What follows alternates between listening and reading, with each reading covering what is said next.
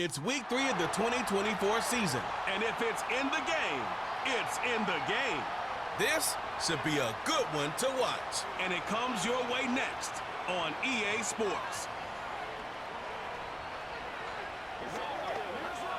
Welcome in, everyone, to this presentation of the National Football League on EA Sports. Two teams in this one going in the right direction. Thanks for having us in. Mike Tirico, Greg Olson. Greg, both these squads come in off winning streaks. Something's going to have to give, but you love having that momentum coming into a game like this.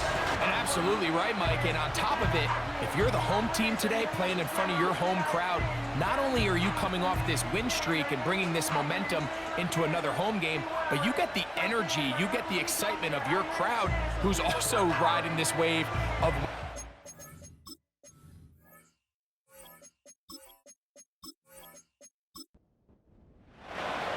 The veteran Nick Folk about ready to get this show started. And off we go here on EA Sports. From the 6, here comes a return.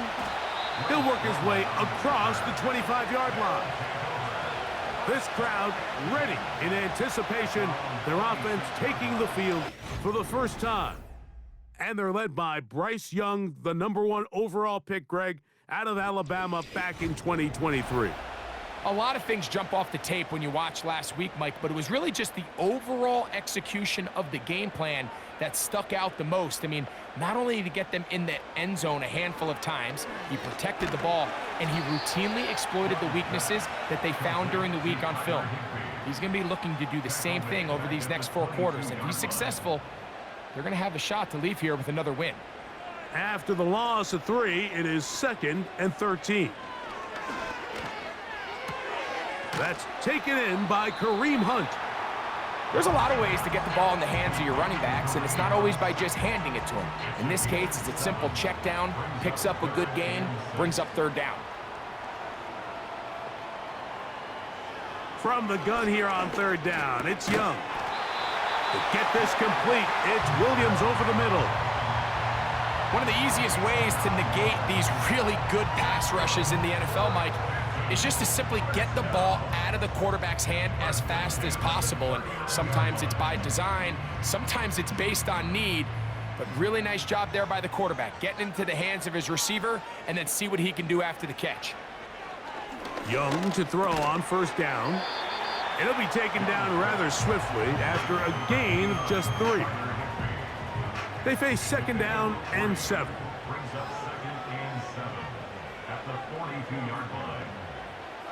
Out of the shotgun, Young. And they'll work this close to a 1st down, maybe just a tad short. You don't need much. It is 3rd and inches. Now a carry for Hunt. And he's not going to get the 1st down. They met him, brought him down in the backfield on 3rd and short. The idea here for this offense is you're not really thinking necessarily touchdown. You're thinking 1st down. Let's get a fresh set of downs here and reset. But in this case, they suffer a loss, and it brings up 4th down.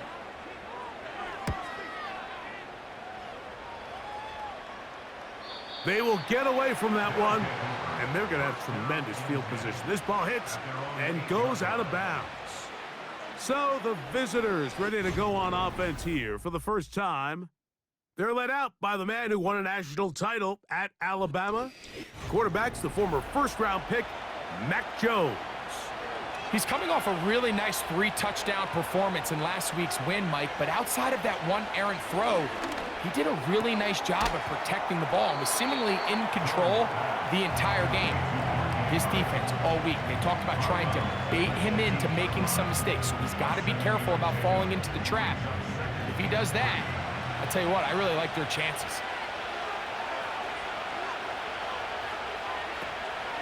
Now 1,000-yard rusher from a season ago, Travis Etienne. And he's bottled up after a gain of a yard. Here's 3rd and 2.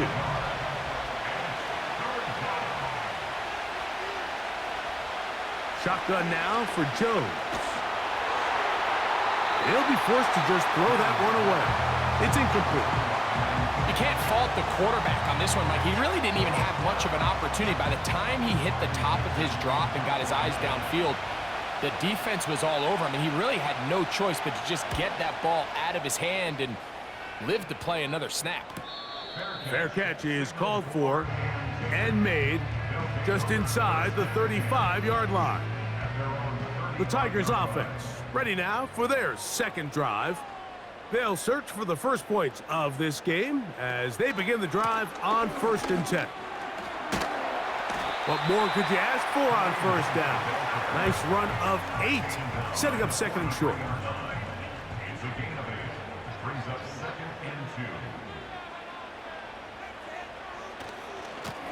On the ground, this is Hunt. And he is stopped in his tracks. Loss of a couple on the play. 3rd down, 3 to go. It's now 3rd down and 3. To throw, Young. That's taken in by Higbee. And the defense can't come up with a stop there. Gain of 7 and a 1st down.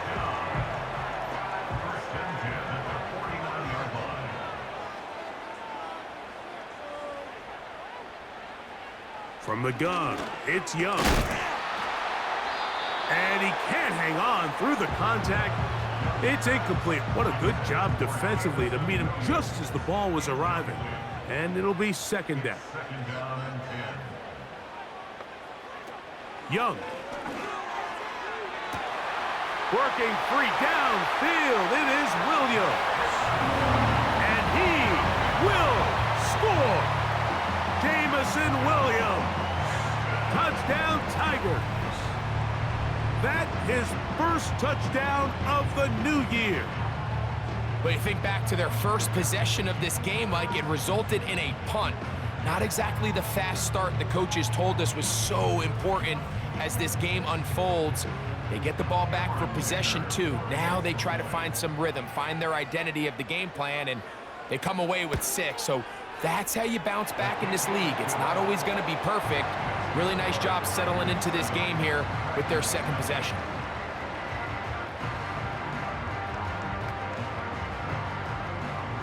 Seven 0 is our score as this kick is sent into the air. On the return is Trey Palmer. A good return as he takes it across the 30.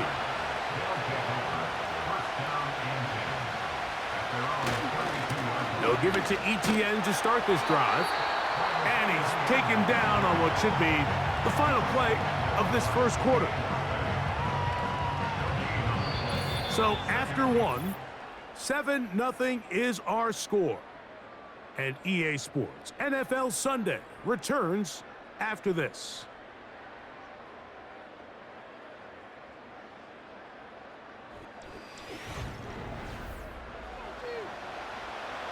We'll try again. It's 2nd and 10. From the gun, it's Jones. He's got a man downfield. It's Mims. And he will go all the way. Marvin Mims. Touchdown, Dragons.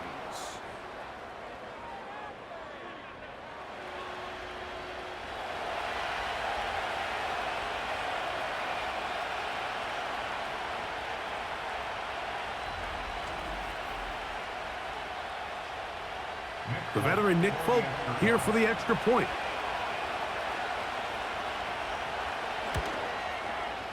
It's up and good. And the Dragons will level things out at 7 apiece. We're all tied, 7 apiece. And the kick's away. This will be returned from the 6. And it'll be brought down past the 25. Decent field position to start this drive.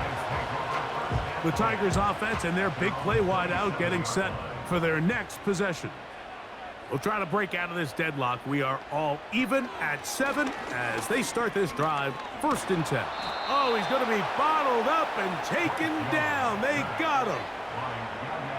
If you're going to take a sack, you just can't add to it by taking such a massive loss on top of it. Understand when the pocket breaks down, move up, cut your losses. Now, not only do you lose that down, but now you face a big uphill battle if you want to extend this drive.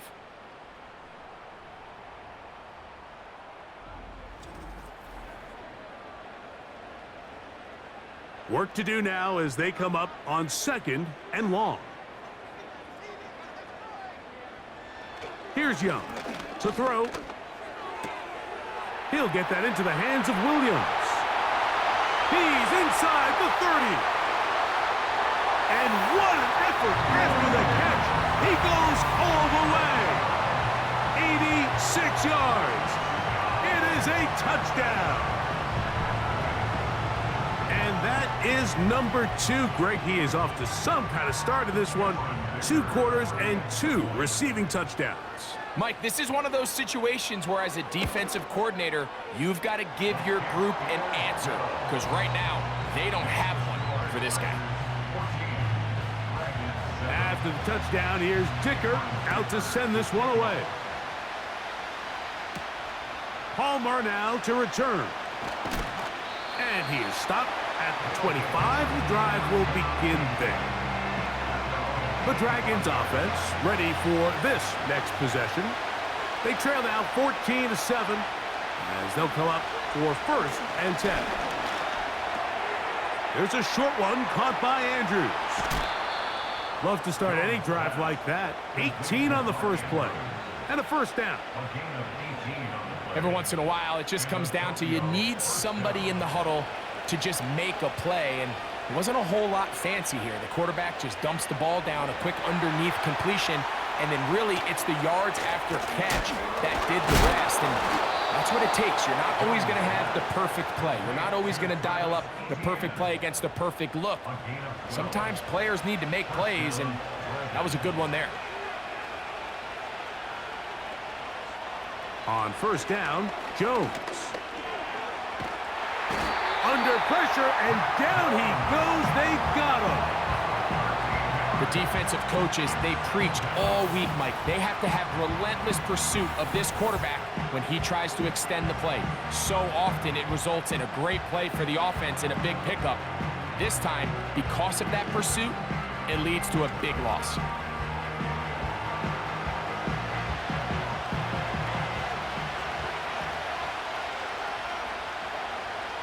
Now Jones. He'll get that complete to Dontavian Wicks. And he'll be very close to a 1st down. Won't quite have enough, but now a much more advantageous spot. Throwing is Jones on 3rd down. Oh, a loose football. One of his teammates is there to pick it up. After these kind of plays, Mike, you just wish the sideline was a mile away because you know when you get there, you are going to catch an earful. They stress all week, ball carriers. We have to protect the ball. In this case, it doesn't result in a turnover, but the lost yardage now brings up 4th down. These are drive killers.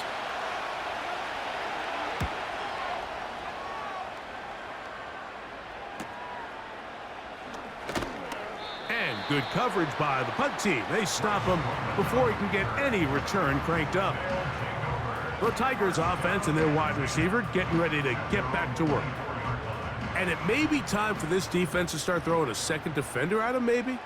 Look at what he's done. Whatever the defense has tried in the 1st half, it hasn't worked. The hole closes quickly. He'll pick up about 3.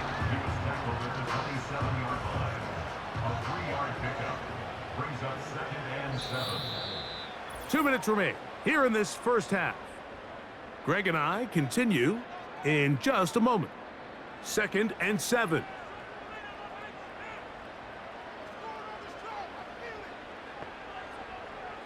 Now Young. And that's going to be incomplete. Coverage was good that time. The contact jarring the ball loose and forcing 3rd down.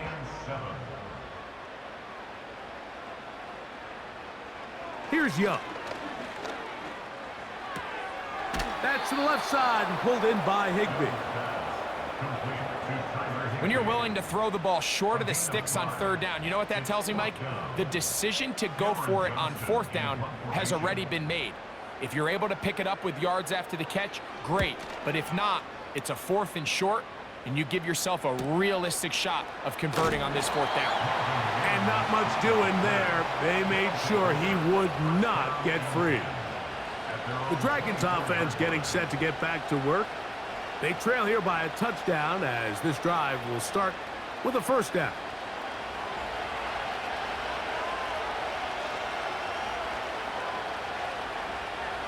Working from the gun, it's Jones.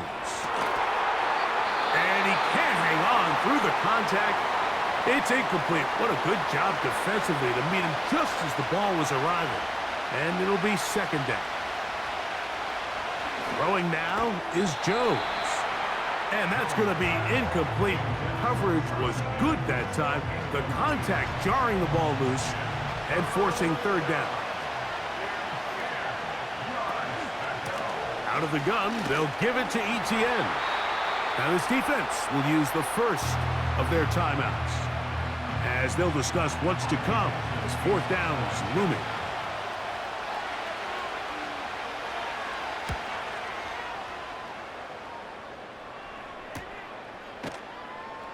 And that's a nice job of getting to him, making sure that return was not going anywhere.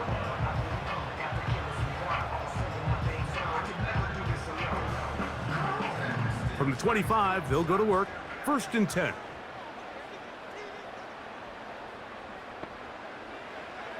To throw is Young. Throwing left side, and it's taken in by Williams. After the catch, he gets that forward for a gain of 9. A good spot here, 2nd and a yard. Here's Young. This pass deflected and caught. And they will bring him down on the other side of midfield.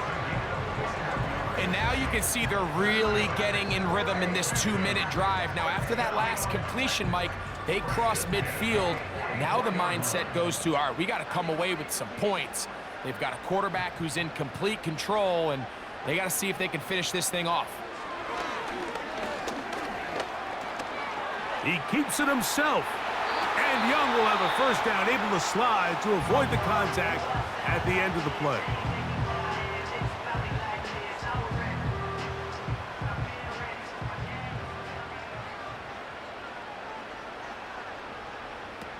They'll look to throw. Catch is made. That is Williams. And he's close to another first down as he's brought down just shy of the marker. Now the offense will use their 3rd and final timeout. Here's Cameron Dicker now on for the field goal. This will be an even 40-yard attempt. Dicker's kick is good. And his guys build their cushion to 10. It's now 17-7. And that's a really nice boost here before the break. I mean, you work the clock well, you're able to steal some points. The biggest thing is you're able to build a little momentum now going into the locker room at halftime. And he'll bring it out to the 22-yard line. That's where the offense will take the field. And they'll elect not to run another play. Instead, just take a knee and take this on into the locker room. So we have a 10-point game here at halftime. As we send you to Orlando, we'll check in with the coach. Jonathan Coachman has the EA Sports Halftime Report. All right, Michael, we'll get back to you and Greg in just a little bit.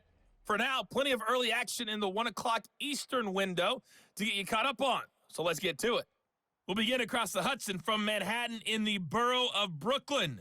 And as you see, they were winners back on Thursday night.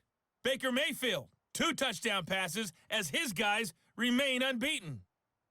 From there, we're off to check out another game. And as you see, they were losers in their ball game. Noah Brown, a touchdown catch in the victory.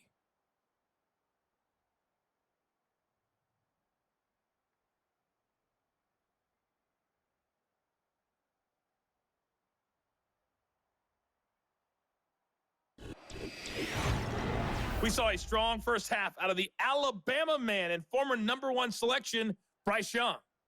His 2 touchdown passes helped pave the way for his guys to take this lead into the intermission. These 2 teams making their way back out of their locker room, so that means we're just about set for the second half. And to bring it your way, First we half go back played out to Mike as we and Greg. expected. We'll see if there's a surprise coming up. Both teams set to go, and the second half is underway. And they'll be set up well as he is past the 35-yard line. The Dragons offense ready to get going again. They'll have it first in this third quarter. They find themselves down 17-7 as this drive starts 1st and 10. Slot man in motion right. Throwing on first down is Jones. That is into the hands of Wicks. He's taken down, but just shy of midfield. Whatever they've talked about in the locker room at the halftime break seems to have worked. They've come out with a new established energy. You could see it when they took the field. Now this offense seems to be building on it because with that chunk play, just a little bit of rhythm that they can build off of. They got a long way to go to get back into this game, but so far off to a good start. And that is incomplete. He was looking for Marvin Mims there, and it'll lead to a second down. Throwing, Jones.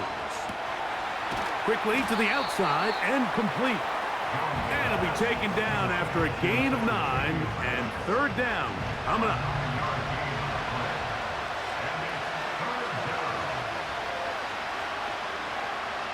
Jones to the air again. That's into the hands of Wicks. He's got it. Trying to get to that pylon. Not there, but very close. They'll mark him out at the 1. A big play and a much-needed one as well. To gain of 43 yards. If you want to score points at a high level in the NFL, you have to generate explosive plays. And after that big chunk pass play, they find themselves now down there in the red zone, and this is where you have to finish drives. A dive, and he's in! Travis Etienne. Touchdown, Dragons. Greg, sometimes we say it too often. That was an important drive. That one really felt important for them to edge a little bit closer. Yeah, now the question is, Mike, yeah, the offense does their job, but can the defense get a stop? They've got to continue to get the ball back to their offense. Let them build on that previous drive because they've still got some work to do.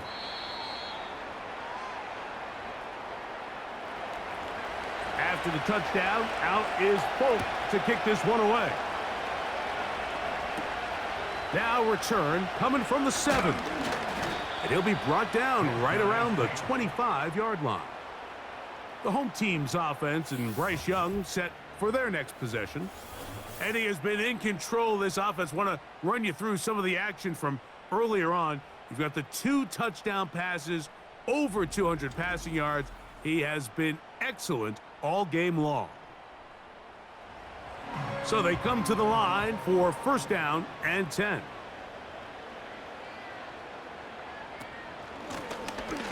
Here's a run with Hunt.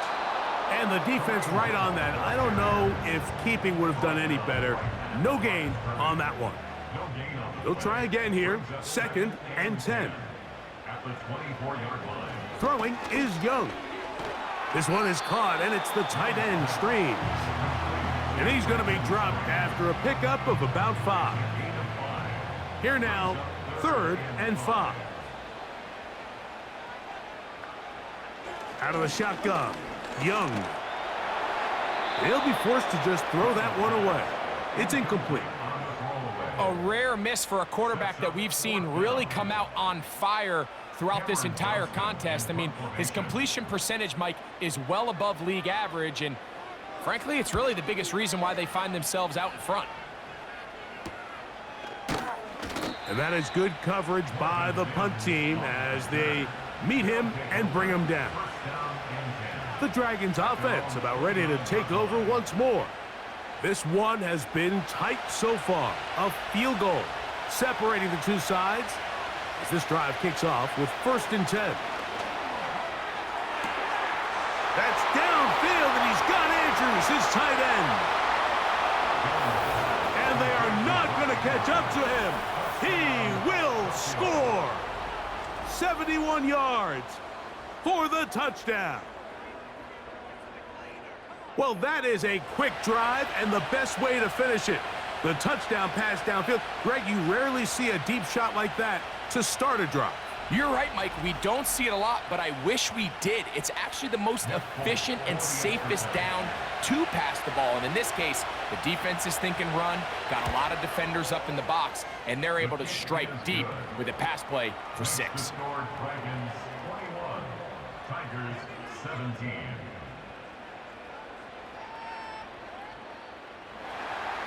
After the touchdown, out is Folk to kick this one away. Here comes a return from the 5. And he'll work this one past the 25 to right about the 28-yard line. The home team's offense and their quarterback set to take the field once more. And he has been a nightmare to scheme against throughout this one. This defense has been picked apart. That is borne out in those impressive numbers. He has been terrific all game long. It's rare to see an offense that finds themselves trailing and say, well, their quarterback's been actually one of their biggest bright spots. Usually that doesn't go hand in hand, so it's a little surprising to see him miss a throw like that on a day where he's completed passes at a highly efficient rate. You want to see linebackers play downhill, Mike, meaning there's not a lot of side-to-side pursuit. They're attacking the line of scrimmage, attacking the ball carrier. That's exactly what we saw out of this guy here. He's able to make the stop at the line of scrimmage and keep it to no gain. And a good short tackle right there. It stops him a good distance short of the marker. It sets up 4th down. The Tigers line up for the punt, as he'll punt it away for the 4th time today. A fair catch signaled, and they'll have it just outside their own 20. The visitors' offense getting those helmets back on, ready to head out for their next possession. The lead sits at 4, so they'll try to add on to that. This drive begins with 1st and 10. Got it into the hands of Mims. And he's going to be marked down up around the 33. Here's 1st and 10. And the Tokyo first down. Shotgun now for Jones. That's caught. It's the tight end, Andrews. And after the catch, he gets that forward for a gain of 9. 2nd and a yard.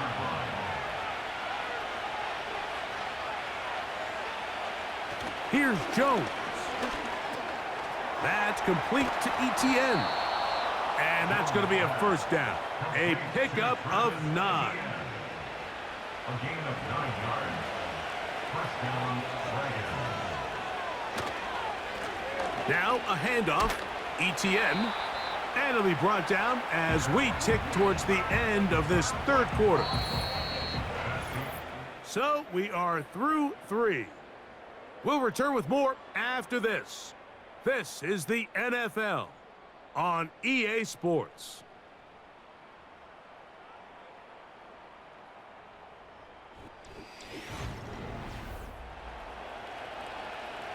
Second down and 8.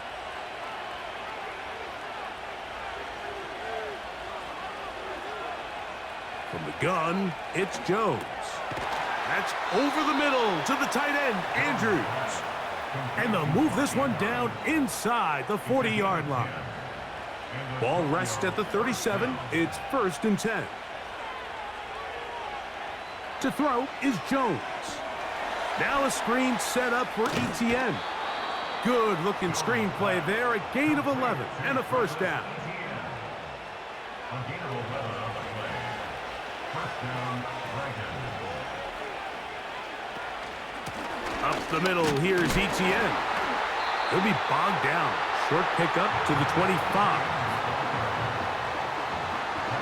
They'll come up on a 2nd down and 8. Once again, it's ETN. And not much there. He's back to the original line. No gain on that one. This crowd into it now as we get to third down. Oh, now flags come in. Looks like movement up front. And third down just became a lot tougher. So after the 5 yards are walked off, they face third and long. The carry here for ETN. Well, this one is in reverse again. They're going to lose more yardage here, and it's going to bring up fourth down. The speed and the get-off by the big interior defensive tackle, Mike. I mean, he got through there so fast, he almost took the handoff himself. So now the veteran, Nick Folk, with an important kick. This to stretch the lead to a touchdown. This one has plenty of leg, and it is good. A big 3 points as they extend their fourth quarter lead. And this is what you want. I mean, you clearly have the advantage, but you want to continue to apply pressure. Can you score every time you get the ball? They're able to do that here. They tack on 3 and extend their lead. He'll get this up to the 28-yard line. Nice place for the drive to start. The home team's offense ready to take over possession of the football. Will try to establish some tempo as they start this one with 1st and 10. From the gun, it's Young. A hit as he throws there. It's going to wind up incomplete. The pressure got to him that time, and it'll set up 2nd down.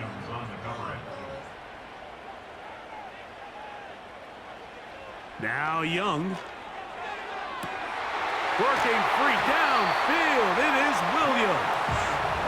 And they will bring him down on the other side of midfield. Everyone talks about all the physical qualities to play quarterback in the NFL, Mike, and of course that's a given, but it's really the cerebral approach to the game that separates the best from everybody else, and I think both of those things were on display there, as he did not only a great job of finding the vulnerabilities of the back end, but then once his guy was there, it was that arm talent that put the ball in the exact right spot to allow his guy to make the big play. And that's going to do it. It'll put him over 200 receiving yards in the game. What a performance. That grab also comes with a 1st down. That one caught by Wilson. And he's brought down after a gain of 6 on 1st down. So 2 minutes left to play in the 2nd half. Greg and I back on EA Sports after this. Now, 2nd and 4. They'll drop to throw. That's caught by Hunt. And he'll be taken down. And now after that big completion, Mike, they can't panic yet. They're not into the mode where they're in desperation. They have 2 timeouts in their back pocket. Take a deep breath. Get your best 1st down play call to your quarterback. A field goal's not going to do it. They got to think touchdown all the way. Now this offense going to use the 1st of their timeouts. And they'll get together prior to the 2nd down play. That one taken in. Michael Wilson. Touchdown Tigers. All right, so Mike, now the interesting thing is, do you want to take the lead with still enough time for your opponent to get the ball back to go to try to win it? I think I'm kicking the extra point here, tie the game. I don't want my opponent in a fast 2-minute mode to try to win this game in regulation. Now I'm playing for overtime. The extra point is good. A big one as we are tied late in this football game.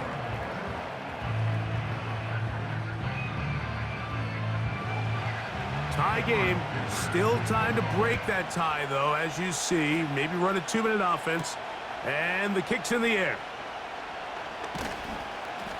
And he'll work this one past the 25 to right about the 28-yard line. The visitors' offense and Mac Jones heading back out onto the field. And he has been masterful so far leading this offense, keeping the mistakes to a minimum, on point with his passes, generally one step ahead of the defense all game long. That's to the right side. He's got Andrews. 6 catches for him in the ball game now, and this one's good for a first down. And the Tokyo first down.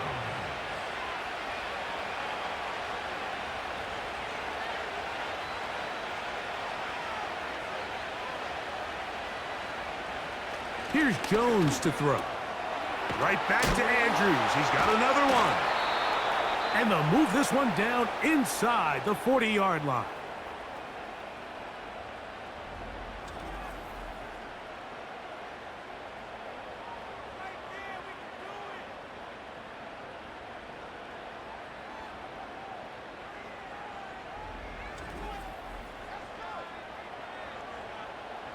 Plenty of time, plus 2 timeouts at their disposal. It's 1st and 10. Play action now. It's Jones. That one knocked away and incomplete. Searching for his Pro Bowl tight end Mark Andrews that time. And that will lead to a second down. Here's Etienne. And you'll get them 5 yards closer, but now 3rd down coming up.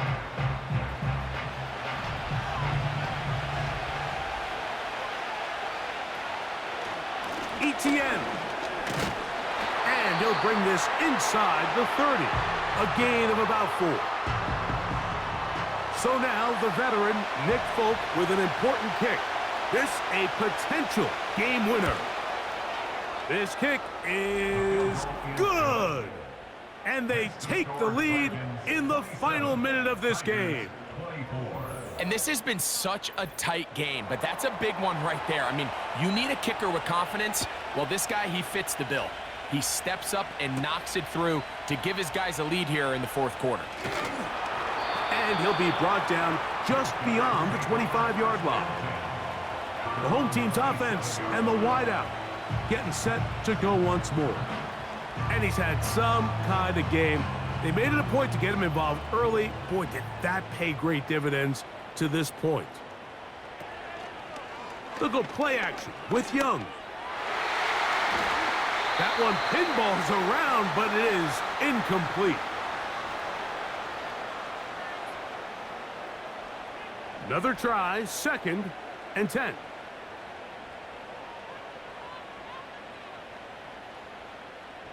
Back to the air, it's Young.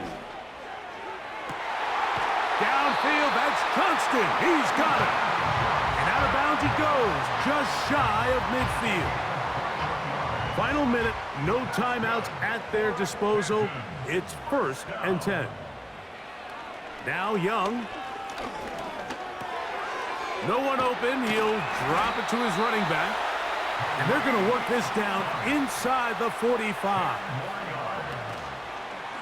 On play action, Young. Oh, the pressure too much. He goes down. So it's a win for our visitors. They continue their winning ways in the month of September. They're off to a 3-0 start.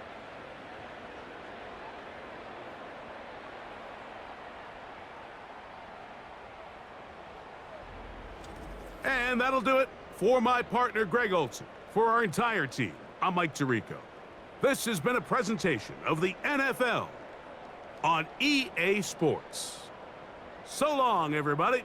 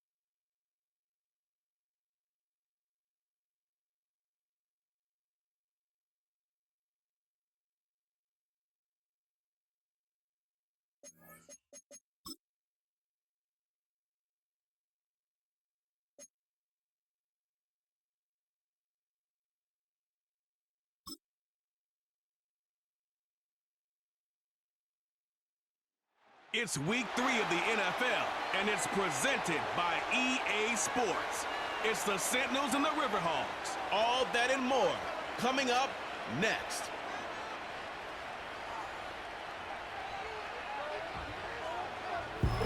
What better way to start off the afternoon than with some football, huh? It's time to get things started here on the NFL on EA Sports. Joined by a former NFL quarterback up in the booth, Mr. Brock Heward. I'm Kate Scott, and Brock, you can brag if you'd like to, because I know you had quite the big arm in your days with the Huskies and the Seahawks in Seattle. Well, we got a couple of quarterbacks here who also know how to push that football down the field. Yeah, you got a couple QBs who are going to keep these defenses honest today, because the moment they get greedy in coverage or get too aggressive in the pocket, either of these quarterbacks can drop a dime, drop a deep throw right over them for big yard.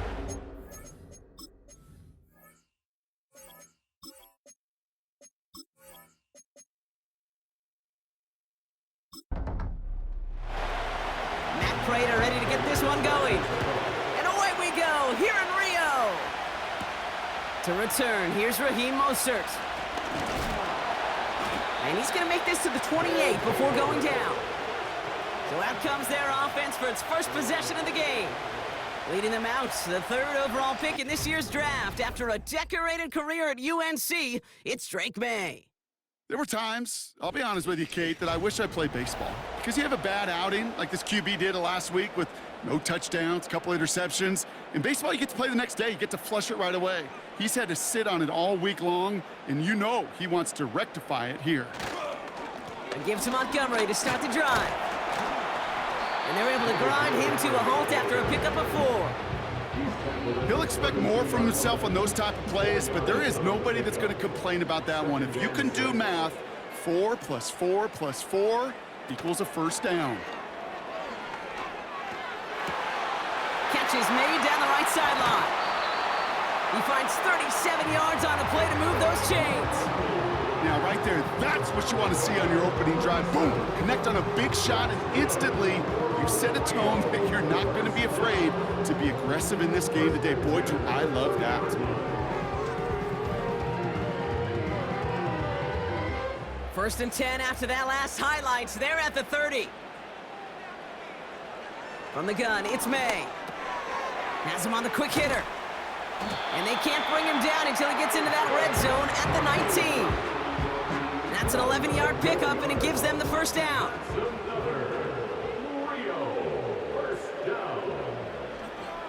Montgomery now up the middle. And he's brought down a little short. No, actually they do give him the 10-yard line. I got to really rack my brain, Kate, to remember a play, a run in this league that nice that doesn't end up getting an offensive first down. He did all he could to will this drive forward. And the connection made in the end zone. Touchdown! The Riverhawks take a 6-0 lead on their opening drive. Cortland Sutton, the touchdown. He finds one of his great receivers, Brock, and they are off to a great start to begin this ballgame. Yeah, it's such a positive offensively when you could go find not just a field goal, but a touchdown on that opening drive. And defensively, this starts to shake the foundation of your preparation and makes you wonder what's in store. Patterson tacks on the extra point. And the Riverhawks will jump out to a 7-0 lead. Now after the touchdown, they'll kick it back and see what the opposition can do. This one's fielded at the 4-yard line. And a decent return ends as they bring him down inside the 30. So they come on offense now, ready for their opening drive. And leading them out in his 9th NFL season, he experienced a real resurgence last year. It's Jared Goff. And Kate, you don't have to look beyond his performance last week as really a root cause of their loss. I'm not saying the only cause. Others certainly had a hand in it too. But you aren't winning a lot of games in this league or any league if you turn it over 3 times without a touchdown to counteract them. A lot of room for him to improve this week.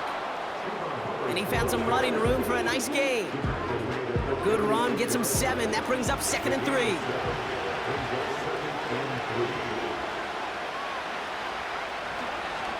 Hubbard again. And he's going to manage a lone yard on that drive up the gut. Tackled on the play by Cameron Jordan. All plays on the table here for 3rd and 3. again with Hubbard. And he's tackled with the first down yardage. That's a run that you'll take the result in the NFL every time. A nice play, a solid game, but it's also a run that you know and you may come back to, because if you were that close to breaking off an explosive one, you really break the backs of a defense. Going to the ground again on first. And he'll be brought down a step or two shy of midfield. They're going to mark him at the 48. Second down now, 7 to go. Here's a give to Hubbard. And once again, he doesn't manage much before getting brought down. Just 1 yard on the play, though. That leaves him a third down and 6 to go. Goff working from the pistol. Complete beyond the marker. And they're going to haul him down just shy of the 40. Give him an even 10 yards on the play. And that gives them the first. You're not going to last long in the National Football League if you don't convert a good chunk of your third downs. Nice find there to continue the series. A successful opening drive, nearing field goal range now. It's first down at the 41. Here's Hubbard on the give. And this almost ended worse, but he gets a yard out of it. Devin Lloyd on the tackle. They'll come to the line here, 2nd and 9. Now gone. On the quick slant here, it's Higgins. And he's able to get this to the 32 before going down. Third down, 1 yard to go.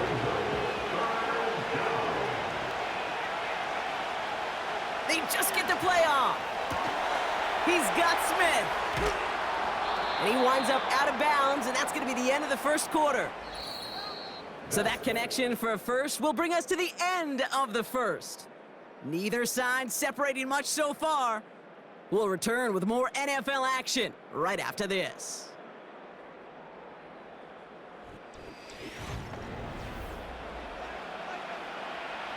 Time to begin the second quarter, and we'll pick up with what's already been a lengthy possession.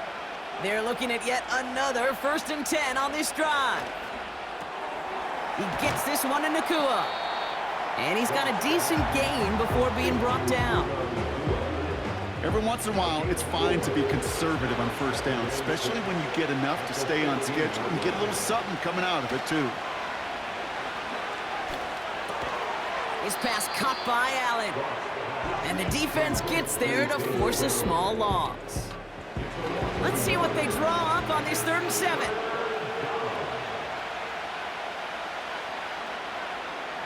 Throwing again, it's Goff. Pocket isn't holding up. They're able to drop it. And the defense comes through. That's going to back them up and bring up 4th down.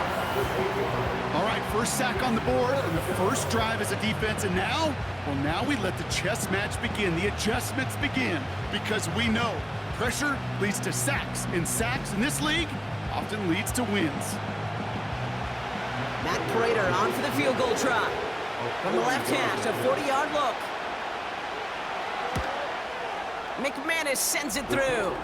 And it's dropped back down now to a 4-point game. A dependable kicker, man. That is a coach's best friend. Saves him so much stress to have a guy he can really trust to go out and hit it from that distance consistently. Because from that far out, no kick is a guarantee. Mostert on the return. And he's going to make this to the 28 before going down. The Riverhogs and Cortland Sutton taking the field once again. And so far, they've executed exactly how they drew it up, Brock. Early lead, no points allowed, and a chance now to seize control of the game on their second possession. And, Kate, generally, offenses love to script their first 10 to 15 plays. Well, this entire game script is playing out just the way they want to. And they take him down, but there's a flag on the play.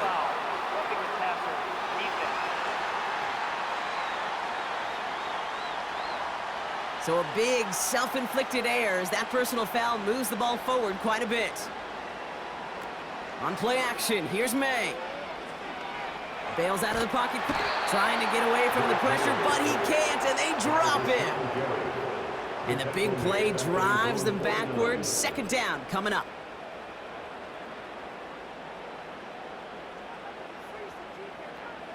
Another try following the sack. And he just got it away before the hit, but the pass winds up incomplete. It's going to be third down. Brings up third down and 17. May now from the gun. He's on the move. And they get to him as he was trying to make something happen. And the defense comes through to back him up ahead of fourth down. I think his decision-making wrote a check that his legs couldn't catch this time. This QB could run, and he's ranging, looking for space, looking for an outlet. But there was none to be had. No escape route available this time. So fourth down, on heads, Braden Mann for the punt. And after that drive went backwards, he's going to send this one forward. And the fair catch secure here at the 16. So no return on that punt. And they're going to be backed up deep in their own territory to begin this one.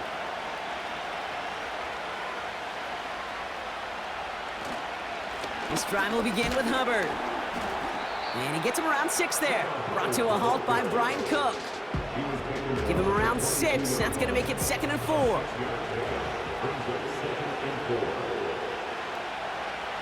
Shotgun snap here to Goff. Taken in by Pierce. And they're going to bring him down just beyond the 30 at the 31. They'll come up 1st and 10.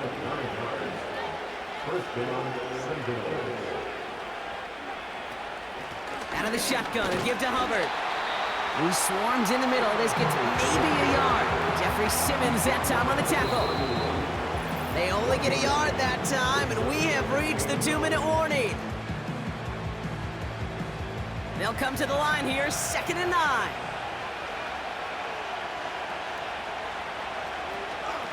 Running with Hubbard out of the gun. And he's going to be brought down at the 42. Working quickly here. On 1st down, it's Goff. And he just hucks this one away. Wasn't going to risk a throw or force something. It brings up 2nd down.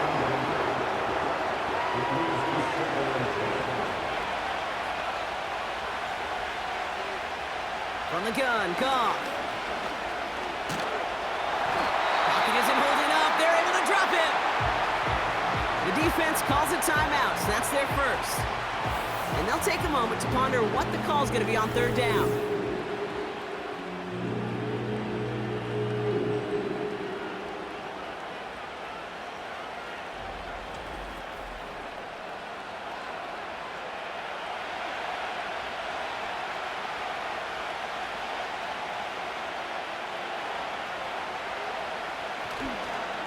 Up the middle, Hubbard.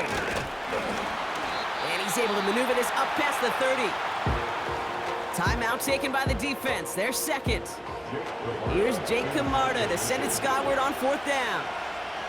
And this will be his first effort of the contest. He punted a couple of times last week in their loss, and now gets this one away. We don't get a return out of that punt. And it's going to be their football coming up. Their offense ready to take the field now. They're getting close to a minute to play, Brock, and they're going to need that time with a long field ahead. 1st down throw for May. Pocket isn't holding up. They're able to drop it. And the big play drives them backwards. 2nd down coming up. Kate, speaking from experience here, what happens now with the 3rd sack allowed, especially on an early down like that, is that head coach and coordinator going to have a conversation? Okay, we got to fix this. Do we slide? Do we chip? Do we keep more people in? Because the one thing you can't do is keep getting your quarterback hit. Finding Reynolds. We'll have him gain about a handful there. Malik Hooker with the tackle. This drive in jeopardy. Here's a 3rd and 10.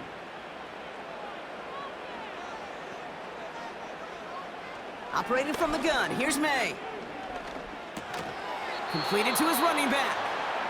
And he's going to get this up to the 26 before being taken down. Braden Mann on the punt. And he'll try to have his 2nd punt top his 1st one. His first effort went 47 yards. Brock looks to have a little more into this one. And he's brought down before the return gets far. The Sentinels and Chuba Hubbard ready to begin another drive. That punt finishes as a 60-yard effort. And they'll get ready to go on offense. They've got blackjack on the clock. Not a ton of time to use before halftime. First down throw from Goff. His pass caught by Nakua. And he'll be brought down a step or two shy of midfield. They're going to mark him at the 48.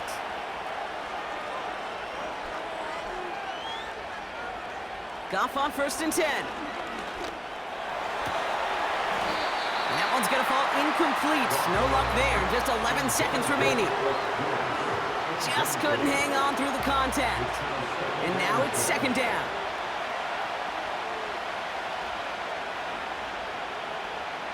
Out of the shotgun, Goff. Big catch made, and he got both feet in. They get 13 on the pickup, and that'll be a 1st down.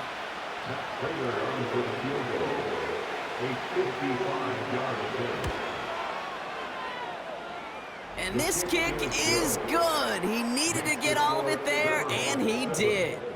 And that cuts the lead back down to a lone point. Okay, one of the areas that kickers and quarterbacks are similar, they want to get into rhythm, and no better way to feel good and get into that rhythm and start a game 2 for 2 as a kicker. One last play before the break. At their own 30-yard line. A final throw before the break. And he's not going to get something done. They take him down. So that's how our first half's going to end. A momentum-building play for their defense. Riverhawks 7, Sentinel 6.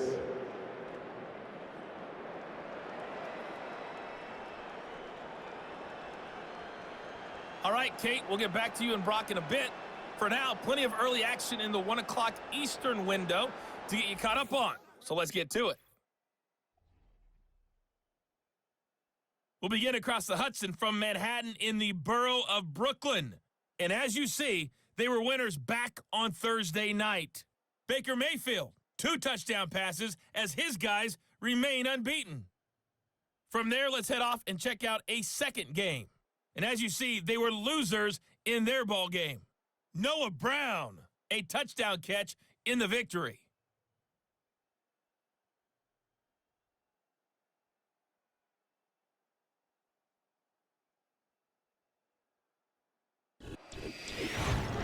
It was a terrific first half from the rookie number 3 overall pick, Drake May. He has a touchdown pass, and that amounted to the only touchdown of the game for either team thus far. Thanks so much for the look around the league, Coach. But now it's time to turn our attention back to this one as we begin the 3rd quarter. Jamison Crowder on the return. And a decent return ends as they bring him down inside the 30. So their offense will have it first to begin quarter number 3. And their defense sure has kept this game close. Now it's time for them to come through, get some points for their team in this low-scoring affair. Breaks the tackle, green grass ahead. He picks up 15 on the play. And that'll give him a 1st down. This dude was just not going to be stopped, not by the first defender, heck, not even by the second one who was able to bring him down. No, it took a few shots before this crew could finally get this beast down. Doesn't get much beyond the line, a yard at most. Brought to the ground by Cameron Bynum. They'll come to the line here, 2nd and 9. Goff. Finds a man right side. And he's tackled after getting this to the opposing 46. Still on the move, coming to the line for 1st and 10. Here's Goff. On target to his man Higgins. And he's brought down after pushing to that 35-yard line. And that one goes for a gain of 11. And it'll give him a 1st down.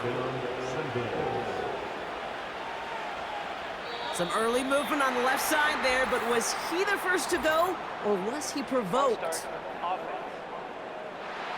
So tough to stay set when you've got defenders doing everything they can to make you jump, and, well, they got one of them to move that time.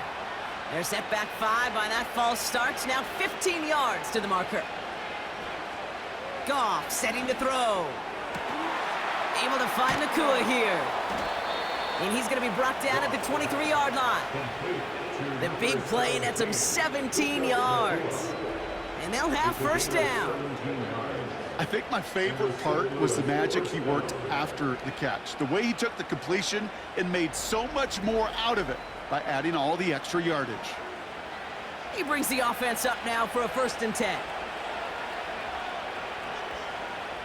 Off play action, Goff. Pass is caught at the 9. And they get this down to the 7-yard line. Now following that completion, we see a man shaken up. Officials calling for a pause as he gets looked at. This offense in position now. It's 1st and goal.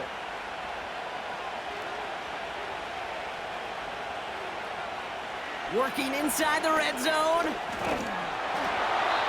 And he rips this one out and over the back of the end zone. Incomplete. Just something off in the rhythm of their passing game on that one, Kate. Time to recalibrate and keep throwing it to get back on track. Hubbard trying this up the gut. And he's brought down for a loss. I know from the position of the quarterback, Kate, sometimes you hand that ball, you put it in the belly of the running back, and you send him right into the teeth of a buzzsaw. You can feel it from the jump, and that call from the defense, well, it came at the perfect time. We've been way too much on that one, Brock. Over the end zone and out. Quarterbacks, well, they're a lot like sharpshooters in the NBA. Sometimes We're going to get a challenge here. Looks like the Sentinels saw things differently. Oh, this one is really close, Brock. Did he establish possession and then get both feet down? Yeah, maintaining possession while being a ballerina, not always easy. A lot to look at here, but I know he thinks he's got a touchdown. So not only do they not get the result that they wanted, but they're going to lose what could be a very valuable timeout too. McManus sends it through, and that's going to give them the lead. Okay, we know that every one of these NFL games, well, they can take a life of their own every single weekend. Some are high-flying with lots of points. Others, like this one, they're a grinder. And when you're in a low-scoring game, every one of these kicks is important. Mostert on the return. Return's looking good so far. And he gets across the 30 before he's brought down. Now this offense ready to head back out. They've got first down from the 31.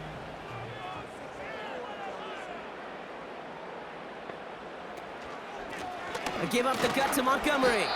And he's caught behind the line for a loss. Well, he was supposed to be the one who chipped away a few and got a new set of downs started right in rhythm. Instead, he's now forced to pick himself from behind the line thanks to a great effort defensively. Running on second with Montgomery. And he found some running room for a nice gain. A solid 8-yard gain there, and now they're going to have 3rd and 2. That's a gain of 8. Brings up 3rd and 2.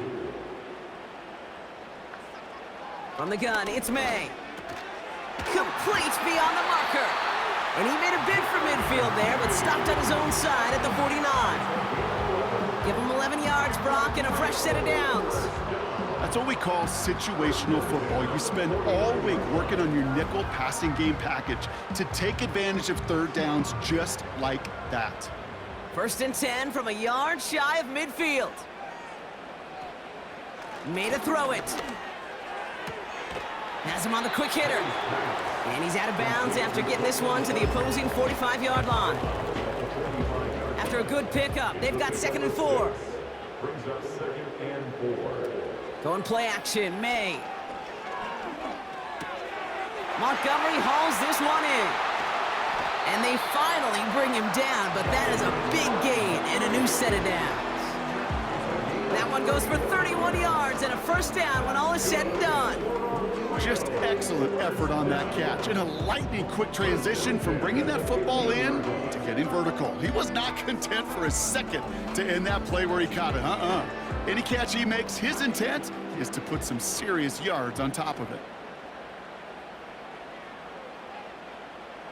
To the air yet again, May. Short pass brought in. And they bring him down at the 7-yard line. This is the end of the 3rd quarter. This game can still go either way. Only 2 points separating these squads as we begin the 4th.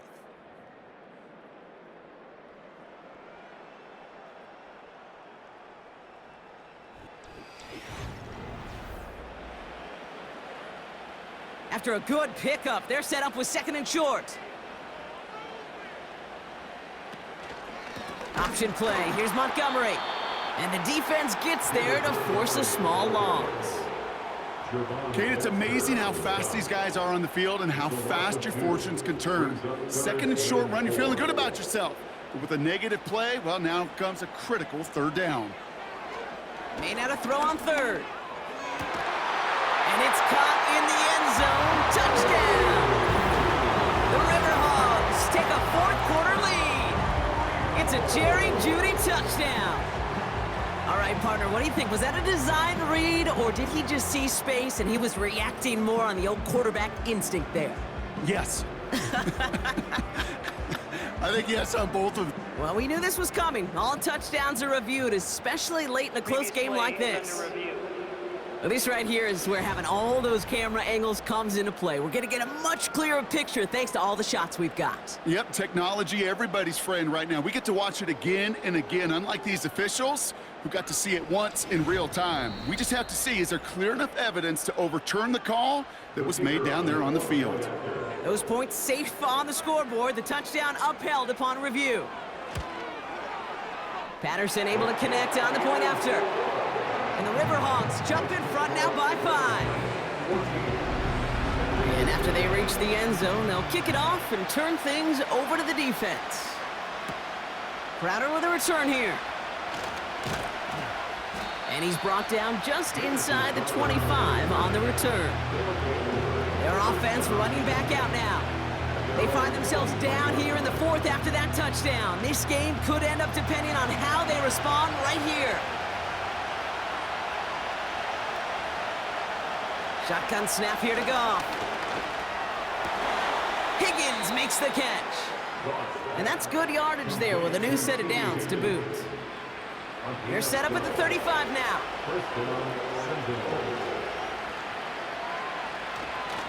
Counterplay, Hubbard. And he drives into a pile of defenders and is stopped right at the line. Now a stoppage for an injured player, and that is T. Higgins, who's shaken up and receiving some assistance. 2nd and 10, need to get some positive yardage here.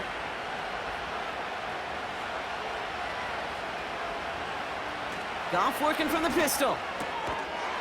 That one is incomplete. Couldn't hang on through the contact. Ball and defender arrived at the exact same time there. So they're left facing 3rd and long.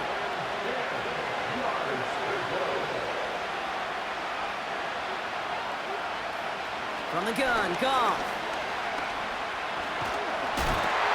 And he just gets rid of this one, but unfortunately, that means 4th down coming up. On comes the Sentinels punter. And he's getting the call for the 2nd time this game.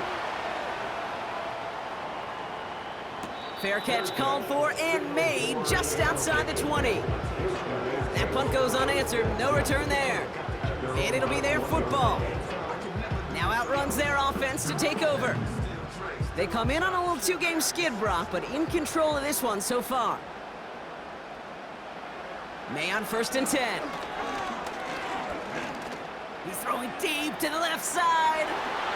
This is brought in at the 15. They rip off a big chunk of field, and it sets them up with 1st and goal. You know, Kate, we often talk about flipping the field in special teams, right? A kick return, a good punt. Well, an explosive play like that does the exact same thing. Look at the difference in field position. By hitting on that shot, you've totally flipped the field and the tone of this drive. All set up for an insurance score here. It's 1st and goal. From the red zone now. And he finds him in the end zone for the touchdown. The Riverhawks take an 11-point lead as they try to push this one out of reach. Cortland Sutton, the touchdown. His 2nd scoring catch of the game. I should know this by now, Brock. I don't know if you're a Broadway guy, but there's a lot of names that belong on the playbill for this lead we've got here, but his name belongs on the marquee as he brings in his 2nd touchdown grab. Yeah, a bunch of contributors all throughout this roster. No, not a Broadway guy. And with 2 scores now, it's what, a 2-score game? Yep. Easy to see he's been one of the key actors throughout. Appreciate the honesty.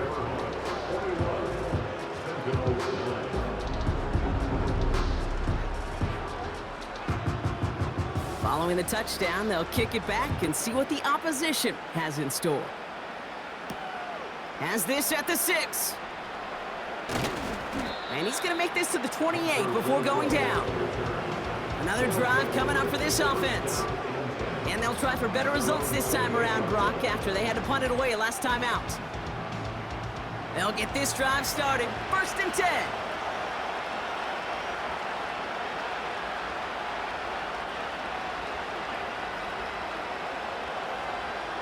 Now gone. Completed over the middle. And that tackle stops him after a solid gain.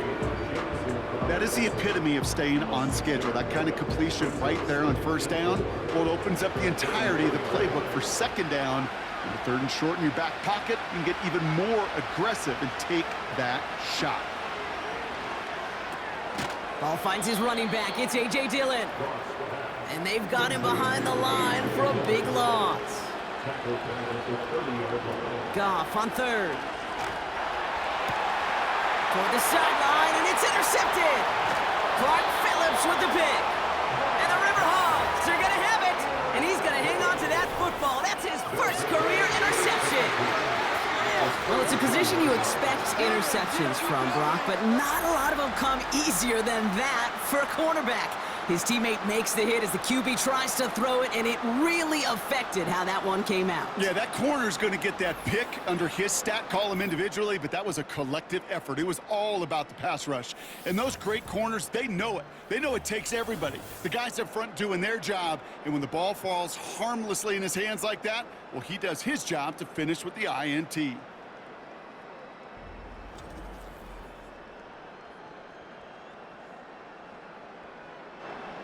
It's a new set of downs for him at the 32.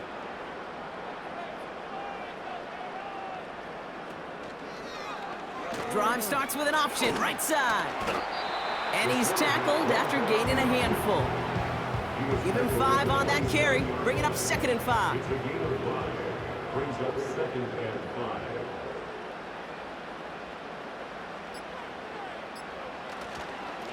5. A give now to Montgomery. And he's taken down with a short gain to the 25. 2 yards on the pickup, and that leaves him with 3rd down and 3.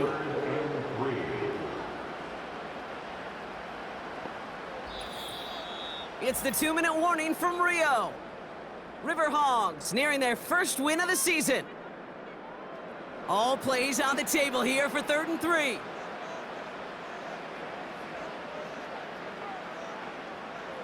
Operating from the gun, here's May. To the left and hauled in by Likely. And they bring him down at the 18-yard line. Now just 4 seconds after our 2-minute warning, we've got another pause. Timeout taken by the defense. And they've got themselves another 1st and 10.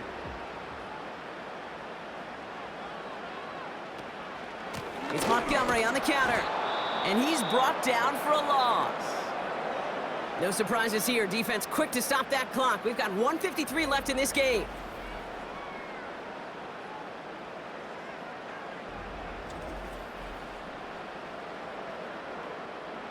Back to the line they go. It's 2nd down.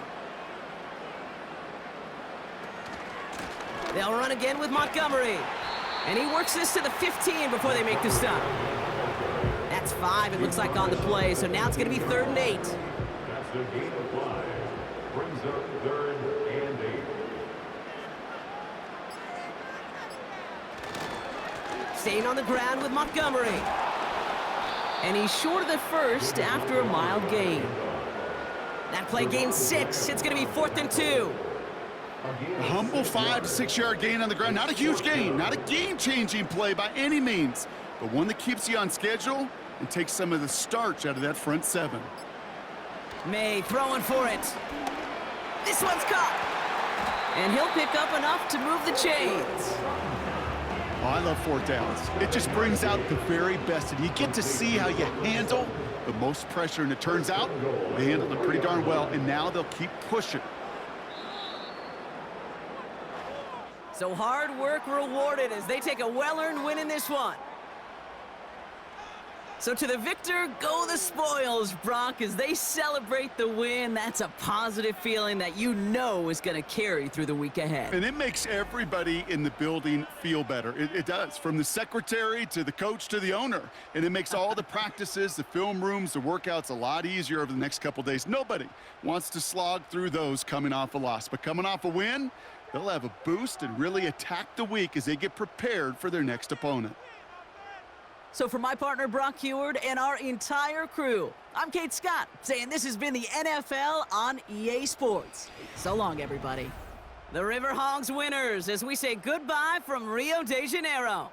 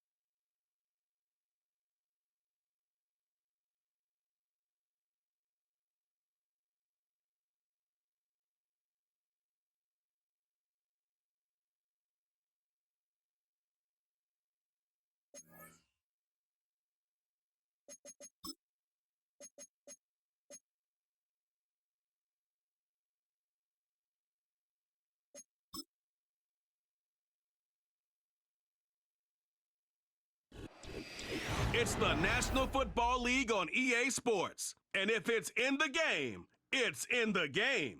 It's the Shamrocks and the Bisons, next on Madden Football.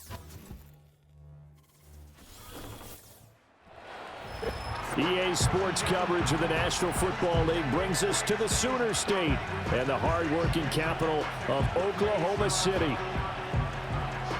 Alongside Charles Davis, I'm Brandon Gaudin. Charles, we look at this Oklahoma City team as they enter play here. They returned home after playing in London last week, but it was a good trip as they came home a winner. And that's a long flight when you lose, but not half as bad when you come home with a victory and full of bangers and mash.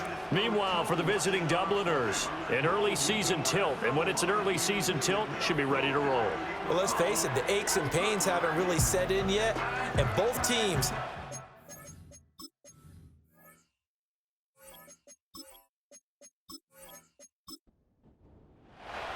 It's the first weekend of autumn, and the NFL is in full swing as off we go on EA Sports.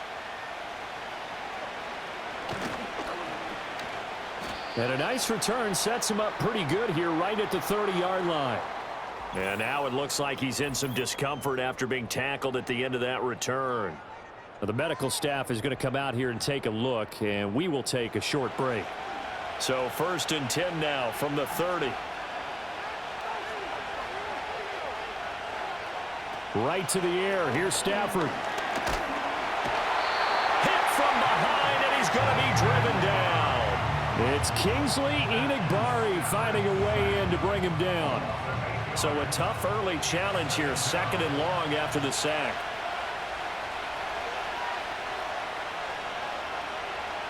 To throw is Stafford. Short throw caught by Pitts. It'll go down as a gain of 6, and that's going to lead to a 3rd and 12. We'll see what they have drawn up here. A little bit behind the line. 12 yards needed to gain a first down. Here's Stafford.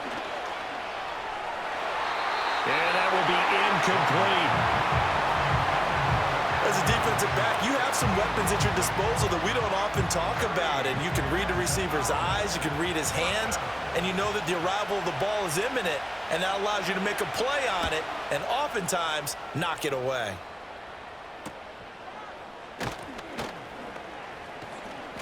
That'll be a 41-yard punt, 4 yards there on the return, and that will come the offense as they take over. So now we'll get a look at the other offensive unit as they come out for their first possession.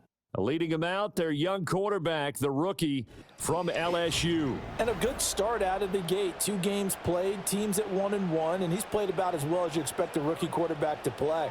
But what's been emphasized on the team and by the head coach, everyone else, raise your level around him and help this young man along.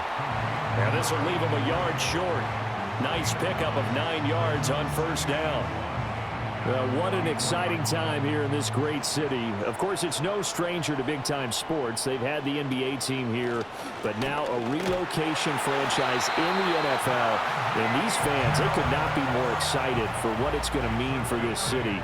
It's just going to be a great source of civic pride here.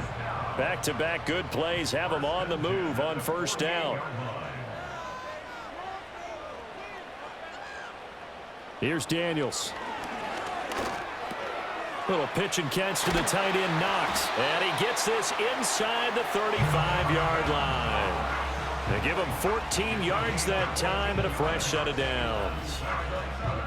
I like how they work the tight end on a nice little under route there. And if you're going to give him that much space, he's not even going to catch the football. He's going to run away from you a little bit, and that's exactly what he just did there, picking up extra yardage.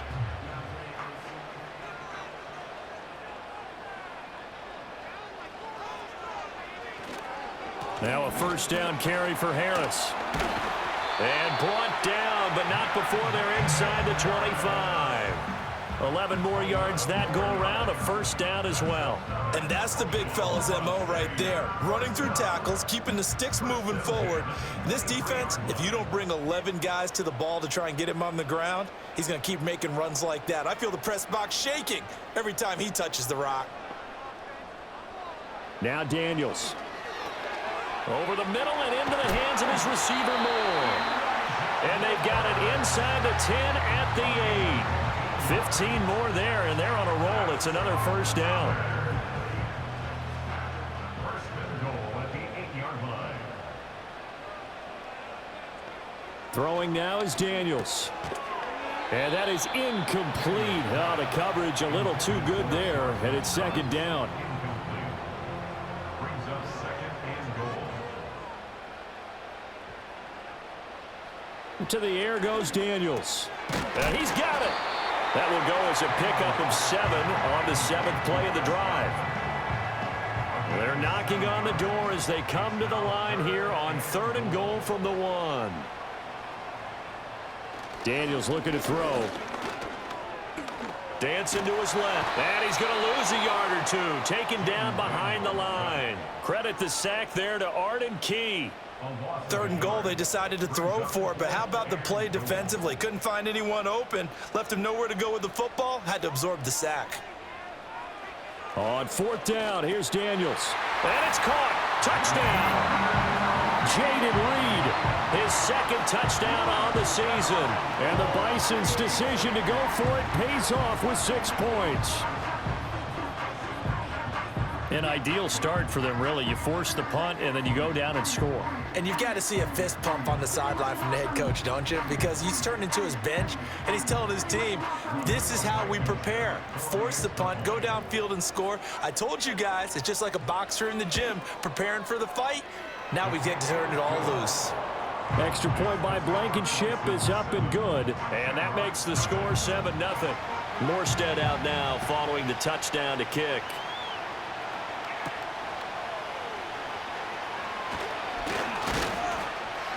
And they'll get him down inside the 30 at the 27. Back onto the field comes this offense, ready for their second drive. And the last drive, the first drive for them, not very good. 3 and out. What do they go to here? Well, you don't look down at your play sheet and say, this is what the problem is. Yeah, let's find out who my playmakers are. Get the ball in their hands and maybe the offense will move a little bit. Sometimes it's more important to get it to the right people rather than dialing up the right number. Exactly. Or the right play, yeah. That too. Don't need it all back at once, but you figure they're going to need something here. 17 yards to go on second down. Out of the gun, Stafford. And his throw here's incomplete. And this drive is almost over before it began thanks to a great defensive effort. Sack on first down, followed by an incompletion. One more good rep, and they get off the field.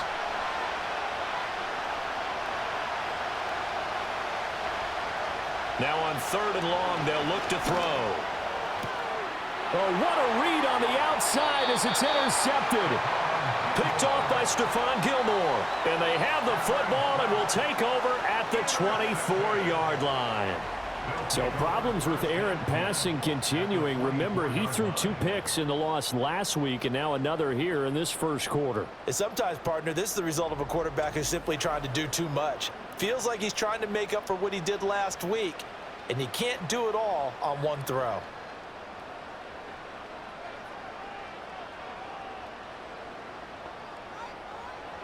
To throw is Daniels. And he's got the hook up to Moore. And down inside the 15, shy of the 10. After 1, 7-0 on EA Sports.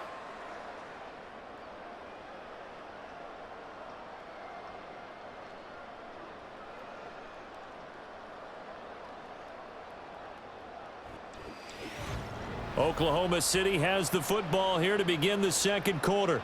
Now a 1st and 10 at the 11. As they've got it as we resume action. They'll toss to Harris. And he'll get this one down to about the 10-yard line.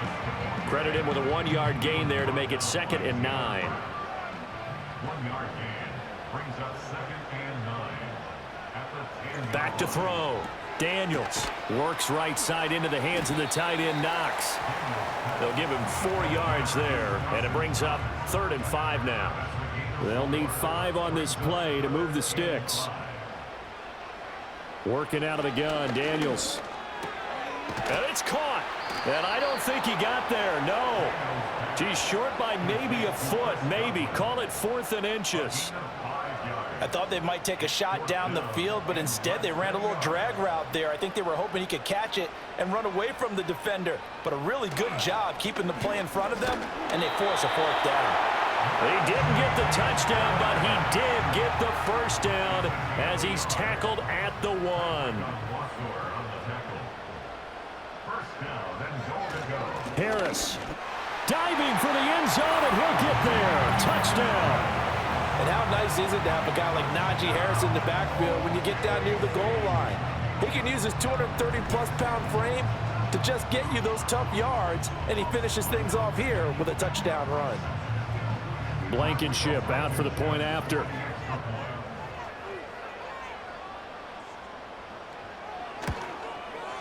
And it's good to make it 14-0. A drive that time of 6 plays. And it was Najee Harris who finished it off with a touchdown run. Morstead out now following the touchdown to kick.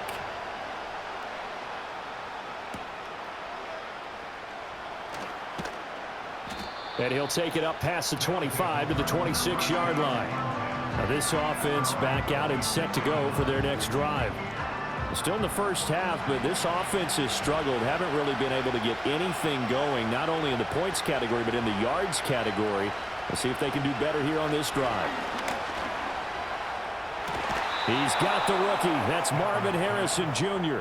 And he goes out of bounds just shy of the 45. Successful start to the drive, 17 yards, and moves the sticks. Took just one play to move all the way to the 44 as they try again on first down. Here's the first carry of the game for Zach Moss. And he's going to be met at the line of scrimmage and taken down. tackle made by Zaire Franklin. Now a 2nd and 10.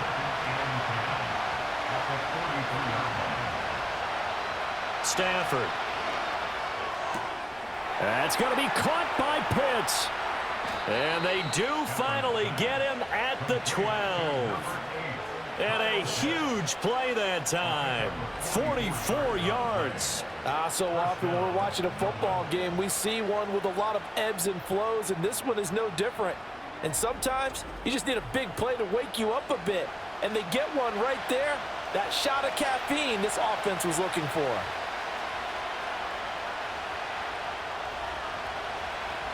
Throwing is Stafford. Right back to Pitts again. And he gets into the end zone for the touchdown. Kyle Pitts, a 12-yard touchdown grab. And the Shamrocks have got it back to within a score. Well, we know someone just added to his touchdown passing total, but all he did was get the ball out quickly to his tight end and let him take care of business the rest of the way. No going for 2. They'll kick the point after.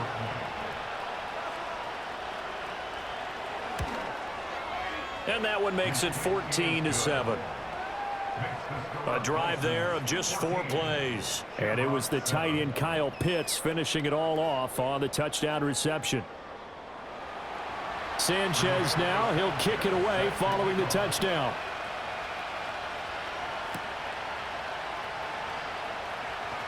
The lane opens here. He's past the 30.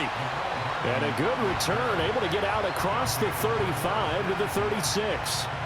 The OKC offense ready to set up shop again.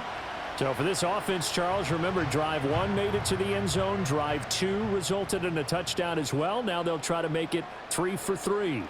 Yeah, and you know, they told us all week that this was the plan and this is what they wanted to execute, but did they really believe it would happen this well, this efficiently? I know they'll take it, and afterwards they'll say, there was never a doubt in our minds we were going to be successful in this one. We've hit the 2-minute mark of the second quarter. 14-7. Here's 2nd and 10.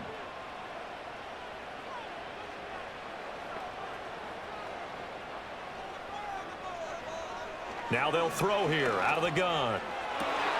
That is complete downfield to Knox. And he'll go down, but not before getting this inside the 30. A big pickup of 38. There's the arm strength that we saw in college and during the scouting process. And really, it's not just the arm strength there, but the placement as well. To me, that was an excellent combination of arm talent and accuracy. So now then, the big play has him all the way inside the 30 now, 1st and 10. Looking to throw. Daniels. And that one drops down, incomplete. Good coverage there, forced the ball free, and it's 2nd down.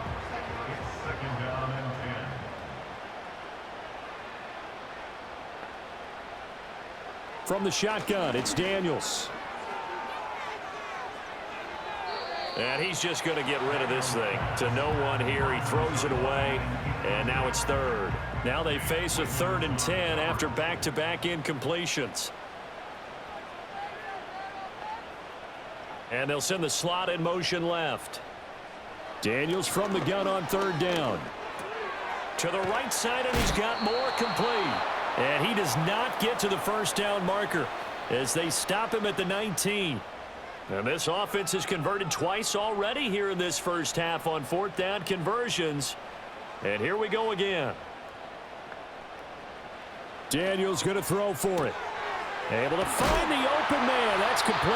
And they've got it inside the 10 at the 8. Some collective exhales over there on the sideline. A big pickup through the air on 4th down to bring up 1st and goal.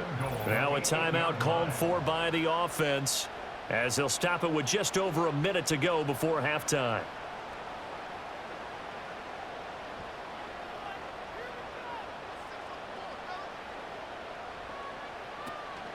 They go play action. Daniels. Toward the pylon, but it's incomplete. I see the surprise in your face there, partner. That is a rare incompletion from him. He's been on point this entire game. He has percentage completion-wise way up. Not that time. Again, he'll drop to throw. This is caught. 5 yards that time on the completion, and now it's 3rd and goal. A gain of 5 yards brings up 3rd and goal. Back to throw again. And he'll just toss it away. So he throws it away, and that brings up 4th down. You can already start to hear this crowd. They're saying, go for it. Yeah, have we ever been at a game where you've heard the crowd go, field goal, field goal? No, I have not. That's a good point. Yeah, they always want to go for it, and I think they've... And it's intercepted at the goal line. And his guys have got it back at the closing stages of the first half. Well, Charles, certainly circle that play. We might have to revisit it later. They had 3 in their back pocket. They go for it on 4th and goal and throw the pick. Well, you know, we're still in the first half. A bold call nonetheless. And I guess the book might have said take the 3, but it looks like they burned the book and just said, give me the analytics. And the analytics said, go for it. Didn't work out.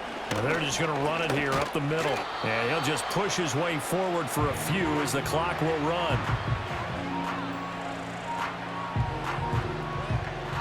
So we have reached halftime with a touchdown. That's the difference on the scoreboard.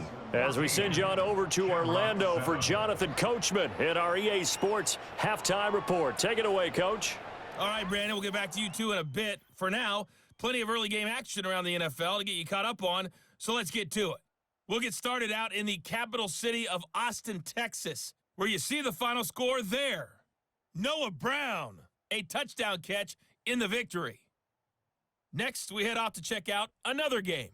And as you see, they were winners back on Thursday night. Baker Mayfield, 2 touchdown passes as his guys remain unbeaten.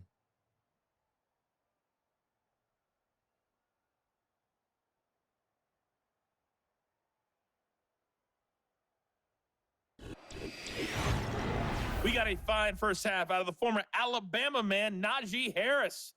He wound up finding the end zone on a touchdown run to help give his guys the advantage here at the break.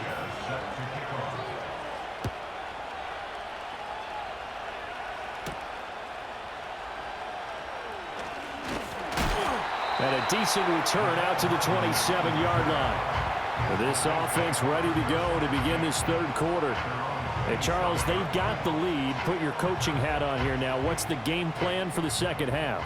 I think getting the running game going a little bit more, because I thought in the first half they didn't get it moving the way that they would like. They had success throwing it, but I think these first couple of drives, they'll want to get those running backs going and give them more opportunities, and I will guarantee you that those guys were lobbying for them in the locker room at halftime.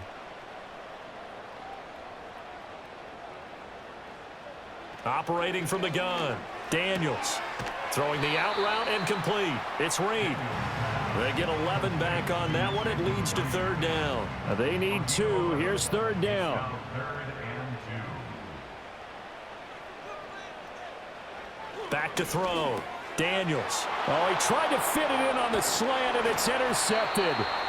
And the return here is stopped at the 35-yard line. That is just what this defense was hoping for, an interception on the opening possession of this 3rd quarter. Obviously didn't want to surrender a touchdown and fall even farther behind, and we've gotten to know this team a little bit, haven't we? Couldn't you just see their defensive leaders telling the offensive guys, telling the quarterback, don't worry, we got you to start things off. You take it from there. Now we take a glance at the offense as they work their way back out for their first possession of the second half. And they'll take over here following the interception with a chance to tie the ball game. It's 1st and 10. First down, here's the run with Cook. And he is going to be stopped cold behind the line of scrimmage. 2 yards the loss, 2nd and 12. This defense is just flat getting after it. They have not given up much of anything in the run game. Case in point right there. Stafford now to throw. Setting up the screen for Cook. A good gain of 9 before he's brought down at the 28. Caught that look from you there, partner. I think we're on the same page on that one. Just his first catch. I think we both thought he'd be a little more active in the passing game. Let's see if that's the start of them trying to get the ball to him a little bit more here in the second half. Pass taken in by his big tight end. And inside the 20 before he's brought down. First time they've looked his way in this game. He comes through picking up the first. Another nice play there. They've gotten down into the red zone in no time at all. That's what this offense can do when they get on a roll. And now they're set up with a 1st and 10. Harrison will go in motion left. Stafford. He's going to be sacked back at the 23-yard line. Nnamdi Madubuike in there to get him. It's a loss of 5. Coming up now on a 2nd and 15 following that sack. Here's Stafford. And it's caught. Touchdown. Tank Dell. His first touchdown here of the new campaign. And the Shamrocks are an extra point away from drawing level. So a strong drive here to lead off this 3rd quarter. That has them an extra point away from tying things up. And, partner, this is pretty much what they envisioned when they were sitting there in the locker room thinking about getting things going to start here in the 3rd quarter. Getting out there, a field goal would have been fine. But going ahead and scoring here, an extra point away from tying things up, that's exactly how they drew it up on the board.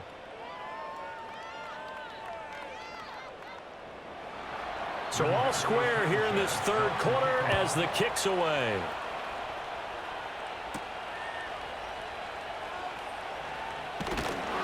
A solid return, pretty good field position. They'll start at the 32. The Bison's offense and Jaden Daniels getting set for this next possession. And it's been a struggle for him all afternoon. This defense has really done a nice job of making him earn everything he gets, and it's prevented him from getting into any kind of rhythm here today. The offense now at the line, ready for their next drive. We got a brand new ball game, all even after that last touchdown, so every drive now becoming a little more critical here in the 2nd half. And he slips up past the 45 before being tackled. First play of the drive going for 14 and a 1st down. Sometimes it's hard to believe, but there are times this game is about patience, isn't it? Has had the game he expected, but that run there, that may get him going. I was just going to say, maybe that gives him a little juice, because you're right, he struggled, especially in that 1st half. Yeah, and I know the great ones always think to themselves, just hang in there. I'm just one big carry away from busting this open. That's a good start for him. From just across the midfield stripe, here's 2nd down and 5. Here's Daniels. Got his man complete over the middle. That's Harris. So that'll be no better than an incompletion. And it's 3rd and 4 now. In search of 4 yards here to pick up the 1st down. Throwing now is Daniels. That is caught. And they'll get him down as he's inside the 40. Well, hang on now. We're going to pause here. We've got an injured player. While they come out and take a look at him, we will step aside for just a moment. So here's a 1st and 10 at the 38.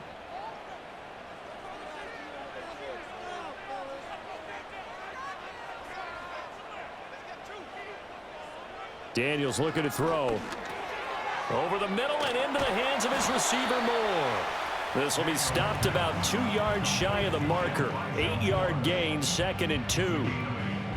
I always laugh when people say, what's the toughest route to defend? And I'm like, any of them, especially if it's a good receiver. That makes things very difficult. But when you're running a drag route, something short, shallow, going through defenders, using guys almost as screens in order to get open, that makes things tough for guys trying to get to the football. Oklahoma City, 1st down. 1st and 10 at the 23-yard line. And they're not going to get to the line to run another play. So we will switch ends as the 3rd quarter has come to a close. We'll return with more after this break. You're watching the NFL on EA Sports. Welcome back, everybody, to Oklahoma City. All square, 14 apiece to score as we get ready for the 4th quarter. Moore, the motion man right. Now Daniels. He's got room to roam. And he's all the way down to the 13-yard line. We'll give him 10 yards on that one, and that'll earn him a fresh set of downs. Oklahoma City, 1st down. To the air goes Daniels. That's complete right around the 8. And snapped a few yards shy of the goal line at the 3. A field goal could get him the lead, but it might not be enough here as they come up on 1st and goal. They'll try and run with Harris. And he'll take it into the end zone for a touchdown. Najee Harris, his 2nd rushing touchdown on the year. And the Bisons answer back with a touchdown of their own to break our tie and take the lead here in the 4th. And this is a time of game where offensive lines can really dictate a team's fortunes. It's been a tough battle. They've been out there for a long time. But this was a question of who can wear down who. And that's excellent work to put a long drive together and finish it with the touchdown run to take the lead. That time, a 9-play drive. And it was Najee Harris who finished it off with a touchdown run. And he's up across the 25 and down at the 28. And now this offense comes back out onto the field. And they have had their problems moving the ball through the air as we take you through some of the action from earlier. This secondary has played about as well as you can. Many times they've left this quarterback with nowhere to go with the football.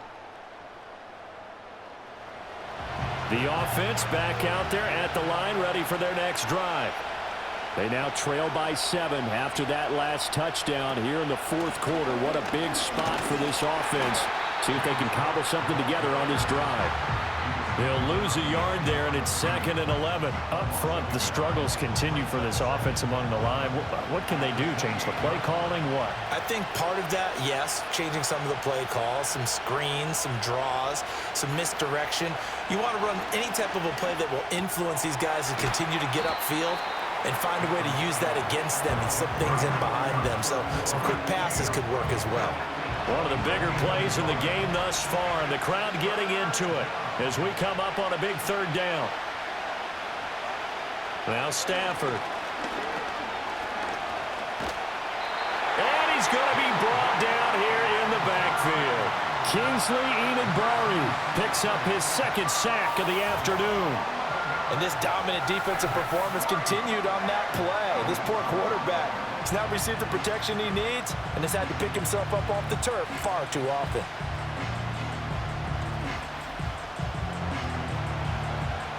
Now here's Rigoberto Sanchez as the drive goes backwards, so he's on to punt it away.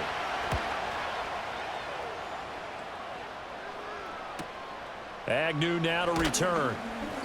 It'll be a 44-yard punt. The return goes for 8. And they will take over 1st and 10. The OKC offense ready to set up shop again. Right now clinging to a 1-score lead, Charles, and I think operating within that 4-minute offense with a little less than 4 minutes to go applies here, right? It certainly does, and that means the playbook is still wide open. And look at this. They get the turnover they needed. It's intercepted. And the return comes to a halt right at the 44-yard line. Certainly not what he was hoping for, Charles. That's now 3 interceptions in this ball game. But there's a lot of knowledge to be gleaned every time you throw an interception if you do things the right way. And hasn't there been a pretty darn good quarterback along the way who threw a lot of interceptions early, learned from them, and became great later? Who would that be? That'd be one Peyton Manning. Threw 28 his rookie year. That's the NFL record. How'd things turn out for him?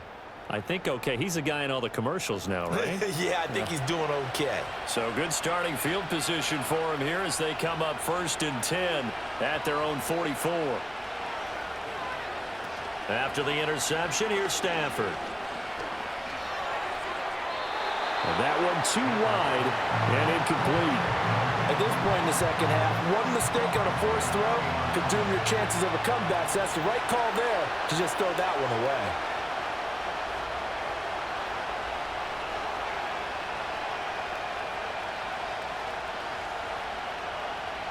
To throw is Stafford. And that falls to the ground, incomplete. A nice job of bodying him up defensively, and now it brings up 3rd down.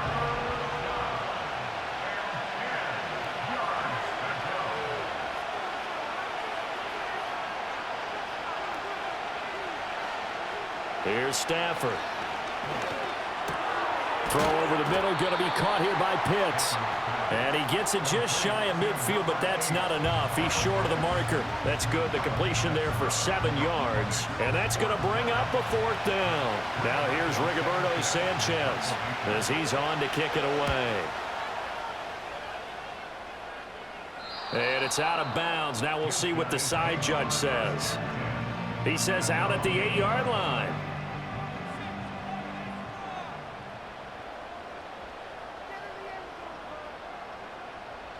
Trying to shake off the interception. He'll look to throw. Caught on the right side. Reed. And able to get this one out just shy of the 25 at the 24. Well, how about this aggressive approach? Got the lead, 4th quarter, continuing to throw the football. Are you thinking about Super Bowl 51? Atlanta had the lead against New England, and they ended up giving it up? I was going to say don't say it, but you did say it. I did, didn't I? Yeah, anybody watching Atlanta, our apologies.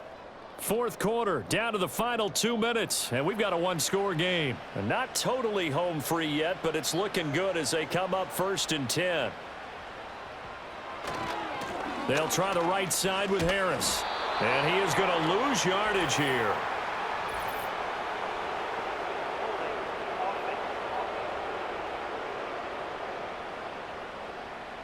They're backed up here with a 1st and 20 now after the holding penalty. A run with Harris out of the shotgun. And able to break one tackle, but then quickly brought down. But a nice little gain. Another running situation on the doorstep as they come up 2nd and 10. He's going to get it again. Just looking to get forward and protect the ball. And he is going to have a 1st down here. And that should be the one that seals a victory.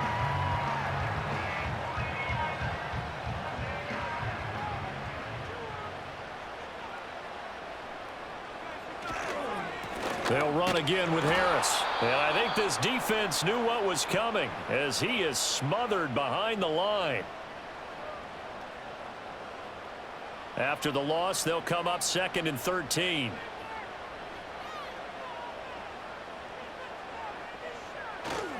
Harris running straight ahead. And the hole closes quickly. He gets it across the 35 to the 36-yard line. Right where this set of downs started, they need a full 10 here to pick up the 1st down and move the chains.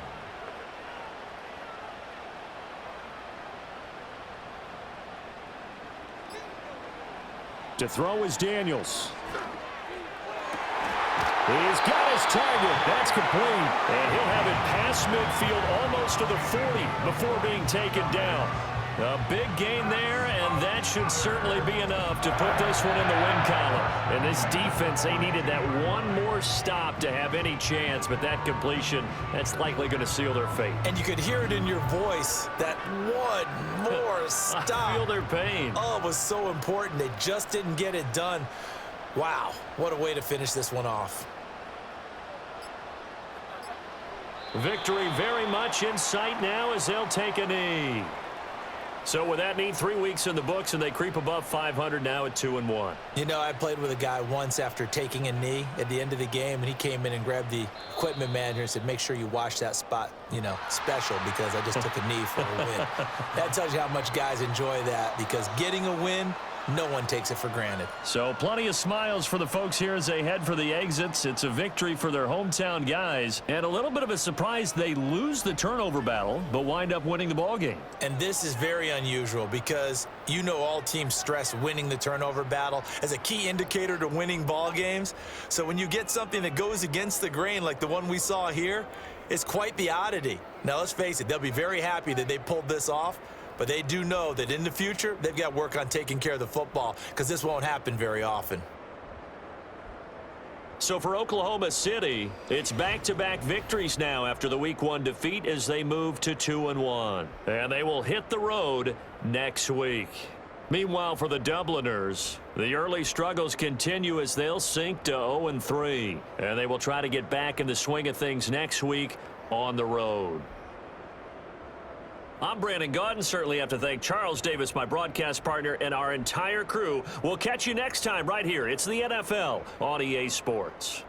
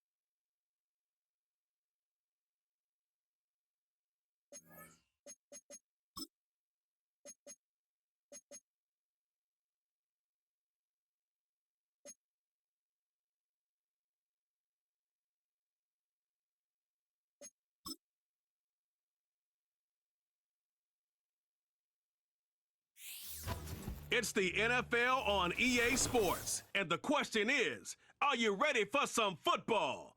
It's the Lumberjacks and the Orbits, and it comes your way next on Madden Football.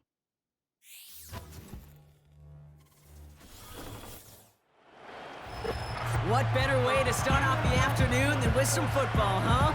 It's time to get things started here on the NFL on EA Sports. Thanks for joining us, everyone. With my partner, Brock Heward, I'm Kate Scott. And like so many matchups in the NFL, Brock, our focus goes right to the quarterbacks in this one. Both of these guys, players who've been around the league now for some time, they've definitely established themselves as veterans who know how to win football games. Yeah, I think the word of the day, Kate, is definitely experience. Two guys who've been through the season several times over, have seen a lot at this point in their career, and been through quite a bit on the field. All that experience is stored up there right between the ears.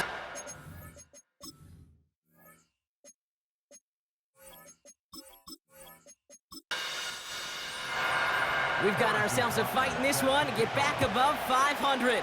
Week 3 is underway. Here's Kevontae Turpin on the return. And pretty solid field position starting out here, Brock. He's tackled at the 29. So here comes their offense for its opening drive. They'll be led out by the fifth-year lefty out of Alabama, Tua Tagovailoa. And he wonders, he's about to take his first snap today. Yeah, he took care of the football last week, Kate. That was great. No interceptions. But just the one touchdown. Be curious if he cranks up that aggressive knob today.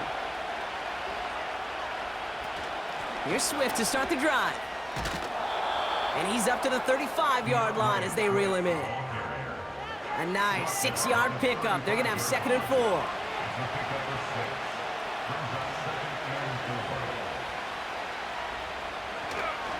4. Going to run again with Swift. And he's tackled with the first down yardage.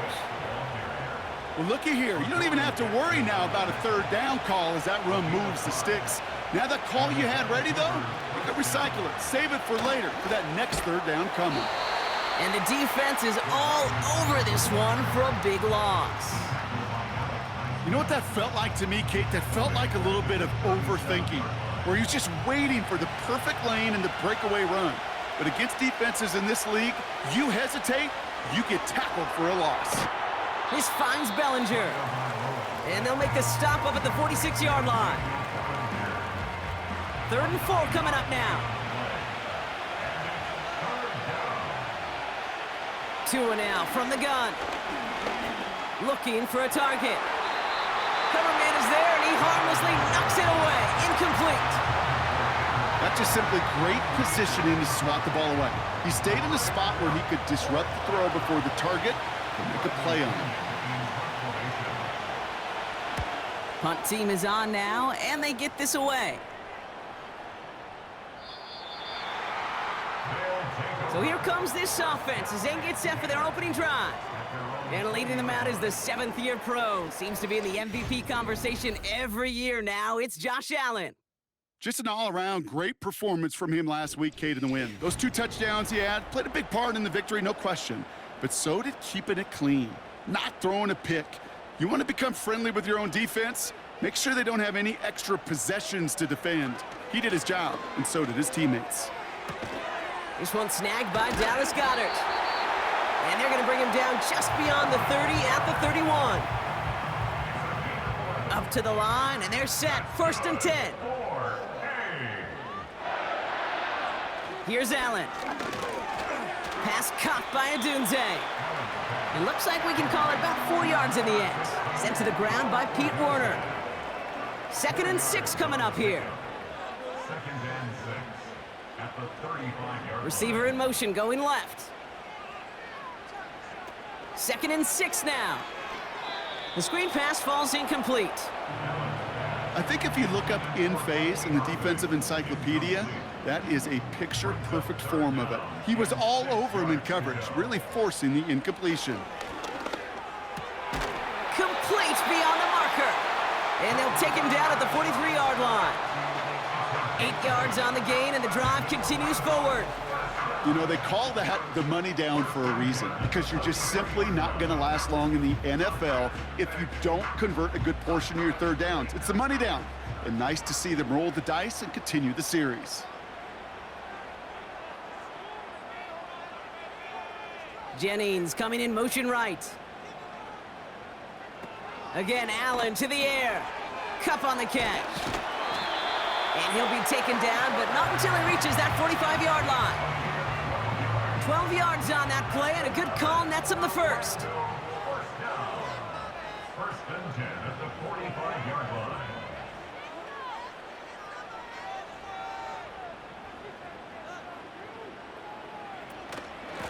Shotgun handoff to Irving. And he's going to run this down to the 36-yard line. Just a little short, but still a 9-yard pickup. That's going to bring up 2nd and 1. It's a gain of 9. Brings up 2nd and a yard at the 36-yard line. Right back to Irving now. And he won't salvage that. It's a loss on the play. Perception and reality, Kate. The perception out there from the public is edge rushers are defined by their sacks. The reality in a locker room and in the huddle is you could be defined by your relentlessness. And his motor never stopped. Helped him track it down for a loss on the outside. Escapes the pocket. He'll make a bid for it on the ground. And he's brought down after a short gain. On the tackle. A gain of 3 yards. It's now 4th down and So some time to maybe reconsider what to do on 4th down. That's the end of the first quarter. Hopefully no shortage of excitement coming up in the second. Back in a moment with more of the NFL on EA Sports. On to try the field goal, Harrison Butker. Ball spotted on that right hash, 53 yards out. And this kick is good. He needed to get all of it there, and he did. And they're on the board. A lot of them may make it look automatic, but you get this deep, and those field goals are far from a certainty. It took all his concentration, every bit of his strength, to send that puppy through. He fields it from the 8. And a decent return ends as they bring him down inside the 30. Their offense headed back out for its second drive of the contest. And coming off our first points of the ball game, they're going to take over now trailing 3-zip. Drive starts out with a 1st and 10. Going play action, Tagovailoa. And oh, someone stepped in. It's intercepted. And the Orbits get the football as he makes his 3rd interception of this season. You know what this is, Kate? This is the practice field coming to life. Really on both sides of the ball. Right, you watch defensive coaches preach all the time, and they work on these returns to get to the near sideline, everybody to get a block. And then for those offensive players to show the effort to go chase that down so it's not a pick six. Yeah, it stinks for the offense, but that was the practice field coming to life for everybody to see. So here comes this offense for its 2nd series of the game. And this is certainly on a silver platter for him, isn't it, Brock? Just 3 yards from the end zone.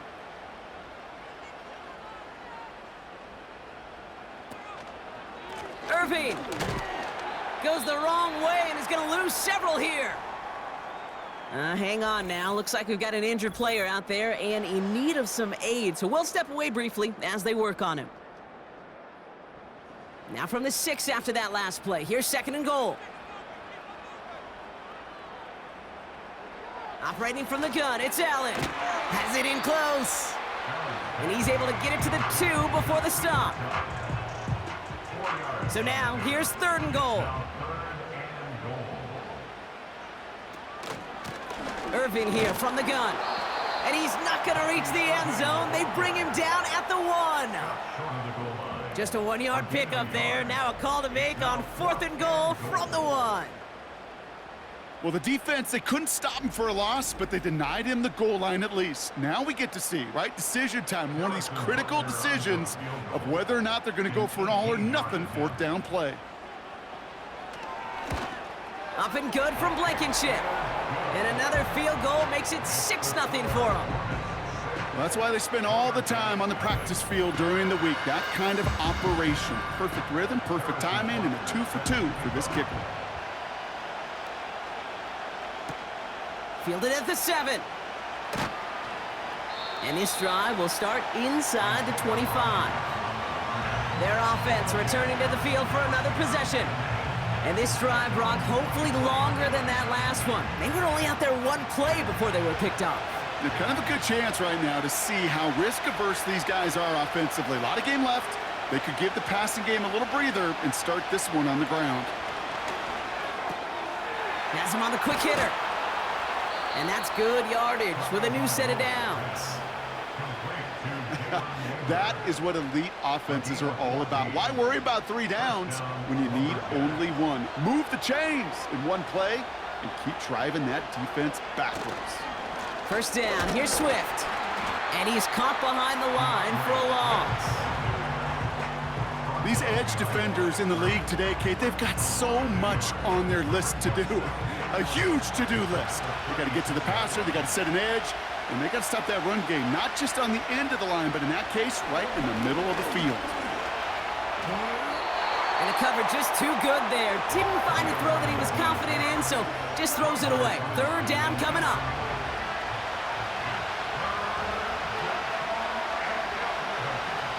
Tagovailoa now working from the gun. Has his man, it's Swift. The juke gets him some running room. And they're going to bring him down just on the other side of midfield. The end result there, 15 yards and a first. This running back is a mismatch maker. That's how I label him on my little sheet right here. Right under his bio, this guy just creates matchup nightmares for every defender on the field.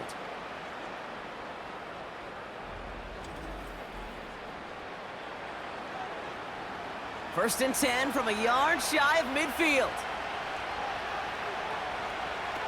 Tua off the play fake. This time they're going to get there, and they drop him. And the big play drives them backwards. Second down coming up.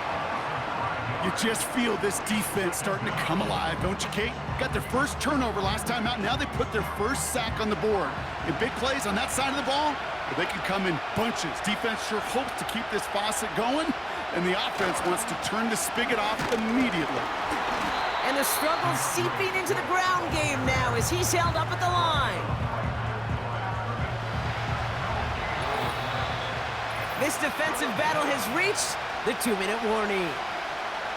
It's the Lumberjacks. Backed up here on 3rd and 15.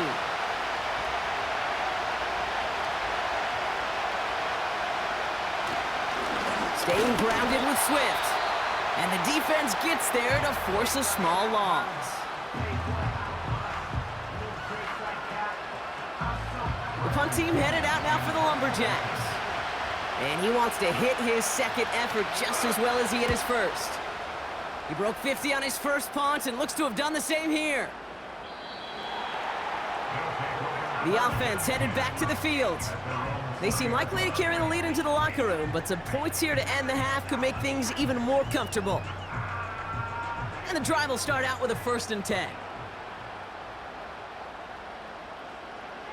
Allen on the play action. He puts some power on a deep one left. Defender arrives right as the ball does, and the hit knocks it free. Incomplete. No dice on that prior pass. Here's second down.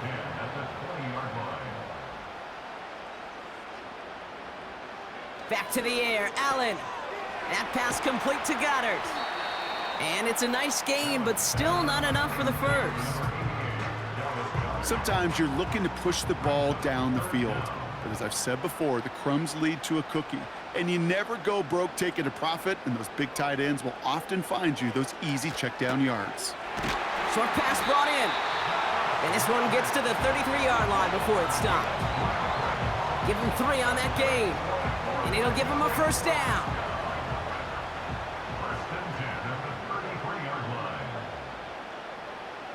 Allen gonna throw again. Searching. Pocket isn't holding up. They're able to drop it. And the big play drives them backwards. Second down coming up. Even from the booth, Kate, I could hear it. I could hear that front 7 telling the guys on the back end, hey, all I need is a couple seconds of lockdown from you guys. I'm going to get to this QB. You promise that you deliver? And that's exactly what they did, wasting no time in getting that sack. So that brings us to the break with the Orbits currently in front in Orlando. Now from here, let's jump across town to our studios for the EA Sports Halftime Report with Jonathan Coachman. All right, Kate, we'll get back to you and Brock in a bit. For now, plenty of early action in the 1 o'clock Eastern window to get you caught up on. So let's get to it. We'll get started out in the capital city of Austin, Texas, where it was definitely a game with some intrigue, as you can see by the scoreline. Noah Brown, a touchdown catch in the victory. From there, we're off to check out another game. And as you see, they were winners back on Thursday night.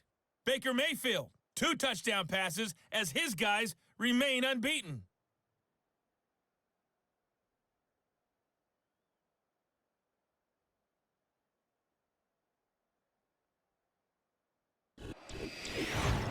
With that, the 2 squads are headed out of the tunnel. So let's get you back out to Kay Scott and Brock Eward.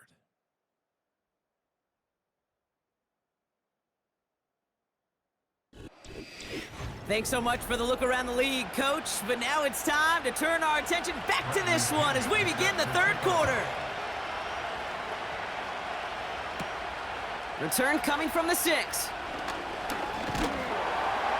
And in the end, Brock, an exciting touchback as the return comes out to the 30. Their offense taking the field now for the opening drive of the second half. They motion the tight end over. On first down, Allen. Big catch made, and he got both feet in. And they catch up to him, but not until he's got a huge gain and a first down. How about 29 yards on that play, partner, as they get the chains reset. Kate, when you watch the combine, you'll watch guys try to make this throw, and without chemistry, it's so hard to execute. That was picture perfect. That's a QB and receiver on the same page because that route, that deep out to the field, that takes just a different level of connectedness. First down throw for Allen. He'll get this to Cup. And he'll be brought down at about the 29. It's a gain of 12 there. And it sets up first down. First and 10 at the 29-yard line. Working from the gun, it's Allen. This is reeled in by Juwan Jennings. And they've got him down near the red zone at the 22. Second and 3 now. Brings up second and 3 at the 22-yard line. It's Allen out of the pistol. That's brought in by Jennings. And he'll pick up enough to move the chains. That's just great instincts. Go air it out on second down rather than just play conservative and run it. They hit a weak point in the coverage and don't need to worry about third down at all. 13-yard line. Straight ahead, it's Irving. And finally, they bring him down. He shook off a couple of defenders there on a nice pickup. Halfway to the marker, it's second and 5. Brings up second and 5. From the shotgun, it's Allen. Into traffic, complete. And that play is brought to a halt, they're going to say, at the 5-yard line. Third and a lone yard coming up. Blitz coming here. Allen has it in close. And not much doing. He stopped quickly. All you can do is shake your head sometimes. Sure, the pass play works, but they come up just an inch or two short for the first down.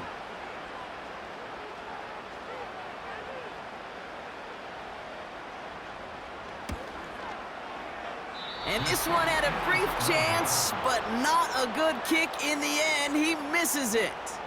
And they are unable to make this a 2-score game. Pretty easy in hindsight.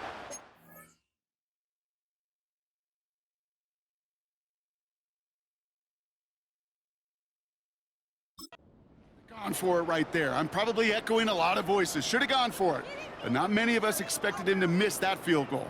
You get 3 points, there's a lot less people second-guessing the decision. But remember this one, because if they're in this spot again, I bet you they do go for it. And there's a man there. It's intercepted. And it's a pick 6 as he runs it in for the touchdown. Thrown at the depth where linebackers coming to play in coverage, partner, and sure enough, one of them jumps it and takes it to the house. You say that. You know what I think about? I think about the depth finder on my fishing boat. You're absolutely right. This is where these linebackers love to lurk and could do some serious damage.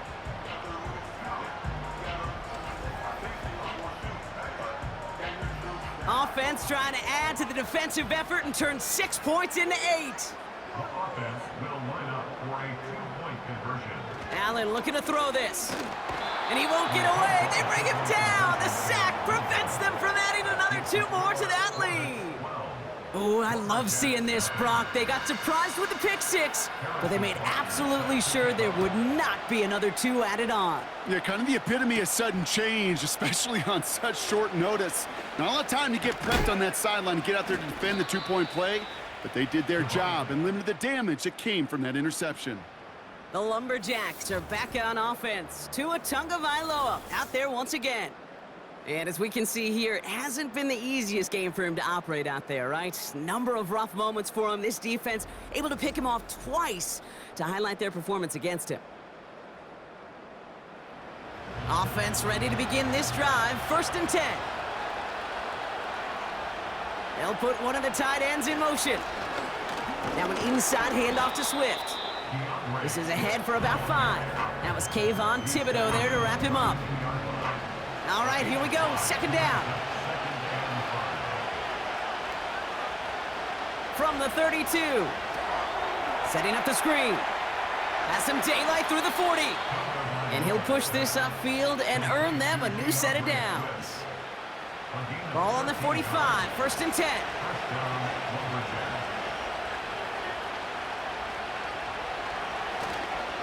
Running behind center with Swift.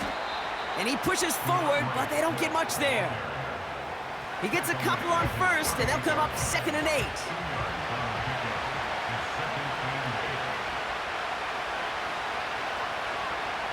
From the 48, he finds Johnson.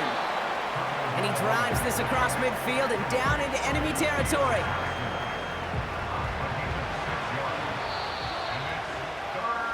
We'll see what they come up with for 3rd down in just a bit. We've reached the end of 3. This one not out of reach quite yet, but it is a 2-score game to begin the 4th.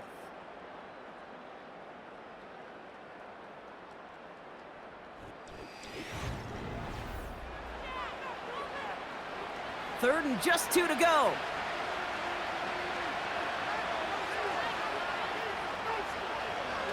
It's a design boot. Gets this to Johnson. And he's tackled with the 1st down yardage. You know, Kate, they say a dog is a man's best friend. Well, a tight end that moves the chains on 3rd down, that's a QB's best friend.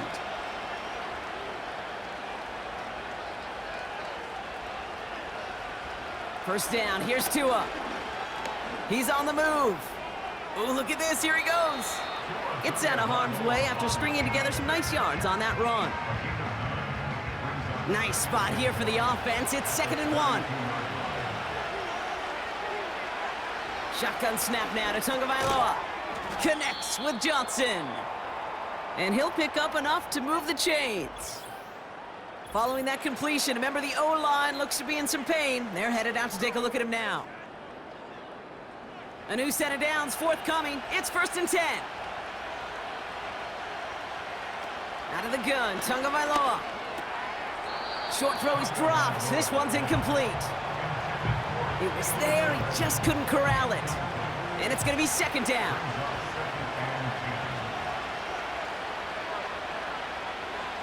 Throwing again, here's Tua. Finds his back complete.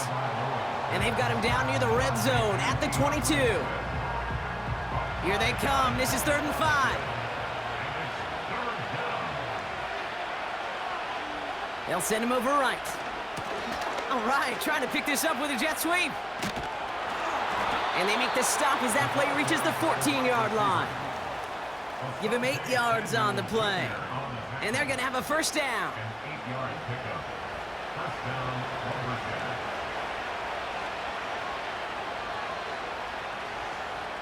Working inside the red zone.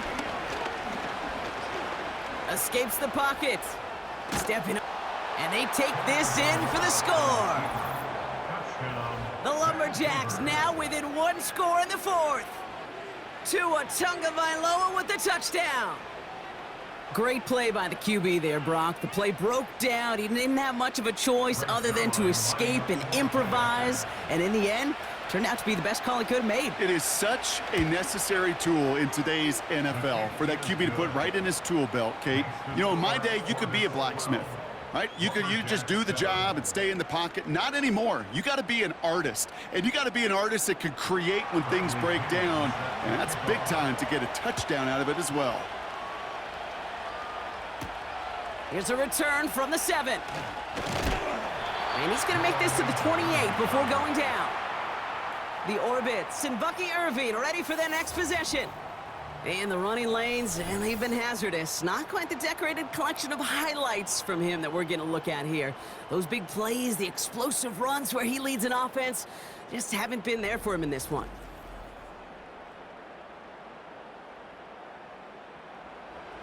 They're out and set, 1st and 10.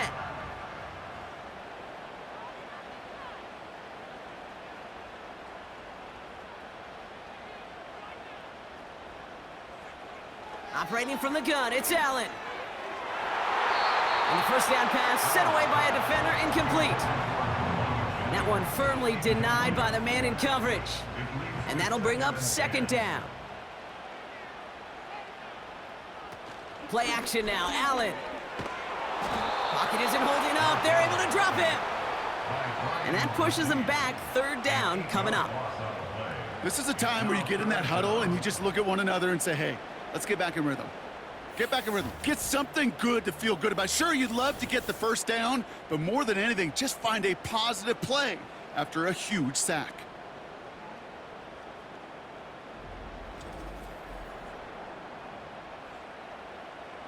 Defense looking to defend the marker on 3rd down.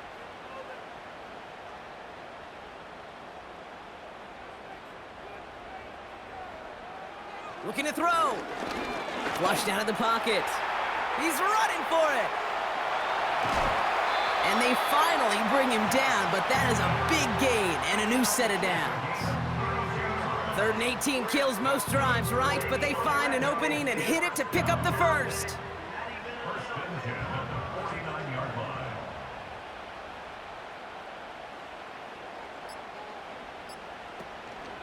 Here's the give to Irving. And they beat him to the edge. That run stopped back at the line.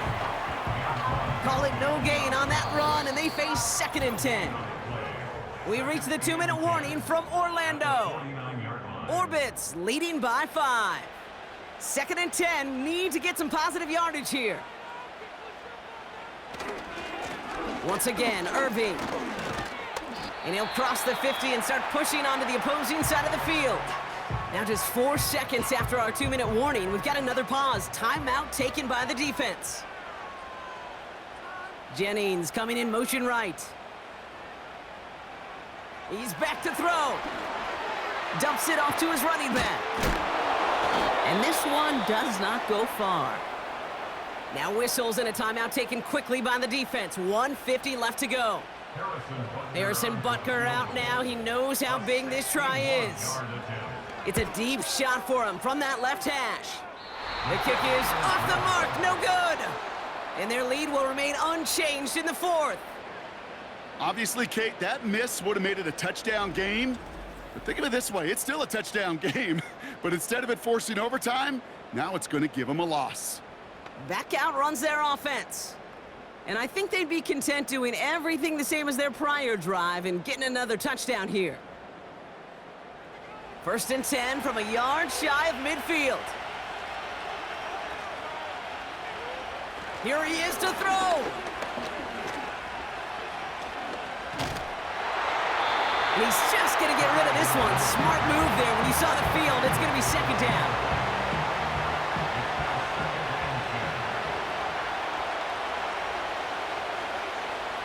Setting up to pass. Has him on the quick hitter. And he drives this across midfield and down into enemy territory. Now hang on, looks like somebody came out after that play, a little shaken up. Not sure we saw exactly what happened, but he'll get some assistance now. Let's see what they draw up on a 3rd and 7.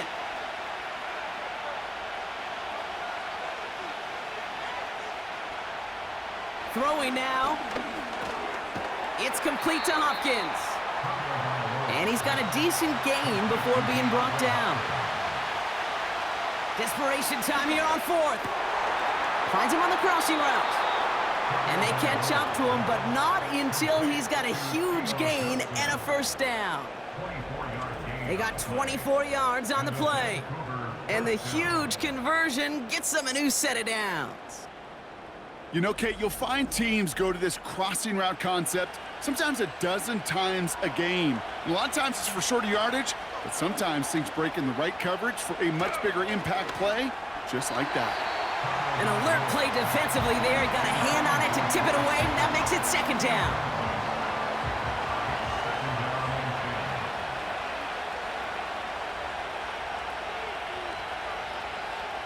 Back to throw. And will he? No, he's not going to escape. They take him down on a pivotal play late in this ball game. They need some extra time to think over 3rd and long. We've got a timeout. And now they're powerless to stop that clock with a timeout at least. Got to figure out this 3rd down here. Now to throw. And even on 3rd down, he sees no choice other than to get rid of it. Not the play they wanted. It's going to be 4th down. You know, it's a point of emphasis in practice each and every week, no matter where we go. How are we going to attack the coverage on 3rd down? They chose the wrong play off that call sheet that time. Throw reeled in by Hopkins. And they get this down to the 10-yard line before going down. And they do not get a desperately needed 1st down. He doesn't make it, and they still trail after the turnover on downs. You go for it on 4th down. It's got to be something from the short list of plays you expect to work every time. If that one's on the short list, I think it's got to be reevaluated. Something wasn't working on it, and it cost them the possession. On the give, this is Irving. And he gets up for a gain of about 4. 2nd and 6 coming up here.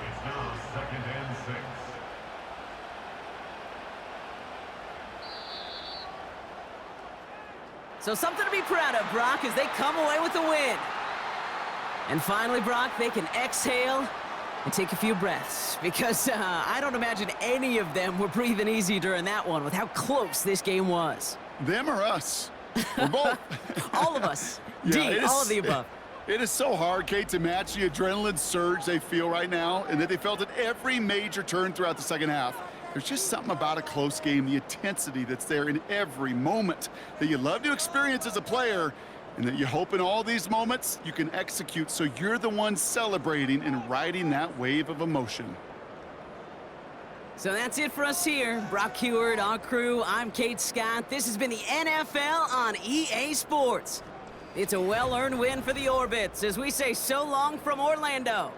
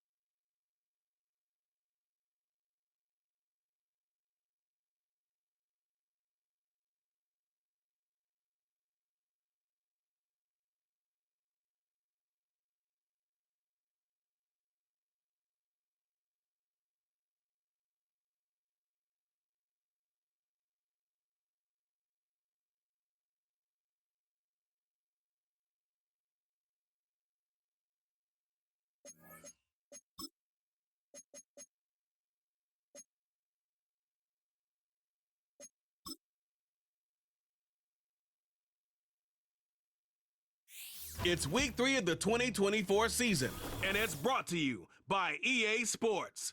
It's the Wizards and the Antlers, and it's coming up next.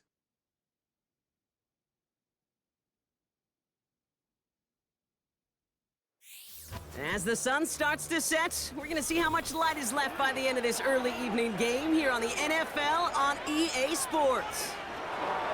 Welcome to another entertaining matchup, folks. Kate Scott, Brock Heward on the call in this one. And Brock, got a couple of running backs down on the field who can really take over their offenses when they get in the groove. And I think that's going to be the ultimate goal of both of these offenses, right? I mean, there's just no confusion about it. They want to get their bell cow in that groove and get them going. Find that rhythm where they're ripping off chunk yardage, run after run, and then just keep on feeding that beast.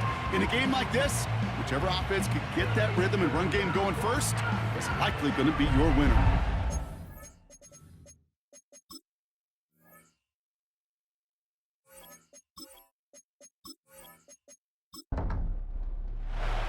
We've got ourselves a fight in this one to get back above 500.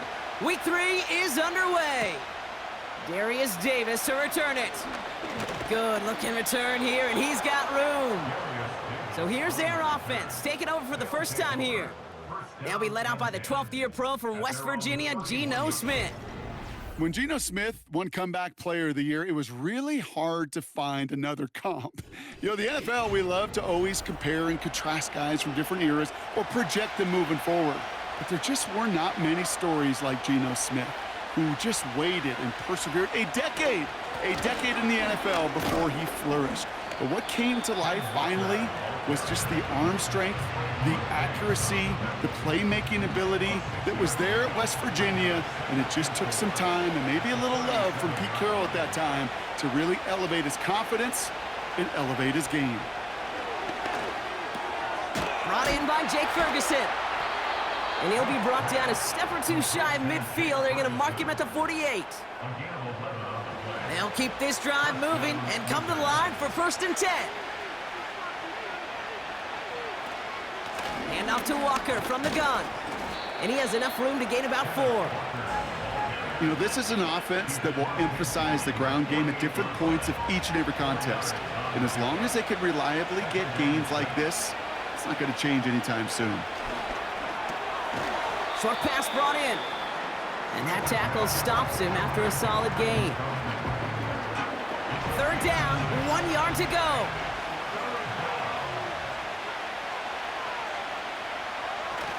Toss play, this is Walker. And that short gain is enough for a new set of downs. Kate, I'll give some credit to the defense there. Limited the gain to the outside, contained him for minimal yardage, but it was going to be tough to stop him from getting a 1st down as close as they were to the sticks. 1st and 10 now. Here's Smith. Ferguson's got it. Complete. And he's stopped at the 31-yard line. That can be a hopeless feeling when you fire a curl route right into zone coverage perfectly like that. Unless that curl happens to be right next to where one of your guys is sitting, that pass can hum in there and there's nothing this defense can do. And he takes this one nearly to the red zone before going out. He brings the offense up now for a 1st and 10.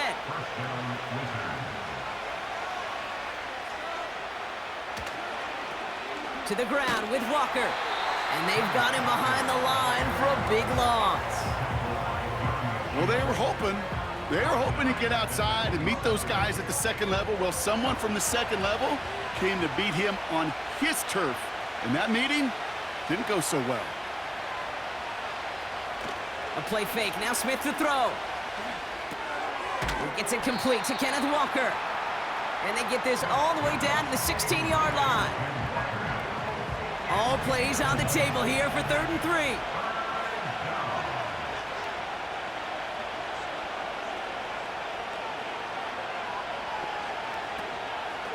Oh, and they're going to have the fullback drawing power for it. And he's brought down for a loss. You know, how often do we talk about awareness and it's always offense, offense, offense? Well, this is a great case for the defensive awareness. The ball went to a secondary ball carrier, and the defense was aware enough to cut him down for a big red zone stop. Amendola able to put it through. And the opening drive of the game ends in 3 points. Well, I know once that drive stalls out, that's where it really pays to have that reliable kicker on the sideline ready to bail you out. And he knocks that one right through to give him the lead. This return starts at the 5. And a decent return ends as they bring him down inside the 30. So out comes their offense for its first possession of the game. And leading them out is someone who became an absolute superstar last year as a rookie. Drafted second in 2023, it's C.J. Stroud. 2 numbers that a lot of people were focused on from his performance last week. That would be 3 and 0, as in touchdowns and interceptions. That's a quarterback who was efficient, aggressive in the right spots, but he took great care of the football. And of course, well, he cares less about those 2 numbers. He's more about the alphabet, like that letter W, picking up the win in that ball game. It's a gain of 17 on that one, and that gives them the first. Great start to the drive. They're up in the neighborhood of midfield after just 1 play. The first carry here for Tony Pollard. And he's brought down by a collective effort there, only 1 yard on the carry. We get a look at his rushing numbers from last week here, what he was able to do in support of that win. Only a solitary field goal so far as we're through 1 quarter. Just a field goal separates these two. Take a quick break, and we'll be back with more of the NFL on EA Sports.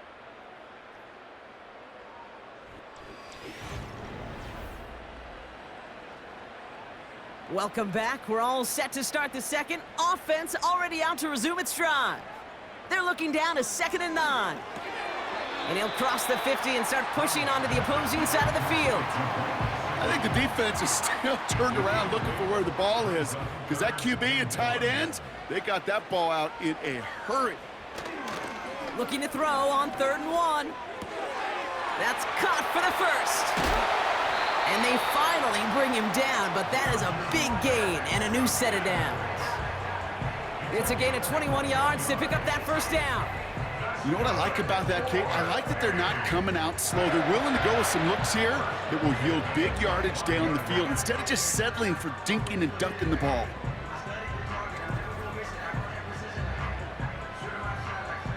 They have themselves another 1st and 10.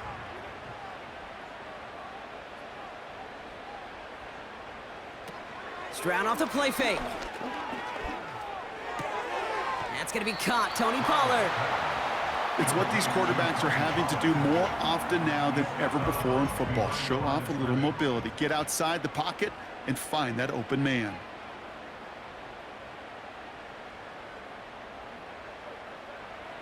To the air yet again. It's Stroud. Pass taken in by Pollard. And he'll go down here at the 16. Just get this guy touches. I don't care how. I don't care when. Just find unique ways to get this running back the ball, and over time, he's going to make you pay. On 3rd down, Pollard. And he'll get them enough for a 1st down. Win the early battle. Get a little leverage. Low man wins off the line, and that's all that was needed to ensure that 1st down right there.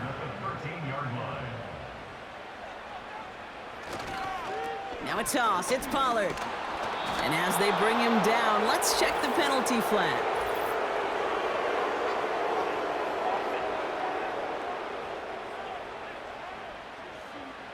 So now, partner, got to reevaluate what to do on this next snap because the holding call pushes him back quite a ways. To the air, Stroud. This finds Evans, complete. And he gets this forward to the 19. It's not just imperative that a quarterback knows man or zone. Same thing for a receiver, especially on a drag route. When he sees zone coverage like that, just settle down, find the soft spot, and give your quarterback a chance. Shotgun now for Stroud. Caught near the goal line. Touchdown! Great opportunity to find a touchdown there, Brock, and they come through with 6. Receivers want the ball everywhere on the football field. But you start smelling the end zone, they really want their chance. And they will tell you as a quarterback, just give me an opportunity and I'll make a play. He sure did.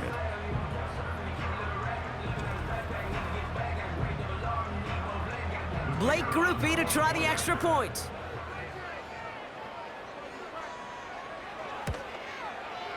Extra point sent right down the middle. And the Antlers won up the opposing field goal. They start with 7 on their opening drive.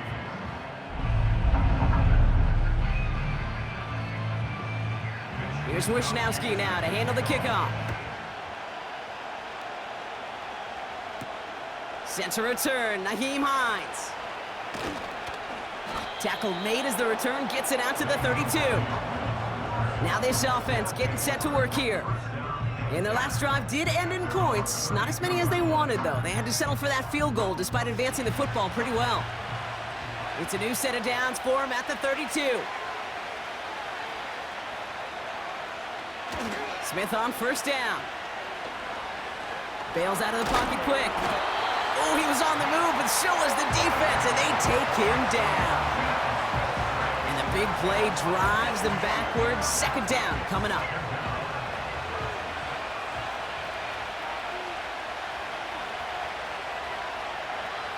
Man in motion out of the slot. We've hit the 2-minute warning now in Portland. It's the Wizards in a very tough spot on 2nd and long.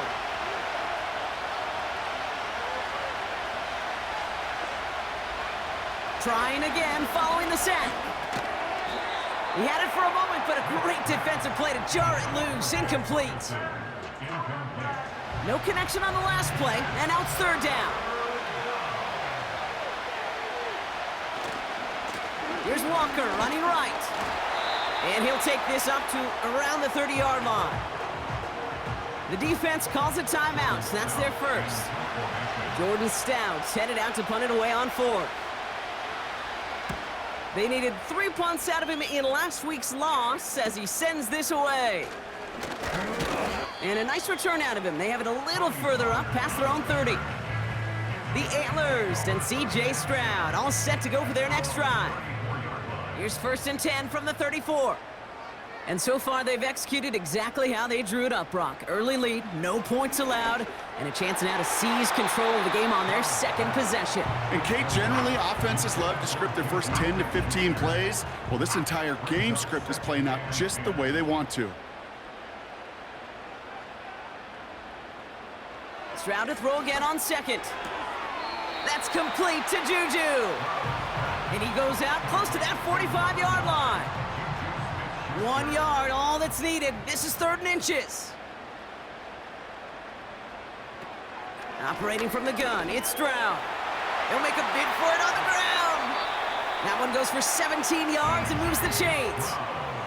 As long as these are the results he's getting, they're going to be just fine with him calling his own number. He does such a good job of seeing the field and knowing when it's his time to take it himself.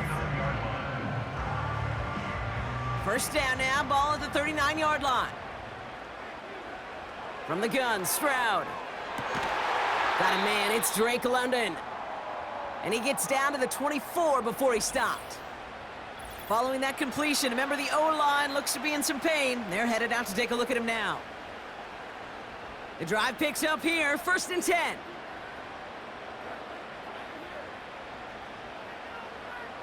Now it's Stroud. Got a man, it's Gesicki. And he's tackled after gaining a handful. Halfway to the marker, it's 2nd and 5. At the 19-yard line. From the 19. That's Gesicki, he's got it. And he's caught behind the line for a loss. Hey, I know it's tough to evaluate when you're playing at game speed when there's chaos all around you. But if he looked around, I'm not sure that's a throw he would make again. Even one of the biggest targets, big old tight end, couldn't fight back to the line of scrimmage. Let's see what they draw up on this 3rd and 7. Here's Stroud. And he just gets rid of this one, but unfortunately, that means 4th down coming up. So many coaches love 3rd downs, and they practice them so much, Kate. Why? Because they're the money down in the NFL. Whether it's a close game already out of hand, coaches know, got to execute and convert on these 3rd downs. Mickatommy's kick is good. And add 3 to their lead as it extends to 7. Anytime you start sniffing that red zone and you don't score 6, you only come away with 3 points, not what you're looking for on the call sheet. And he opts not to bring this one out, so they're going to enjoy some good starting field position from the 30. Looking to throw. And he just gets rid of it. Knew he had a couple of plays left. Didn't want to take a risk there on first down. All right, this is going to be the play that takes us to halftime.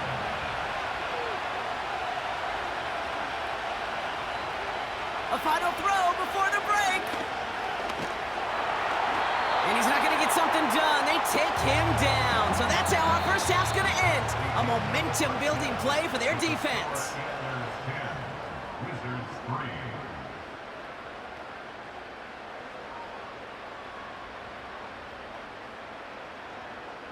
All right, Kate, thanks very much. More from you and Brock in a moment.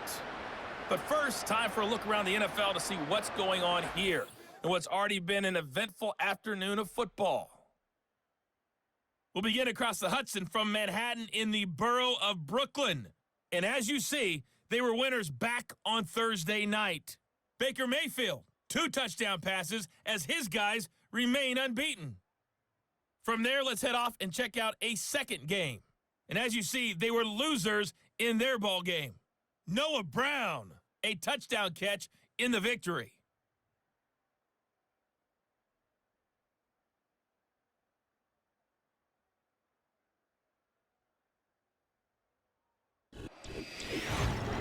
We just watched a very good first half out of the Ohio State man, C.J. Stroud. He has a touchdown pass, and that amounted to the only touchdown of the game for either team thus far. These two teams heading out of the tunnel, and we're ready to get back to it. For the call of the second half, here is the great Kate T. Scott. Pass now to kick this away. Has this at the 6. They'll have decent field position to begin with here. Brock, he's tackled just beyond that 30-yard line. So their offense will have it first to begin quarter number 3. And it has been all about these defenses so far, Brock. Even into the second half, we're still waiting for one of these offenses to take charge. Yeah, what you're feeling, these defenses are making every yard tough, every first down tough, every series tough. And offensively, yeah, it's time to toughen up and maybe more importantly, sharpen up. The give on second to Pollard. Gets it ahead, has about 5 yards. Junior Colson bringing an end to that play. It's a gain of 5, and he's just short. So that's third and less than a yard. Right back to Pollard. And his short gain gets them a new set of downs. That is your old school meat and potatoes call right there. Don't even think about throwing it. Just rush it ahead and get what you need.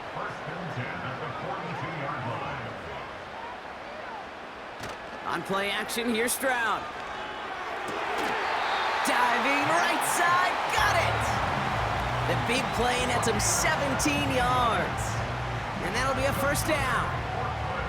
Part of the reason I leave you pregame, Kate, and get down to that field and watch these guys throw and catch is I want to see their timing.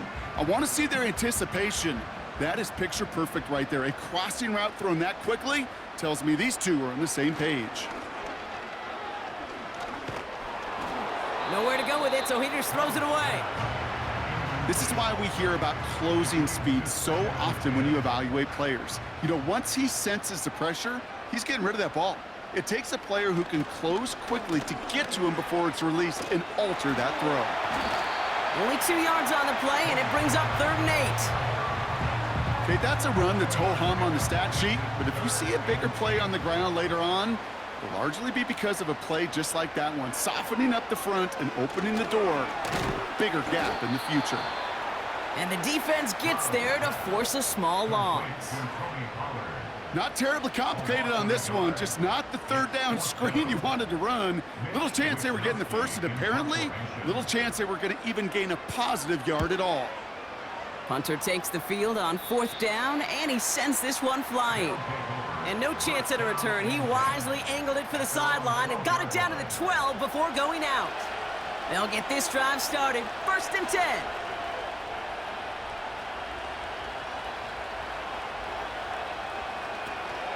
They'll run for the first time here with Antonio Gibson. And he's brought down after a nice gain and a first down.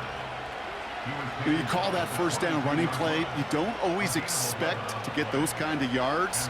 They'll take that every single time.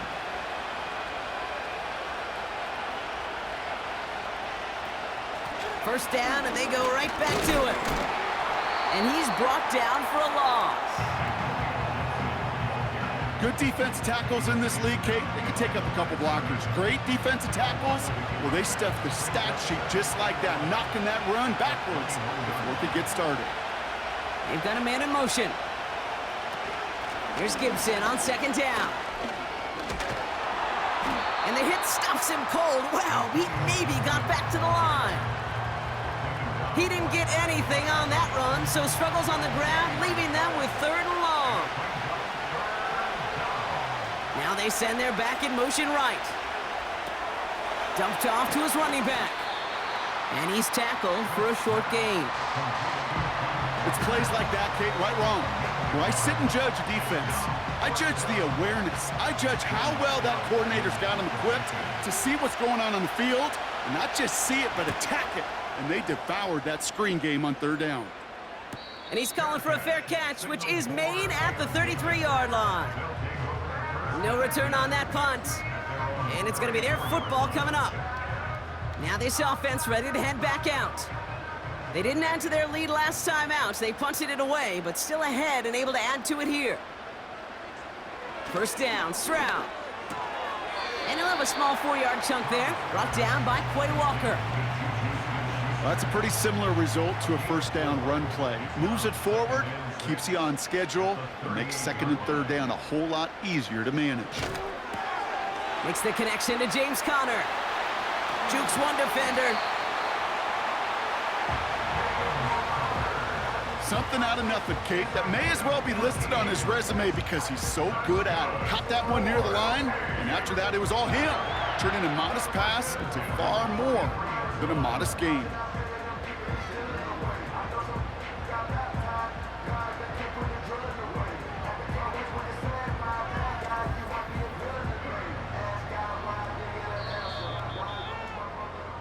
Well, the defense is really buckled down. That was a scoreless third quarter for us.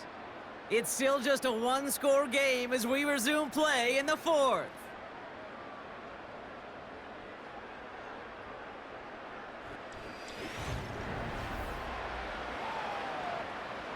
Let's see how they attack this first down, Brock, from the 43. They give to Pollard from the gun. And he scampers ahead and gets 2 on the carry. I think we got to be careful, and I'll raise my hand of thinking that play was just a nothing burger. Because what can happen from that, Kate, is you put some nice toppings on it. A play-action pass, a shot that comes down the road from what looked like a very plain play. That one's cut along the left sideline.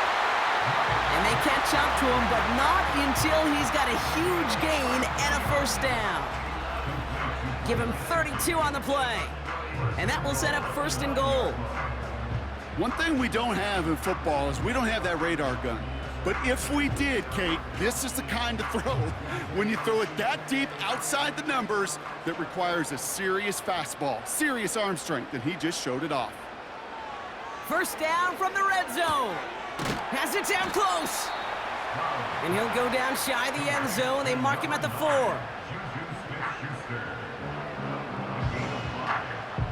Still chances to get these final 4 yards. It's second and goal.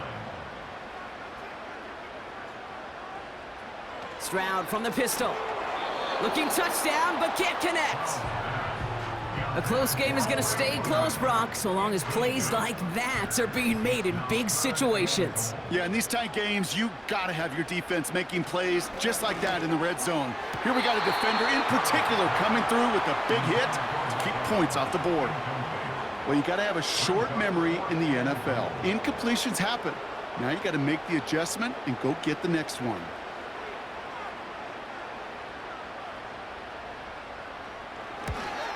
Nicotomny's kick is good. And that'll push it to double digits in a 2-possession game.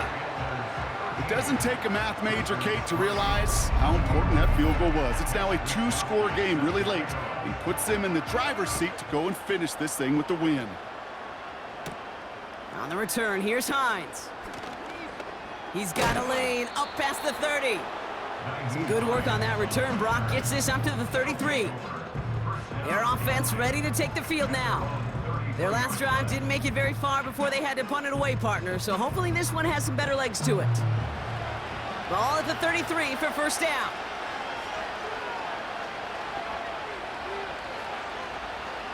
From the gun, Smith has a man, it's Brown. And he's going to be brought down at the 42. That's what you call efficiency. Exactly what you're looking for in first down. Textbook. It sets up second and very manageable, and it creates that space if you want to take a shot downfield. And he goes out, just needed one more step there to reach midfield. First and 10, ball set up at the 48.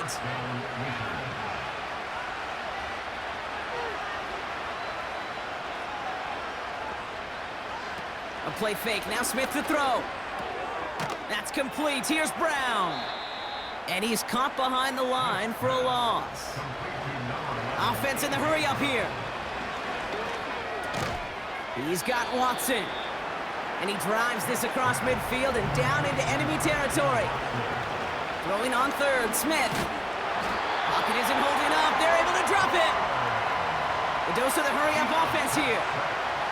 Here he goes, gotta have this on fourth down. And it falls incomplete. So the defense rises to the challenge and gives the ball back to their offense. This offense getting all set for this series. And they were able to contribute 3 points to the lead their last time out. Another chance to build on that advantage here. New set of downs for him from the 46.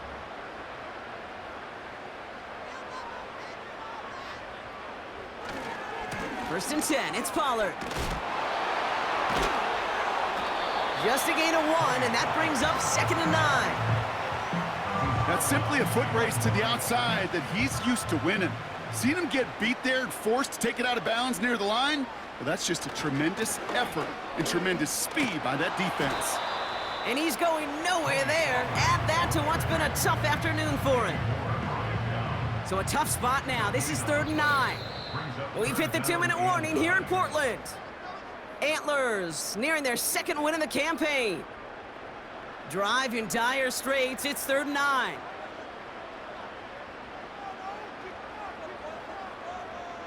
Shotgun now for Stroud. That's caught for the first. And he'll get it down to the 24-yard line. So after the 2-minute warning, another stoppage here. The defense is calling time. 1:55 to go. A new set of downs awaits them. Here's 1st and 10. Up the middle, here goes Pollard. And he'll come up with a gain of 3 on the run up the middle. And right away, we get a timeout from the defense. 1:51 to go.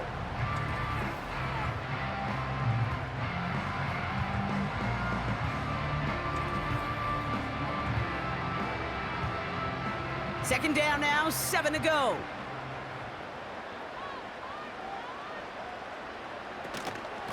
Again, a run with Pollard. And once again, he doesn't manage much before getting brought down. The defense takes its 3rd and final timeout. So now here's 3rd and 5.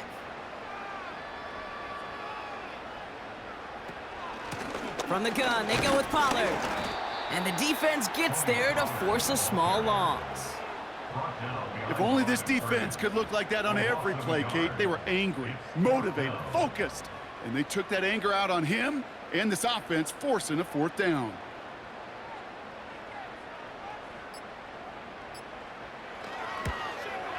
Nicotomny's kick is good.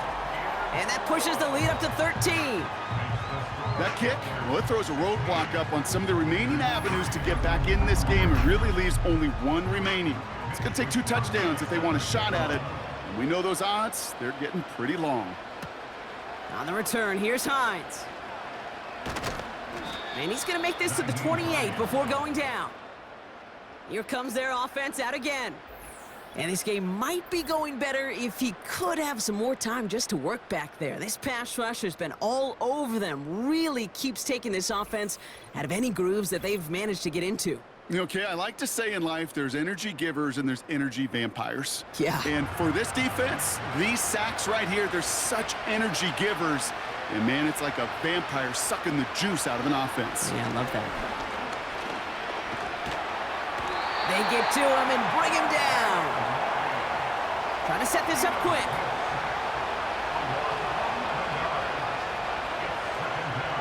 Trying again, following the sack. And he doesn't see a window he likes, so he just got rid of that one. And then brings up third down.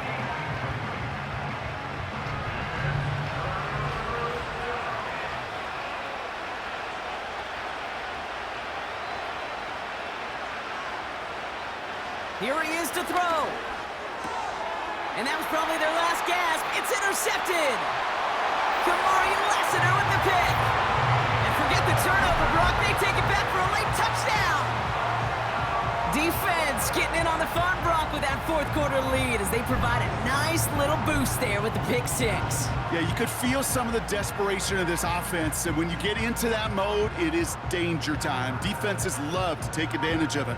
I always say to you, Kate, play fast but never in a hurry. You can't be rushed offensively because you can often be rushed into mistakes like that. So the defense scores, and now their offense coming out for two more. They kick the running back in motion. This is caught. And he is hit well behind the line and goes down. They're not able to make much of anything on that two-point attempt.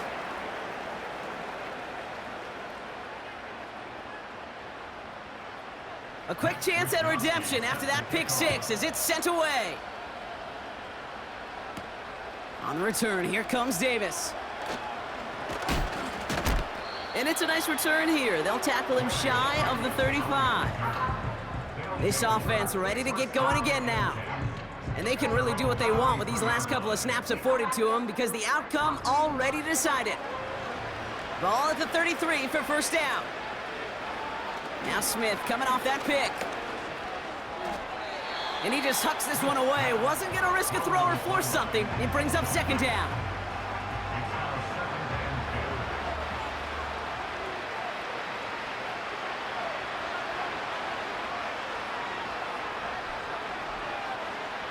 Back to the air, it's Smith.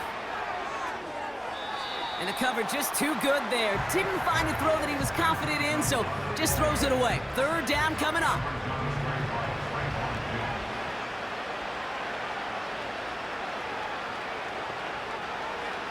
Out of the gun, here's Smith. He keeps those feet in and makes the catch. Translatable skills, that's what you call it. So effective as a runner, but those same traits that make him a great runner, adept at getting those yards, well, he translates now as a receiver in the open field. Fourth down, and on comes the punt team, and the kick's away. And he's got this fair catch right along the 12-yard line. So no return on that punt. And they're going to be backed up deep in their own territory to begin this one. With the win in hand, they'll take the knee, let this clock run out. So hard work rewarded as they take a well-earned win in this one. And it was a maestro of a performance defensively, limiting them to only one field goal. Playing shutdown football like that, Brock, it is no surprise they came away with the win. And I think you'd agree, we see some more lockdown football in their future.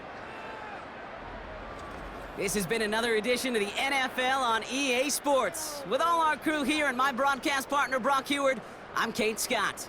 It's a win for the Antlers, as with that, we sign off from Portland.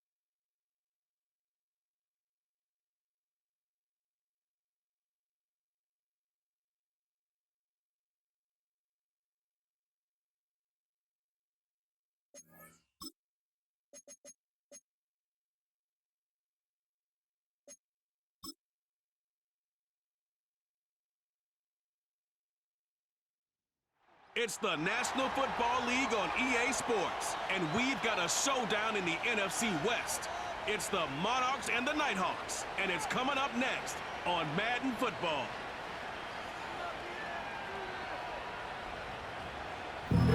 Thank you to Trey Mosley for the introduction.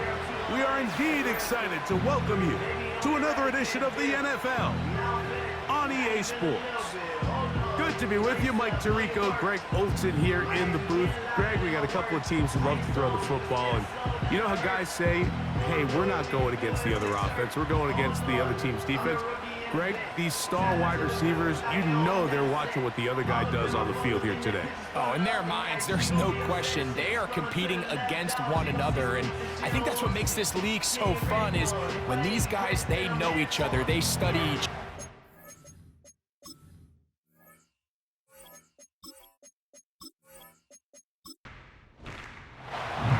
Stage is set. Ball is on the tee, and off we go on EA Sports.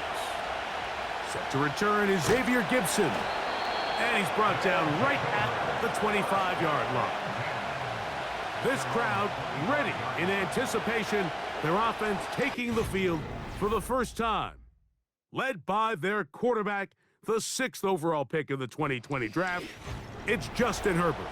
He's coming off a really nice 3-touchdown performance in last week's win, Mike, but outside of that one errant throw, he did a really nice job of protecting the ball and was seemingly in control the entire... Right away, they're coming after him, and they get him. A sack on the opening snap of the game.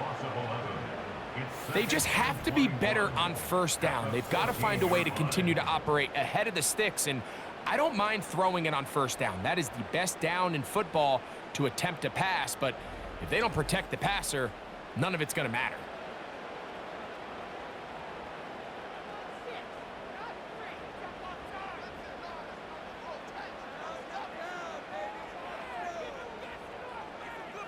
It's the tight end Henry in motion. From the gun, it's Herbert. He's got his big tight end, Henry. Well, he's brought down. That pass is going to pick up 4 and bring up 3rd down. Following the completion, we'll get a stoppage here for an injured player. Not the sharpest of starts on offense. Here, an early 3rd and long. Out of the gun, here's Herbert. He's got the hook up there to Waddle. And he's going to take this one all the way. 82 yards. It's a touchdown. Terrific way to start this one, Greg, on the opening drive. Getting the ball in the air, down the field, and into the end zone for 6. We wondered all week, Mike, if this secondary would get tested, especially as the game progressed. Well, we didn't have to wait very long. I mean, a big play early, and we got ourselves a 6-0 ball game. The extra point by Gay is good. And the Nighthawks will race out to a quick 7-0 edge. So, after the touchdown, here's Gay to kick this one away. On the return, it's Devin Duvernay. And they'll bring him down just shy of the 30-yard line. So the visitors ready to go on offense here for the first time. They're led out by the quarterback from USC, Caleb Williams. You know, what's funny about the NFL, Mike, is you expect to come out and have your A game each and every week. And certainly that's ideal, but can you win when you don't have your best stuff? And I think that's what we saw from this quarterback last week. The best thing he did was just continue to battle, continue to make just enough plays, even though he had some struggles. But the biggest thing is, while he continues to improve, what a confidence boost for this entire team, knowing that even if their quarterback doesn't have his best stuff, they can still play winning football. He is met and dropped. A couple of yards behind the line of scrimmage, too.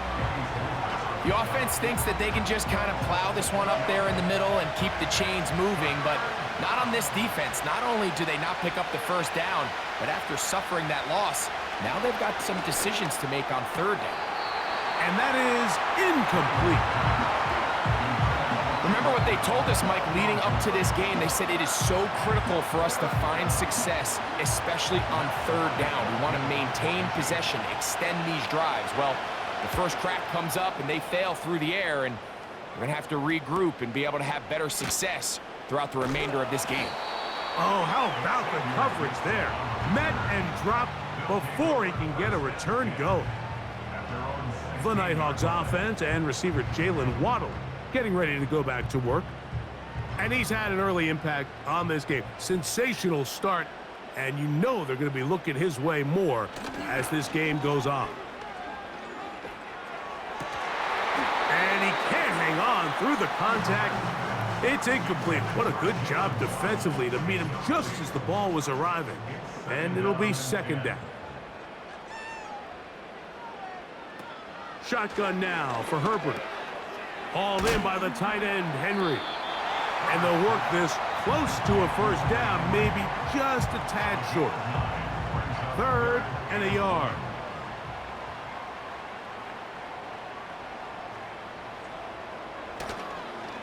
They fake the handoff. Now Herbert.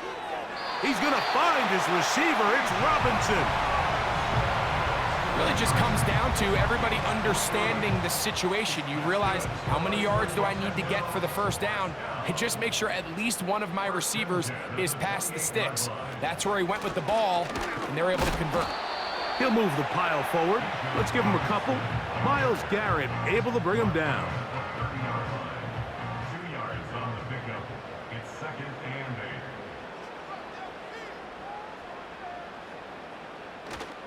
Another run here for Robinson. And he is not going to get away.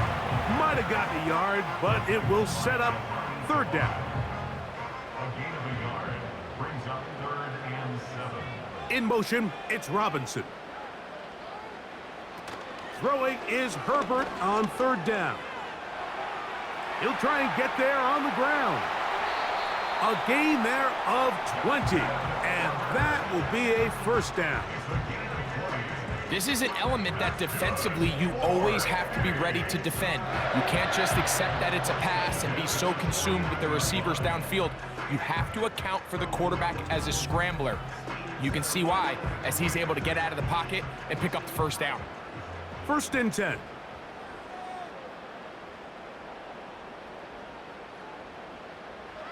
To throw is Herbert. Little short pass here, caught by his tight end.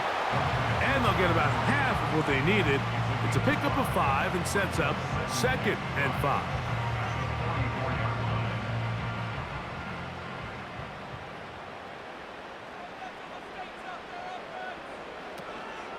Play action now. It's Herbert. What did he tell us in our production meeting this week, Mike?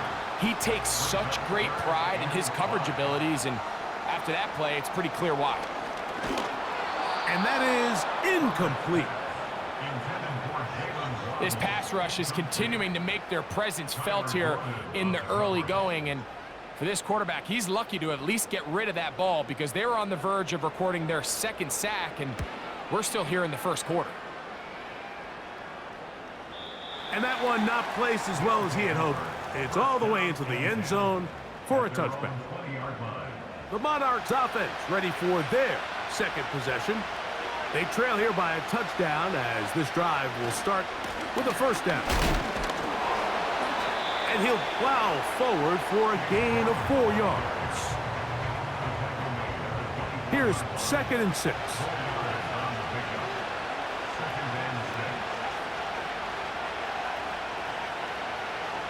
From the shotgun, it's Williams. He'll go right and find his running back. And he's going to be brought down on what will be the final play in this opening quarter.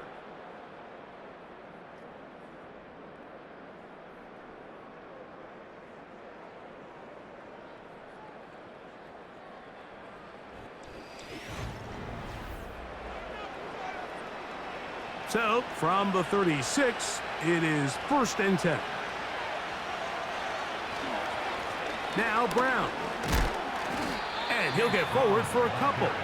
It's 2nd down.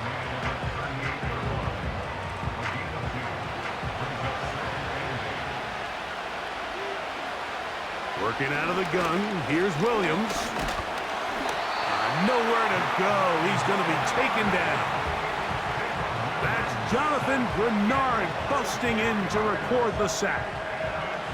3rd and long.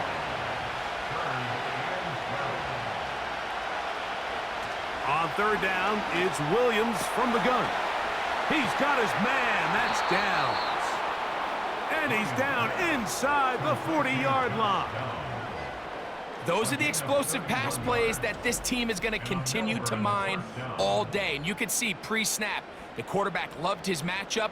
He allowed his receiver to work downfield. Perfect throw, and now sets them up to try to see if they can finish this drive off with some points.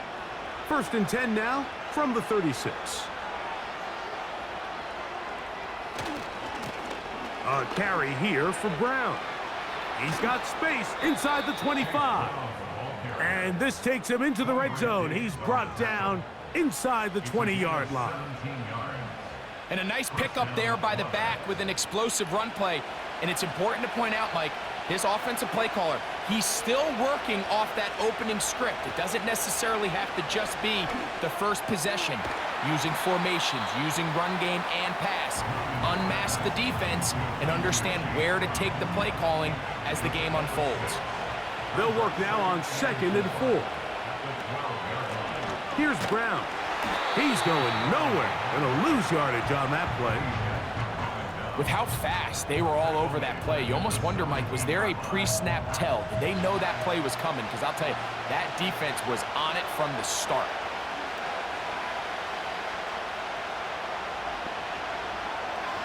On 3rd down, it's Williams. And that is incomplete.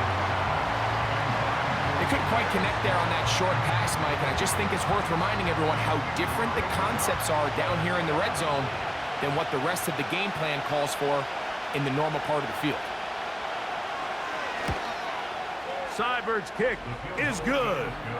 And the Monarchs are on the board. It's 7-3. And I can tell you firsthand, Mike, when you find yourself trailing in a game, you don't feel very good about coming away with field goals. But in this case, it does get them a little bit closer and cut into this deficit. And he is stopped at the 25. The drive will begin there. The Nighthawks offense ready to see what they can do with this next possession. The lead sits at 4, so they'll try to add on to that. This drive begins with 1st and 10. Throwing, Herbert. Fine work defensively. That's going to be knocked away and go down as an incompletion. They'll try again. It's 2nd and 10.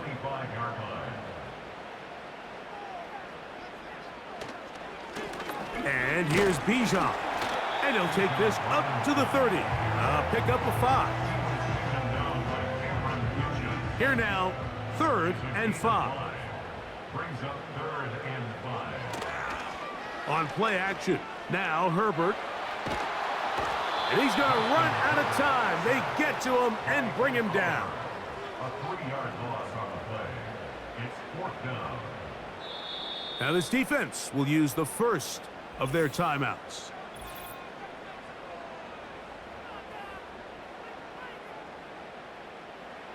Here's their punter now, as he's on to punt for the 2nd straight drive.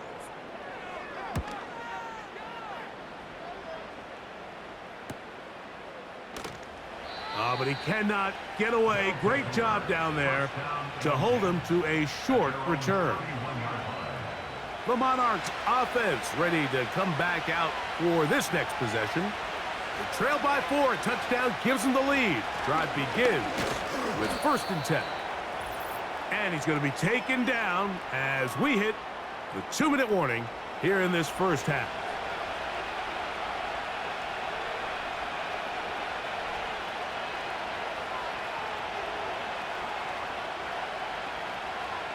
Williams to throw on 2nd down.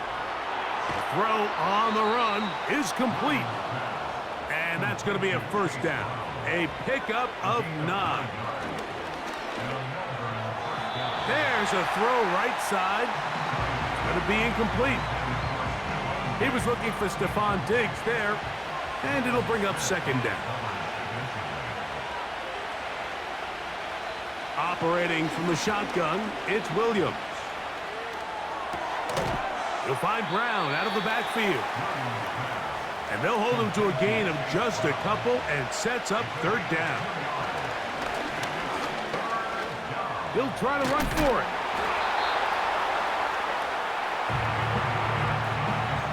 Great reaction by the defense. At first, Mike, it looked like there was enough room out there for the quarterback to pick this one up himself. But they were able to rally to the ball, and I think the officials are going to mark him just short. Here's Matt Araiza now. The punt for the second time, looking to pin the opponent back deep. This one angles out of bounds, and the mark comes inside the 15-yard line. The Nighthawks offense going to get it one last time here late in the opening half. They'll begin inside their own 15-yard line, so a lot of real estate to cover. It's 1st and 10. He locates the open man. That's Christian Kirk. I'm not sure what was the more difficult aspect of the play, winning his route versus man coverage or catching this pass, because that quarterback, he put a little extra sauce on that one to get it there on time, and he's able to secure a really nice catch. So we've reached the intermission here in a low-scoring game. 7-3 is our score. As we'll send you over to Orlando, our EA Sports halftime report with the coach. Jonathan, all yours. Okay, Mike, thanks very much. More from you and Greg in a moment. But first, time for a look around the NFL to see what's going on here and what's already been an eventful afternoon of football. We'll begin across the Hudson from Manhattan in the borough of Brooklyn. And as you see, they were winners back on Thursday night. Baker Mayfield, 2 touchdown passes as his guys remain unbeaten. Next, we head off to check out another game. And as you see, they were losers in their ball game. Noah Brown, a touchdown catch in the victory. And then lastly, on Monday Night Football, those fans will be riled up as it'll be a good matchup between their guys and what equates to be a very tough opponent.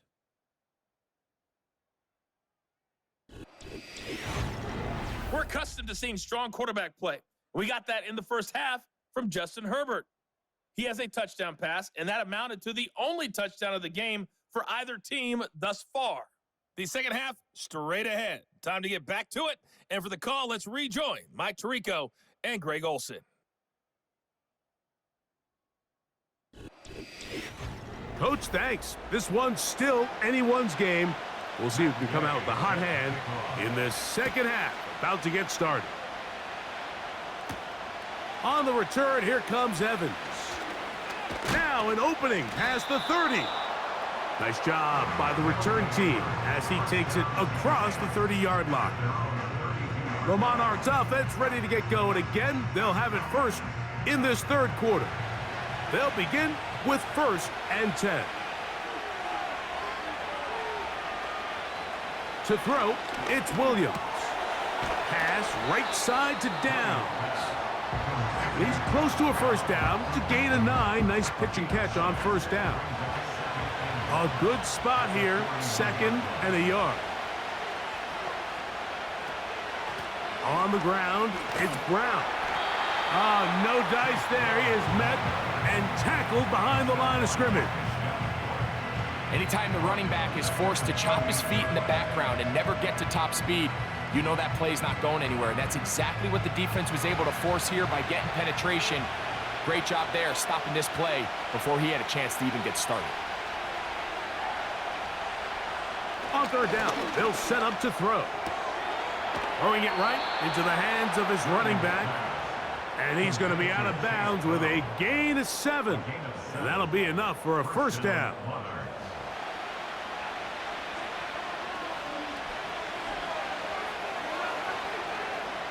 Here's Williams now to throw. Looking middle, and he's got Downs.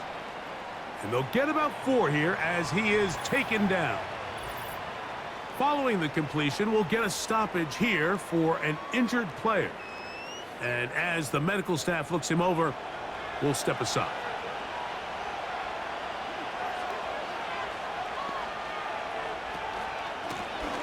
front here with Brown. Tough to bring down, and somehow he manages to get 4 yards out of that. Now a 3rd and 2.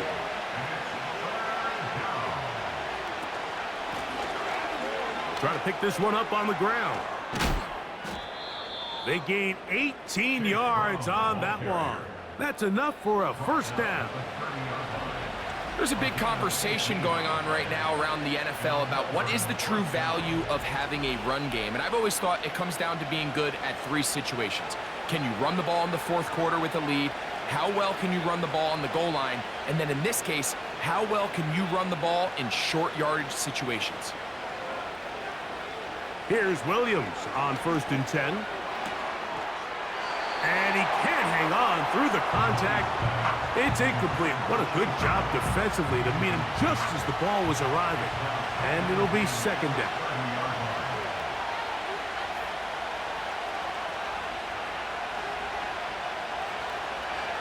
Williams. That's to the rookie's 2nd-round pick, Ben Sinnott. And they'll work this close to a first down, maybe just a tad short. Looking to convert for the 3rd time on this drive. They'll need another here. It's 3rd and 2. To throw is Williams. He's got his tight end, Hawkinson. And he will have the first down. The drive will continue after a pickup of 8. First down, Monarchs.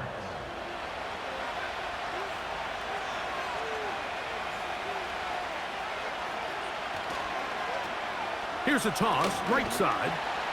This defense all over this one. They get him down behind the line. It's a loss of a couple. I'd like to see that running back be a little bit more decisive with his cut, Mike. You can see he was a little hesitant, and once you're late making that decision, you just kind of get strong laterally. Great job there by the defense, and he has no choice but to take that loss. It's a gain of 13, and it's 1st and goal. A chance here for this back to really show his speed. He saw the room on the perimeter, and he was able to get around the edge. Thought he was going to get right to the pylon. Comes up just short. Down near the goal line, sets up 1st and goal. That's hauled in at the 2. And he's going to be down close to the goal line. Good job defensively to make sure he did not get to the end zone.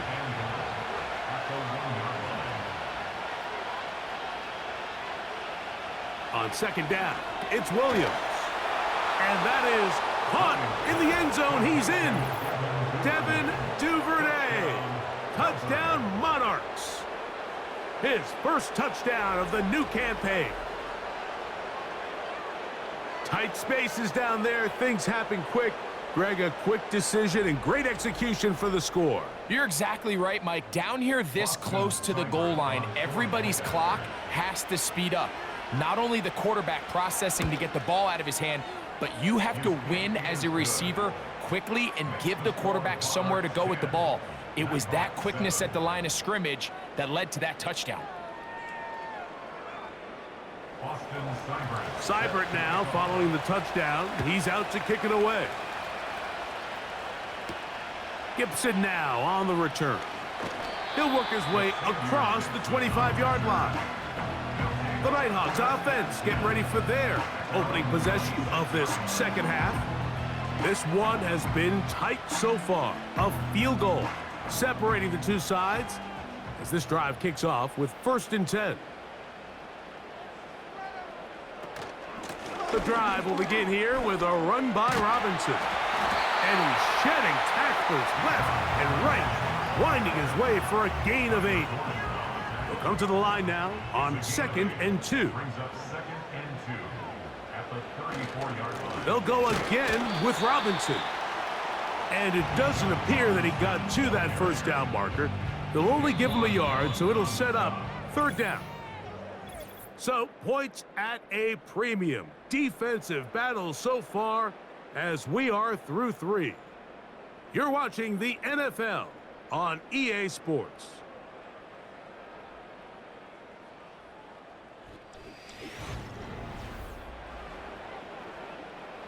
Here we go. 3rd and a yard. They'll try to run for it with Robinson. And that'll keep the drive going. He's got the first down. Up past the 40-yard line. Really just the same approach that an offense would take on a quarterback sneak, Mike. You don't necessarily have to spring them for a huge gain. Can you buy just enough space up front to pick up 1 yard? That's exactly what they did. Pick up the first down. And they're going to work this down inside the 45. Following the completion, we'll get a stoppage here for an injured player.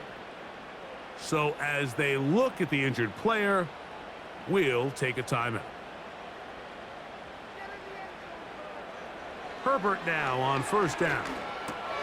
That's to Waddle again. And they bring him down, but not until they get inside the 30-yard line. They'll come up here, 1st and 10.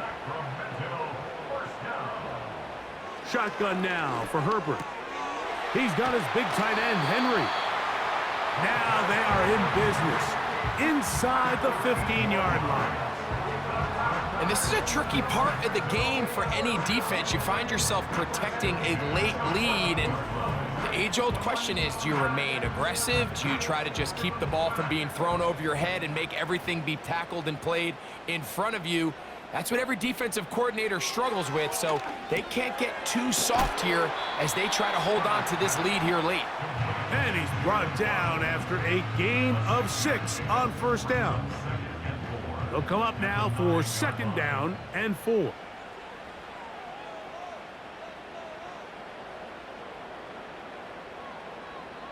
Now Herbert again. That is caught.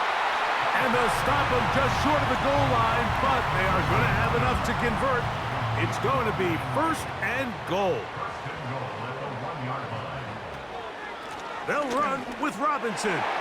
And he will dive into the end zone. Bijan Robinson.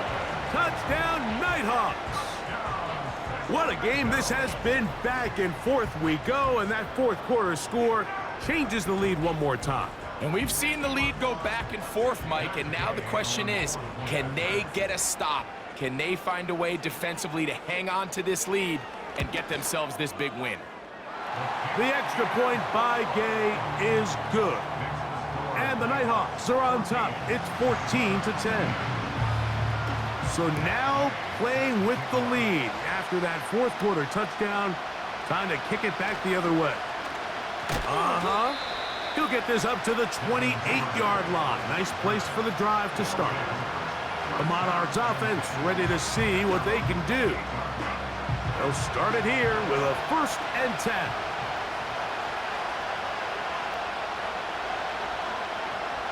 From the shotgun, it's Williams. Completing this one to Downs. And he's brought down after a gain of 6 on first down.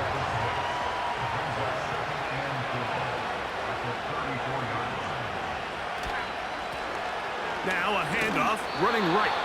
Nothing doing there. He'll go down behind the line. How often do we see linebackers be so fast trying to track down the ball carrier that they end up actually overrunning the play and allowing the running back to cut back? But not this guy. Does a great job staying in phase, stretching this ball out sideways, and he brings him down for a loss. To the right side, he's got Hockenson, his tight end. They get 12 yards on that pass, and that will be a 1st down. And how about the poise of this quarterback? You find yourself down here late in the 4th quarter, Mike, facing a tough 3rd down. You've got to have it. But you know what? He calls the play, he breaks the huddle, and he's like, you know what, Coach? I got it. That's a big-time throw to now keep this drive alive as they go down looking for that go-ahead touchdown. He'll get this into the hands of his running back. And they'll get this one down to the 35-yard line. 22 yards. 1st down, Monarchs. Plenty of time. All 3 timeouts left. It's 1st and 10. They'll drop to throw. That one caught by Hockenson. And that keeps them ahead of schedule. That's a 1st down completion of 7 yards. Here's 2nd down and 3. Williams to the air once more. A throw on the move is caught. They pick up 17 through the air. That's enough for a first down. And now we're at the point of the game, Mike, where someone has to step up and make a play. It's exactly what this quarterback and his receiver did. It gives them now a fresh set of downs and a chance to go down and make this game very interesting. And good yardage there after the catch. They'll wind up with a gain of 7 on first down. They'll come up now for second down.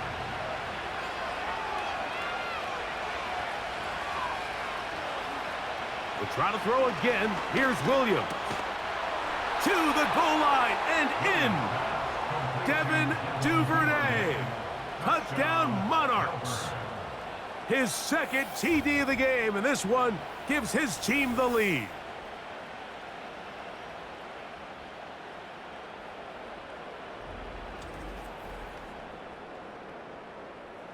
Now this, an important extra point here to stretch this lead to a field goal. An important extra point up and good, so the lead is 3 here in the late stages of the game.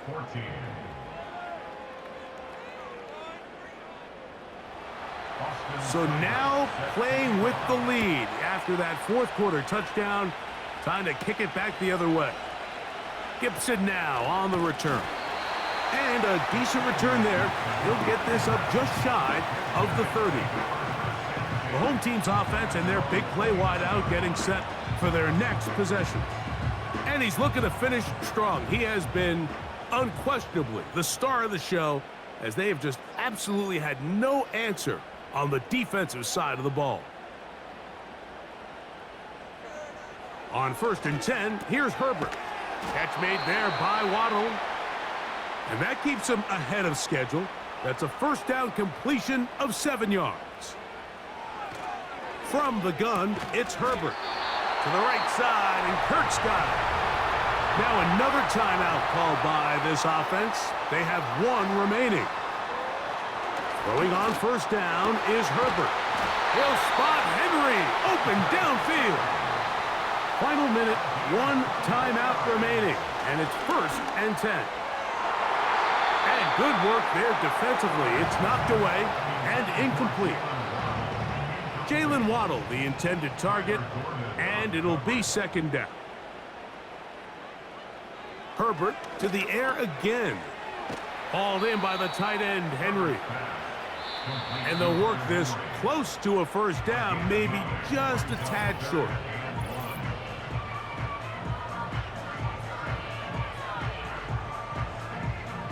A big play in the game now. 3rd down and 1. Herbert to the air again. He's going to find his receiver. It's Robinson. And he will have a first down, but I don't think that's going to stand. They're already heading backwards. That's on the veteran, Trent Brown. Here's Robinson. And he's got nowhere to go. The defensive front controlling the line of scrimmage there. And that is going to bring up 4th down. These edge rushers, they are judged by their sack totals, Mike. They love to rush the passer. But they have responsibilities in the run game as well. Great job here, keeping it to no gain.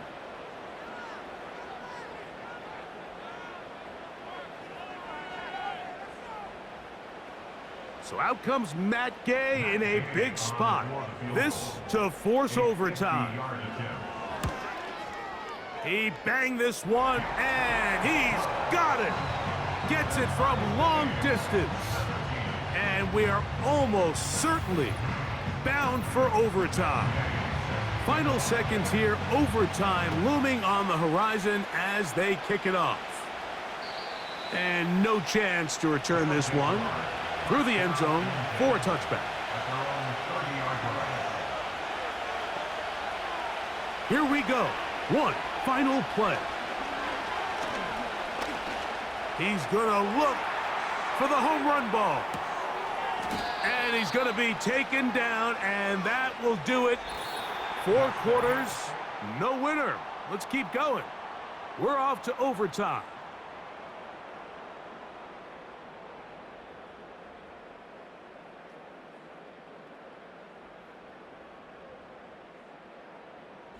So, overtime coming up, not a playoff game, so a quick reminder of the rules. Each team gets one possession unless the opening possession is a touchdown. Then it's game over. Any defensive score ends the game. Each team gets a couple of timeouts, and all replays come from upstairs. If the first OT ends in a tie, so does the game.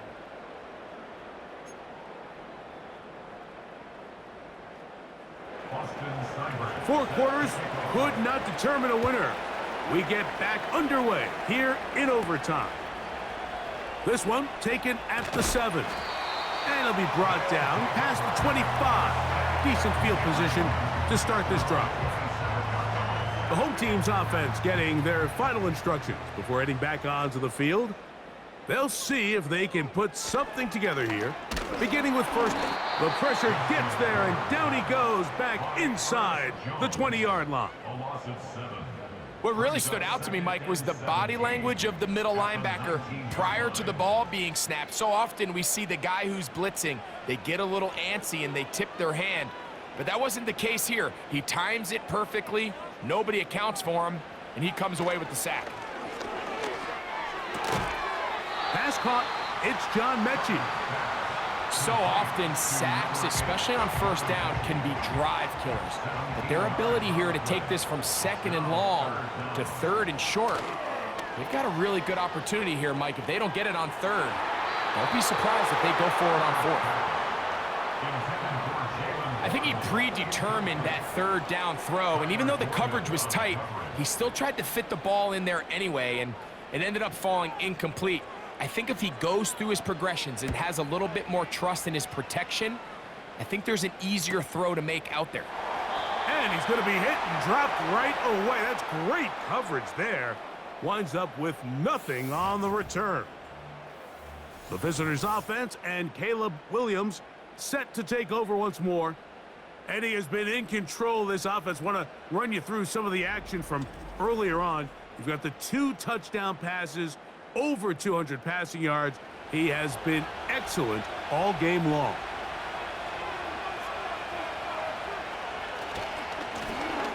They'll begin here on the ground. Oh, he's going nowhere. Knocked down hard in the backfield.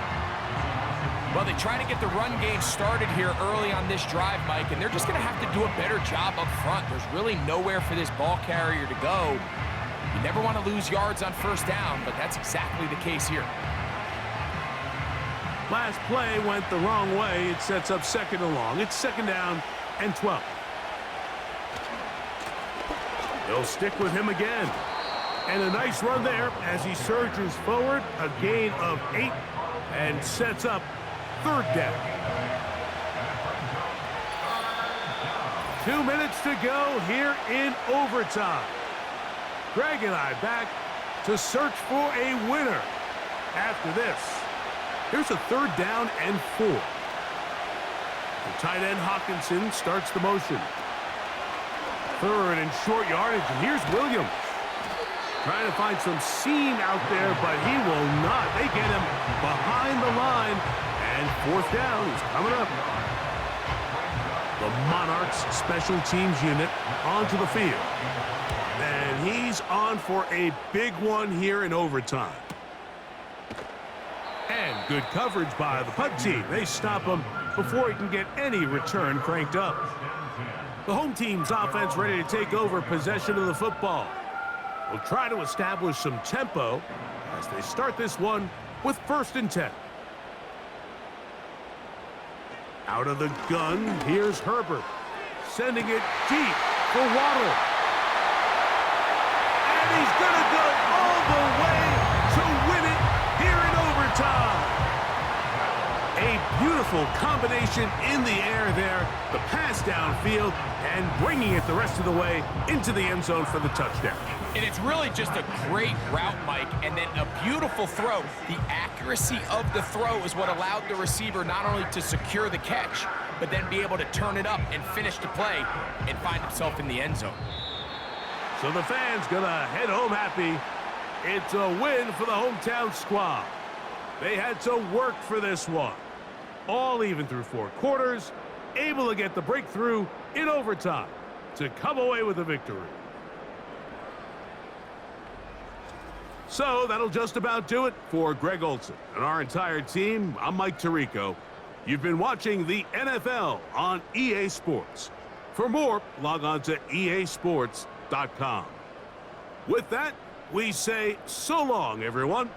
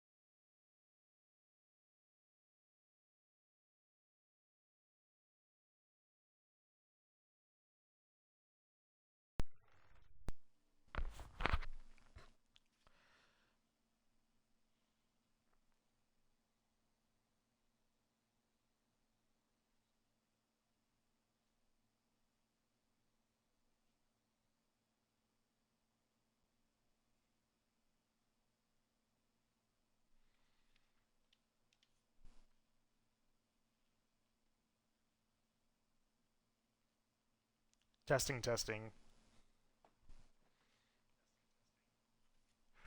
Okay.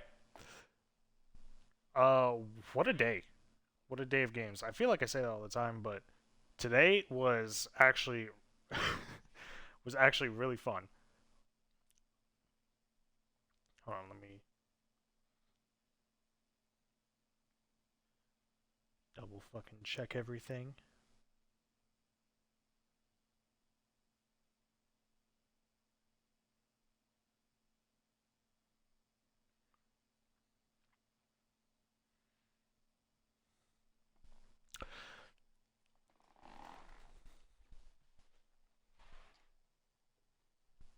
Well, actually, I need to go get my tea.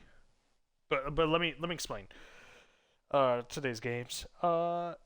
First off, Tokyo and Canton. Oh my God, that is probably the game of the year so far. Game of the month, at least. I really wanted the Canton Tigers to win, but Tokyo, both these teams look good. Both these teams look good. And that one loss on Canton should not be, you should not count them as an instantly worse team just because of that one loss.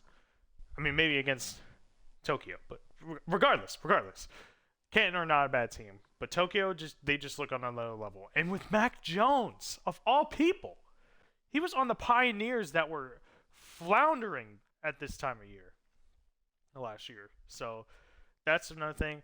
The Super Bowl rematch, guess what? Sentinels could not get the revenge. The Rio Riverhogs win that one pretty handily. Dublin, they can't buy themselves a win. They do look better than the team that they were last year. But, like, I'm sure if they find their way to face off against these other worse teams, they'll do a lot better. They'll probably get their first win because they've only 2 wins. 2 wins in their 19 or 20 game history. I said it last time. I think it was like 19 now. Back last week. Now it's 20. 2 games that they've won out of 20. Insane. But OKC still look good. Orlando Orbits, Vancouver Lumberjacks. Orbits squeak out a win. Oh my God. Bro, I wish I was doing commentary during that game because you would have heard my absolute fucking confusion. The fact that Josh Allen kicked a point after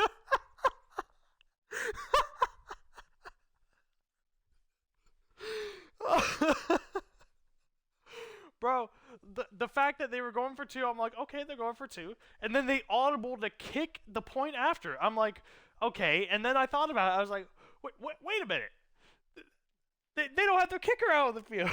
Josh Allen kicked the poorest point after attempt. I'm like, Vancouver, you're losing to this team? Oh, man. That was great. But Orlando, despite that, they win the game. The Antlers, they just look too good. They look actually the best in their division of the division that we just saw from Sacramento and Melbourne, but San Juan don't look anything special. Again. And it's quite a shame. But Portland Antlers looking to be pretty good, offensively at least. I mean, defensively, they're tremendous this game. But we just had that overtime thriller, Melbourne Monarchs and the Sacramento Nighthawks. Again, I question the ability of the defense for the Nighthawks. But when you have an offense that has the connection of Justin Herbert and Jalen Waddle, who needs defense? 2 flingings of the rocks to Jalen Waddle, and that gets them the win. Insane game. But now, tonight, we got 2 Monday Night Football games. The one that's coming up later, the main event, is Paris Steamers versus the Columbus Caps. But right now, we got the Mexico City Golden Eagles traveling to Canada to face the Montreal Mounties. Right? Well, let me, let's get this attire. Do I... Red? No.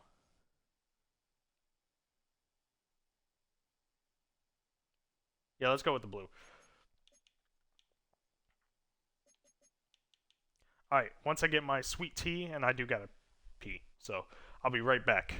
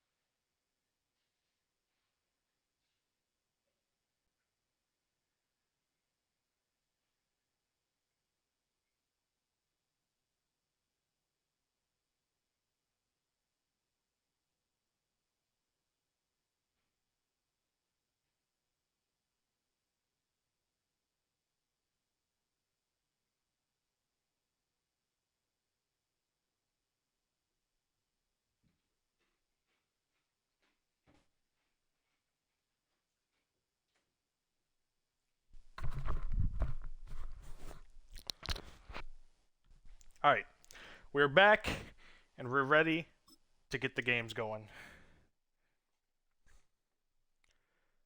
Mexico City and Montreal. Mexico City, again, they look better than their last team from last year, but still have yet to pick up a win. Not really a winningest team so far. As far as the Mounties go, though, they start off 2-0 with quarterback Russell Wilson.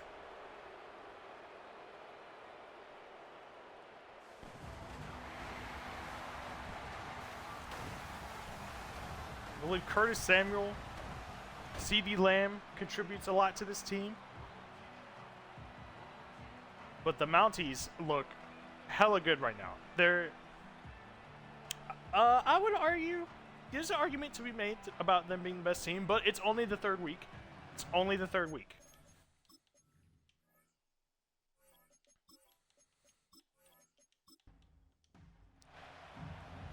They still got their the Brooklyn Dreadnoughts in their division, who are currently 3-0. So they got some competition there, but Mexico City get the ball first on this night in Montreal. Kyler Murray coming out on the field.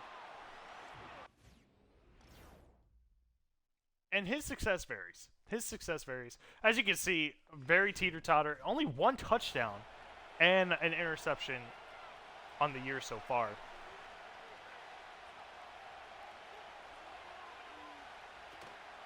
But let's see how he starts off this game. Immediately throws to his star wide receiver, Justin Jefferson. But only gets 5.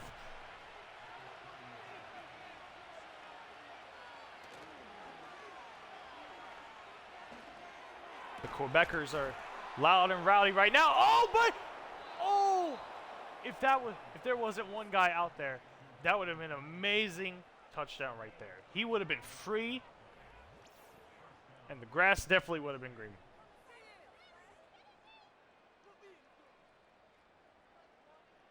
Who is that? Pittman Jr. Michael Pittman with the long reception. Almost could have been a touchdown. I could have sworn there wasn't another Mountie in the back. The Golden Eagles kind of rolling, and Kyler Murray running with the ball gets the first down. All right, the Golden Eagles coming out with a bang.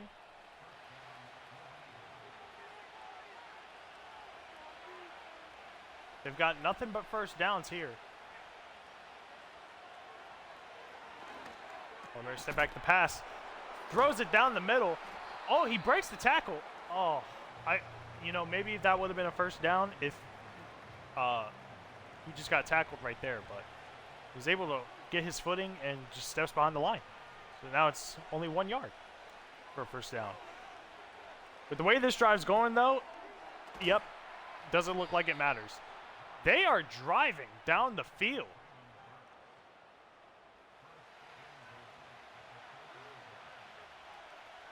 This is kind of shocking. All right, they're running with the ball, and they don't get anything. They get like, whoa, maybe 1 yard. They lose 1 yard. Doesn't matter. Jonathan Taylor, the running back.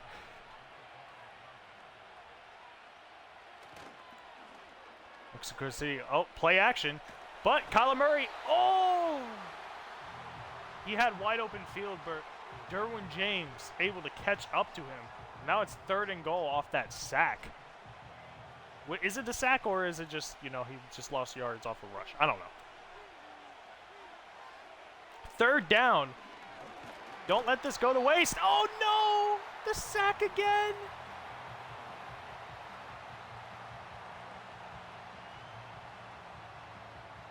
They ultimately choke the drive at the end. Not getting the touchdown when they needed. And now they just have to settle for a field goal. They started off so strong.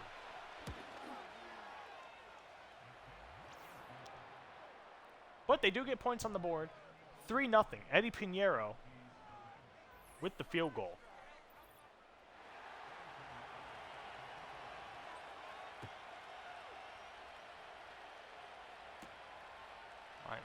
Mounties now get the ball. Down exactly on the 30-yard line. Here comes Russell Wilson. Look at these stats. I want to show you these stats from 2 games. 607 yards from 2 games. He has thrown interceptions. So he's not the he hasn't been efficient 100%. But my God. Russell Wilson, when he throws the ball and not run like that, it's pretty damn good. Oh no. No, and he's out with an injury. Son of a. Oh, this ain't good. Who's their backup? Who is the backup? All right, they just run the ball. Smart. Spencer Rattler. Oh, no.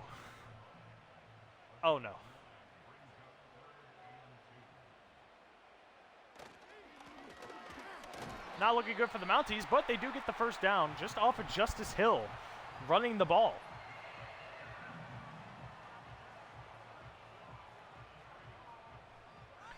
We're almost at the end of the first quarter here. Mexico City are going to be up 3-0. Russell Wilson out with an injury. Who knows how that's going to play out? All right, Rattler throws it. Only gets 3 yards out of it. Now, unless they get a playoff here, which they probably won't, this will probably be the end of the first quarter. Yep. All right, first quarter ends. The Mounties losing the game 3-0. And Russell Wilson, their star quarterback, already out injured. Will he come back in right now? No, he won't. Spencer Rattler. He's staying in for the injured Russell Wilson. That is not great for this team. But hopefully Rattler can prove me wrong. He is not throwing the ball. He's giving it to Justice Hill, which is not a bad strategy. As you can see, it's working out in dividends. They've gotten first downs. Justice Hill already has over 20 yards.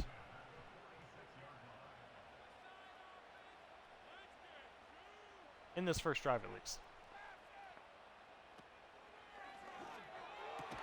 Oh, throws it. Oh, delays it. Gets it to CeeDee Lamb. And that's another first down.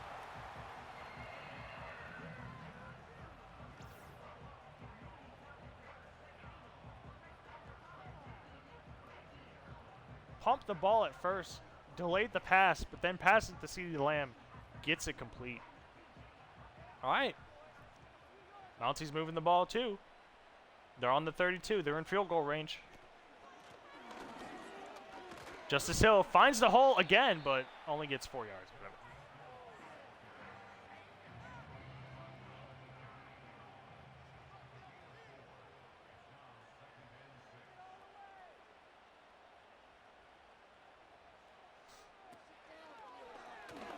Our receiver in motion.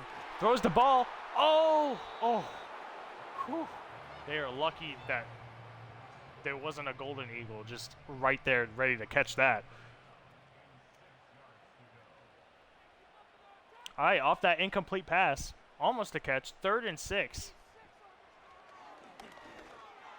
Can they get some yards? Oh, wide open. CeeDee Lamb, just no defender in sight for him. Nope, you can't do that celebration anymore.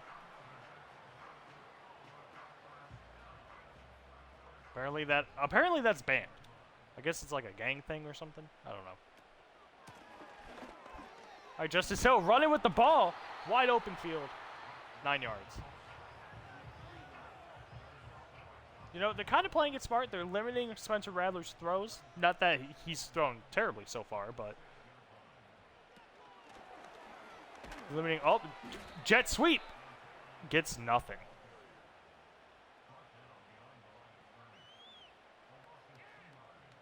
I mean, actually, he gets worse than nothing. He loses 2 yards on that.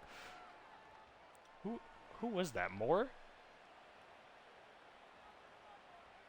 Well, regardless, it's 3rd and 3. They need to get to the 4 to get a first down. Pass to the tight end and gets it complete. Just gets over the line as he makes the catch. Brock Bowers. Brock Bowers with the catch. Now it's 1st and goal. And we're almost at the 2-minute warning. So theoretically, they could just run the ball right here and they just wait 2 minutes. All right, gets the pass complete. They're on the -1 pass to Curtis Samuel. Number 1 on the 1-yard line. But now it's a 2-minute warning. If I were Montreal, I just run the ball. You have success with Justice Hill. Doesn't look like he's out there though. But they're gonna run the ball anyways, and they get it easy. Easy separate. Oh, that is Justice Hill. Well, there you go. Justice Hill with the first Montreal touchdown of the game.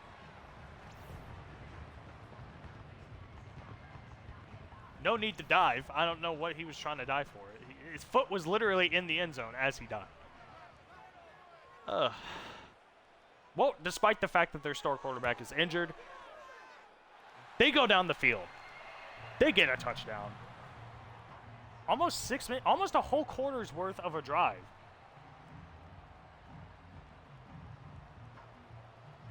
The Mounties actually playing pretty smart.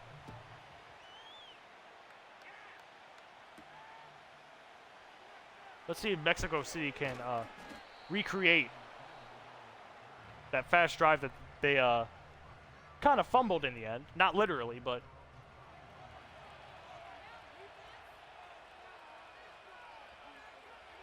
let's see if they could get somewhere, or at least into field goal range. They should be able to. They have plenty of time. Kyler Murray, all the room in the world to run this. Known for his legs. Easily gets the first down there. No huddling, though. Steps back to throw. Easy. Oh, and he sidesteps the tackle, and he gets to the 21. Justin Jefferson. JJ.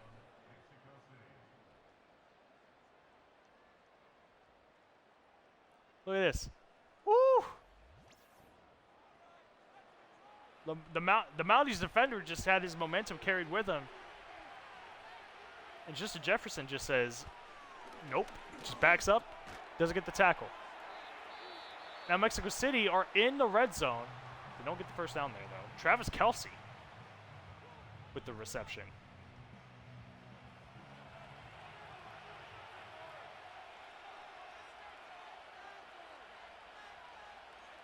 .56 seconds left in the half.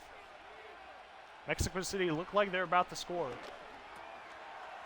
They get the first down easily. Goes to Michael Pittman Jr. All right, they waste all that, wasting a lot of clock. Kyler Murray, it looks like he's about to run. Yep, sure does, and he gets the touchdown. Kyler Murray with the rushing touchdown. And now Mexico City, with 18 seconds left in the half, go up 10-7.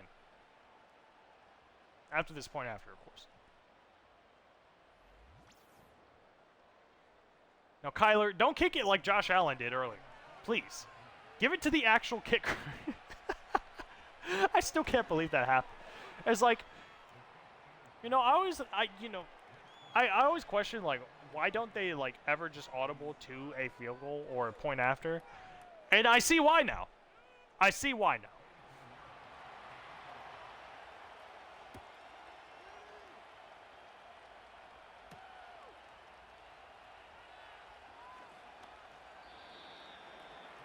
All right, let's see if Montreal decide to do anything with this ball.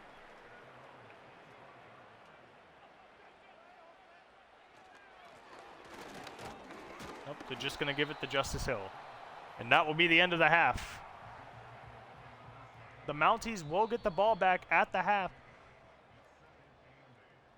So it's not all doom and gloom here for the Mounties. But Mexico City, they're grasping to get their first win of the season. They don't want to end up like their 4 or 5 win season last year.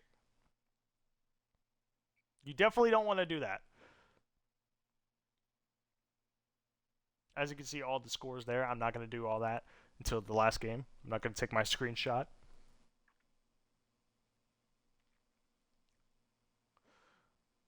So far, who's all 3-0? Tokyo, are Louisville 3-0? They might be.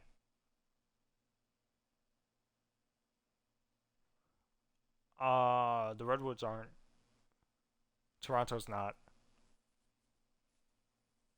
Anchorage is not. Elks are not. Only a couple undefeated teams left.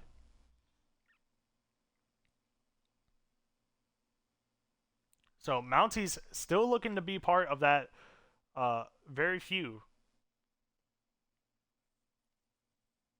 who are still undefeated in the season. But the Golden Eagles, they smell blood in the water. They see their opportunity. Russell Wilson is not coming back in. So it looks like we're going to have Spencer Rattler for the rest of the game. Is that going to be a huge factor?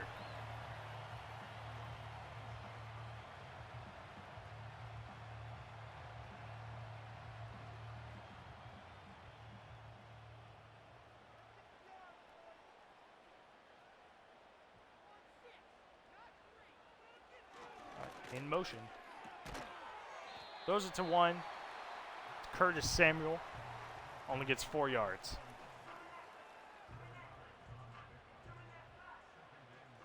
All right. They haven't been unsuccessful down the field, so as long as they keep they keep their wits about them on this drive, it should be good. 3rd and inches. CeeDee Lamb does not get the first down.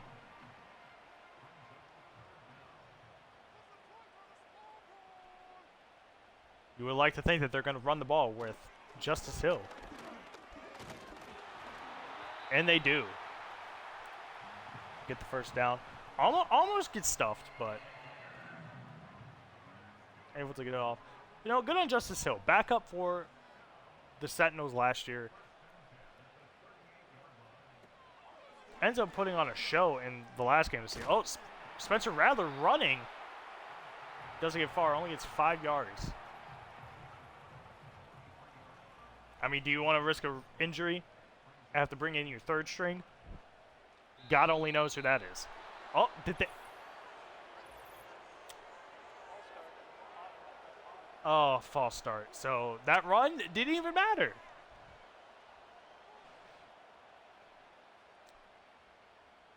Good job, Montreal.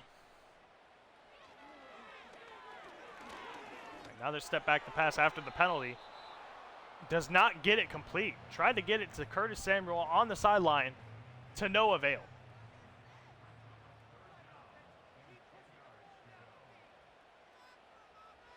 Third and 10 for the Mounties. Throws it. Gets it to Samuel, but not close. Not close. Well, it is close. 4th and 2, but not enough to get it the first down. They're going to have to punt it. A rare sight for the Mounties.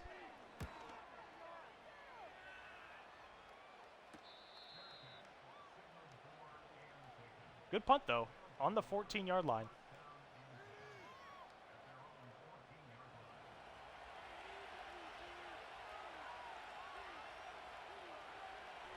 All right, Mexico City now. Kyler back to throw. Gives it to Travis Kelce. Was that complete or not complete? I don't think it was complete. Oh, no, it was complete. Just no yards on the play. Give it to Jonathan Taylor. Only gets 2 yards.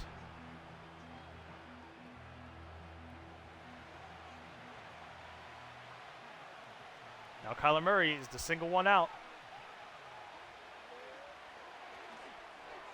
Goes back to pass. Travis Kelce down the middle. That looked like a typical Patrick Mahomes, Travis Kelce play right there.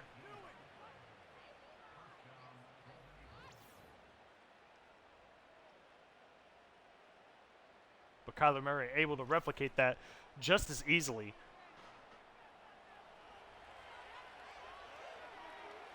Able to convert those 3rd downs when it matters.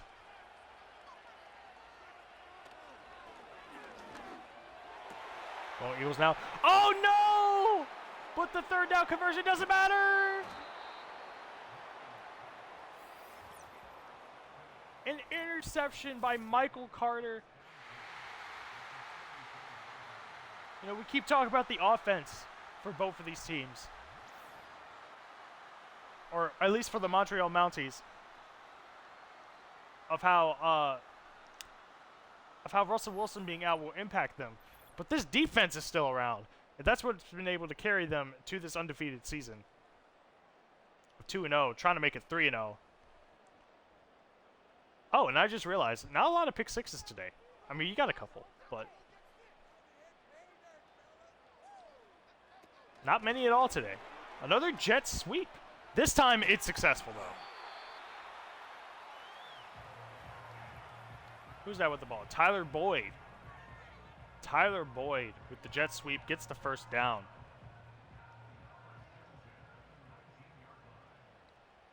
Mexico City has them beat in total yardage of this game, but doesn't matter. Justice Hill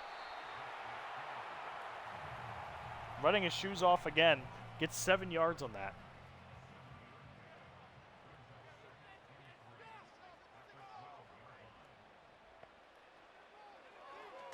Rattler back to pass.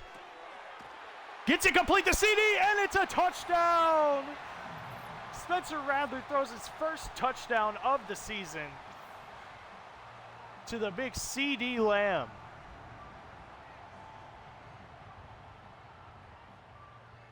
Gets his feet in, too. Sets his feet in right before he goes out of bounds. Able to complete the catch and get the touchdown. Incredible. And the Mounties take the lead 14-10. This would be really devastating for the Golden Eagles after losing that very close game.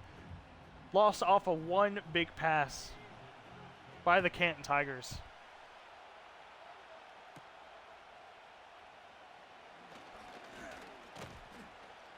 Oh, brace the tackle, but gets nowhere.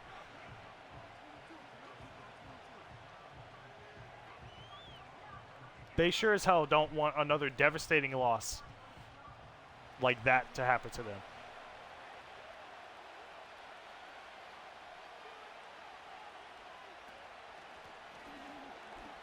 All right, well, Jonathan Taylor, wide open green. It's 2nd and 2. No, it would be 2nd and 1. All right, well, they will probably get one more playoff before we head into the fourth quarter. Hands it to Jonathan Taylor, gets not a lot, loses 3 yards on that.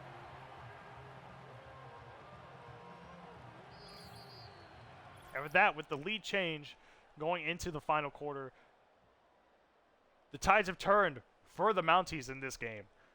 Can they keep it up? Can they keep the lead? Or can Mexico City get their first win?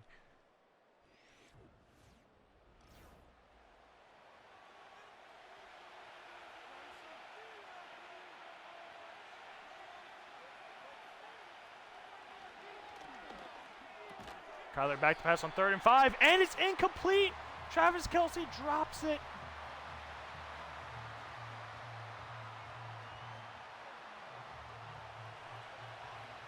He drops the pass. Oh! What? No! You've got to be kidding me.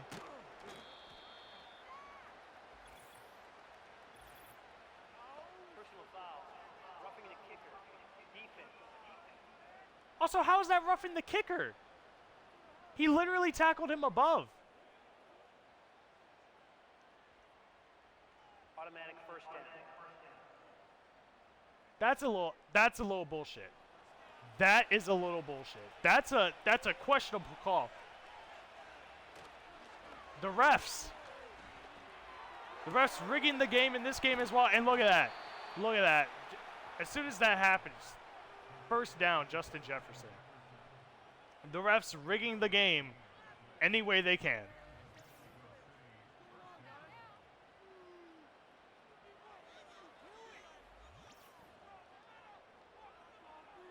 was about to say, that's going to look like a block, but then I saw the flag. I'm like, no way that's a roughing the kicker. Because you got to tackle the feet, right, in order for that to happen? Very inaccurate throw there by Kyler Murray. Second down and 10. They're on the 28-yard line, so they're in scoring range, but they would want a touchdown here. Gets the pass completed. It's third and 3. Third and 3. Voice crack.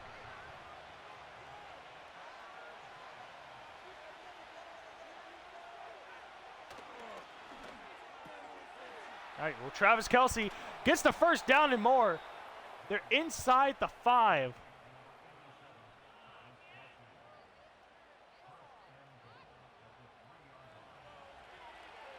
Mexico City look like they're coming back now. Kyler Murray, look at the pass. And he gets it complete to Michael Pittman Jr. for the touchdown. With a little over 4 minutes left in the game, the Golden Eagles go up on the board. They go up 17-14 after this point after.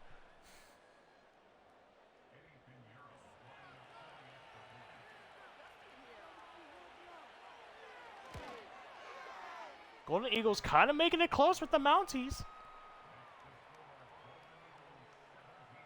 Golden Eagles don't want to be labeled as the worst team. They don't want to do that.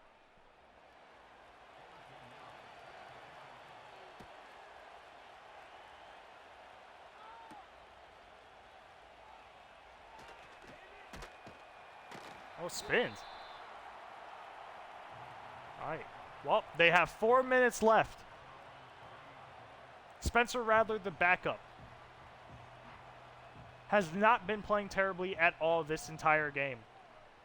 But now, the weight of this game is now more on his shoulders than it's ever been.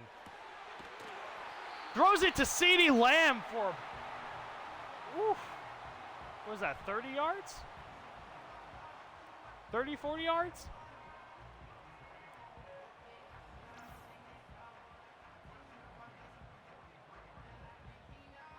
It has to be over that. They're already in Golden Eagle range.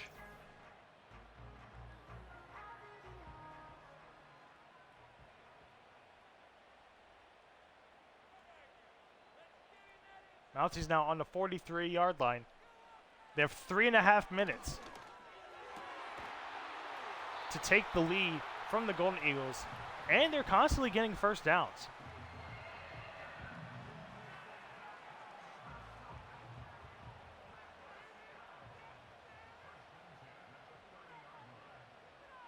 Minutes left. They're at the 30, or a little bit under the 30.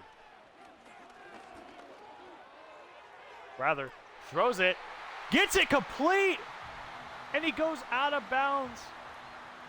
McKenzie, probably with the first catch of the entire year.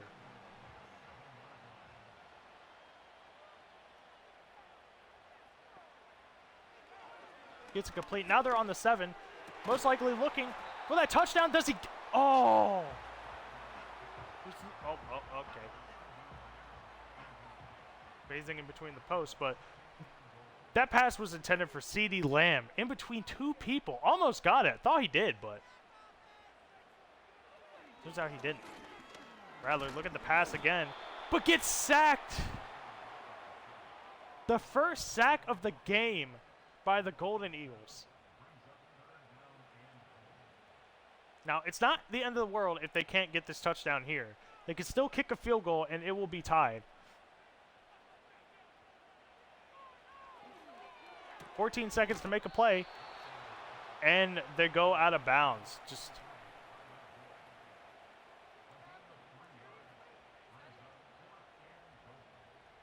They were driving down the field so well that once they get into the end zone, or they get into the red zone, no touchdown there. But they do tie the game. Sanders with the kick to tie the game to 17-17. A close one indeed. This is looking like the last game between the Monarchs and the Nighthawks. Is it possible they go into overtime? All right, 2 minutes and 4 seconds. Now, the difference with Mexico City is that the ball is in their court. Just make sure you don't give the other team enough time to score anything, even make a throw. You don't want another bomb. Oh, Jonathan Tatum makes a tackle. But, alas, only gets 4 yards out of it. 2-minute warning here. Mexico City, both teams have all 3 of their timeouts, so prepare for the longest 2 minutes. Oh! Tries to find a wideout. Just overshoots him, Kyler Murray. Now it's 3rd and 6. Montreal is going wild. But unfortunately, an easy first down. Justin Jefferson just wide open. Not a lot. We've seen a couple of throws to him today. Not too many. Pittman, though, dives for the ball. But to no avail.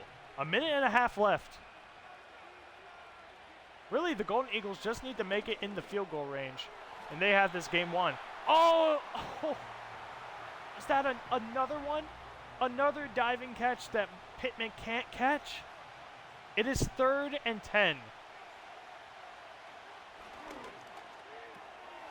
Desperately need this first down. All right, Michael Pittman said no more diving past the first down mark. 4th and 3. And Montreal calls a timeout. They are going to punt it. So Montreal will have a chance with less time than Mexico City did to get into field goal range. The problem, they're starting out on the 5-yard line. Not good. Not good.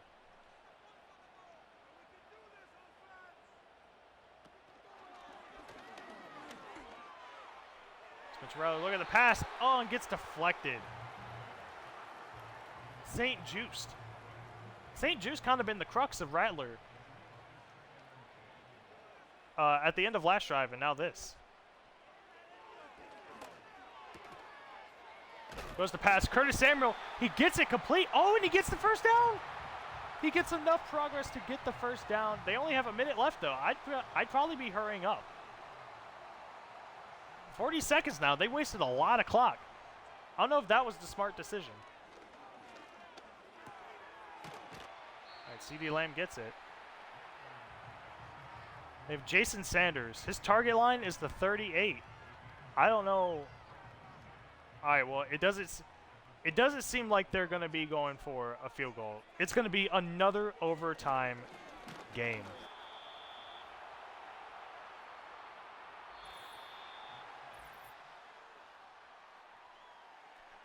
The score is 17-17.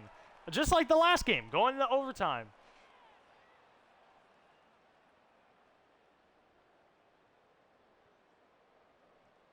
Mounties looking to go 3-0. And the Golden Eagles looking to not go 0-3.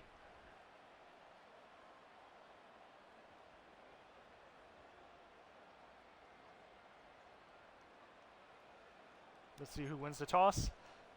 The Golden Eagles have won the toss. They will most likely receive with the decreased timer in overtime.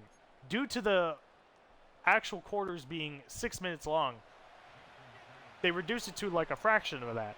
So now it's only 4 minutes and 15 seconds in the overtime. And if none of the teams can score in that allotted time, then the game will end in a tie. That is why it is crucial to get this first. It's crucial to get the coin toss.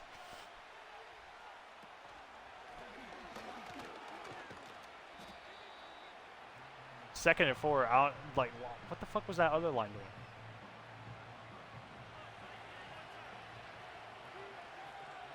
doing? Get that other line out of here. Second and 4. Off the run by Jonathan Taylor. Kyler Murray back to pass, but it looks like, yep, he's going to use his legs. And he gets the first down.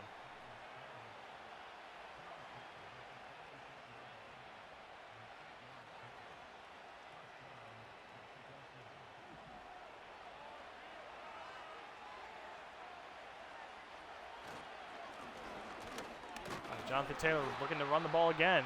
Gets 4 yards again. Down to 3 minutes now. An easy strategy to do is just get into field goal range, waste as much time as you possibly can, and just kick the field goal.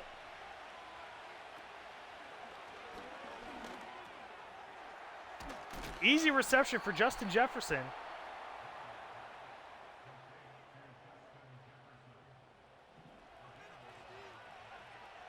Are they going to do one more play before the 2-minute warning?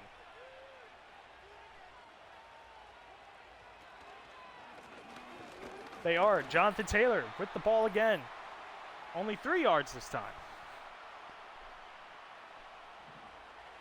Both teams only have 2 timeouts. So not a lot of time. But it looks like Mexico City is eating up all of it. And they're in field goal range now. 3rd and 1. You need to get the stop here if you're Montreal. Otherwise, Mexico City have this game won. Oh, and it gets deflected. It gets deflected at the line.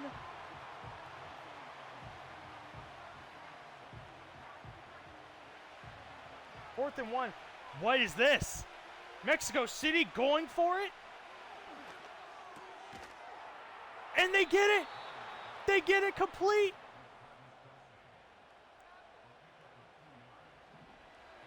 They just swung their big Golden Eagle dick to get the first down. They want this win. They don't care. They don't even want to give Montreal a single chance. There's only 1 minute and 15 left. It just seems like... I was going to say it just looks like they're going to drain out the clock, but... Nope. They just call a timeout to stop the clock. Okay. Whatever. Oh, no! No! The worst possible time for a turnover. Derwin James.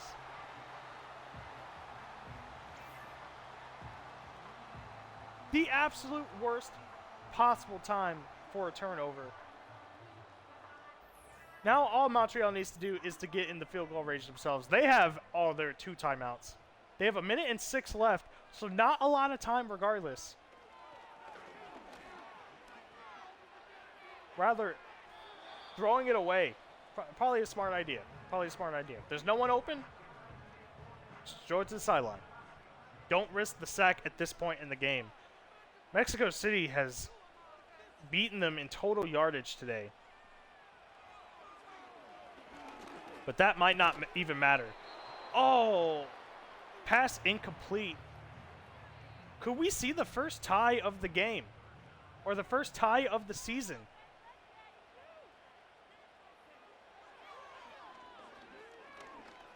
Just rather back up the pass. Sacked!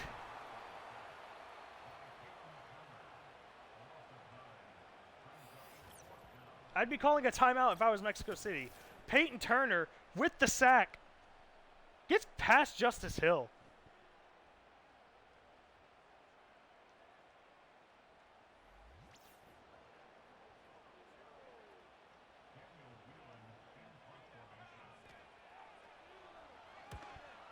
They're not calling the timeout.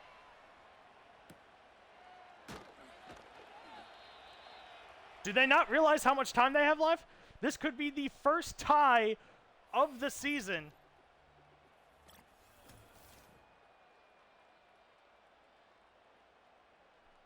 All it takes is one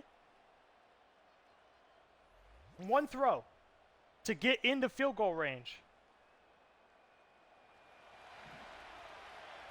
They're at the 41, so they could do it. They need to save this timeout to get themselves into the range.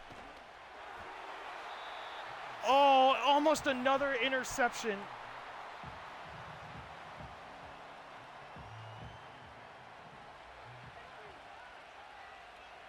The Golden Eagles.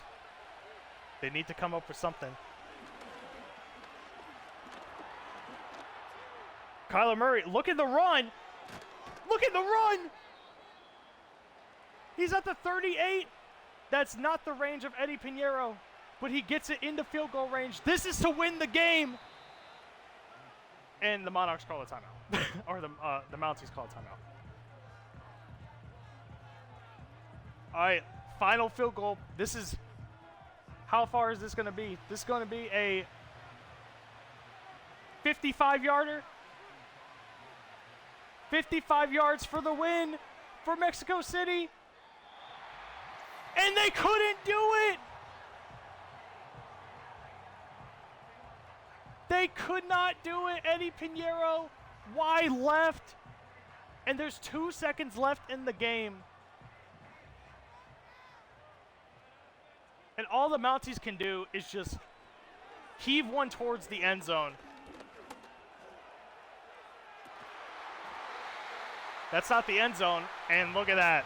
The first game of the season is a tie between the Mexico City Golden Eagles and the Mounties. I believe the Golden Eagles had a tie last year as well. Would you look at that?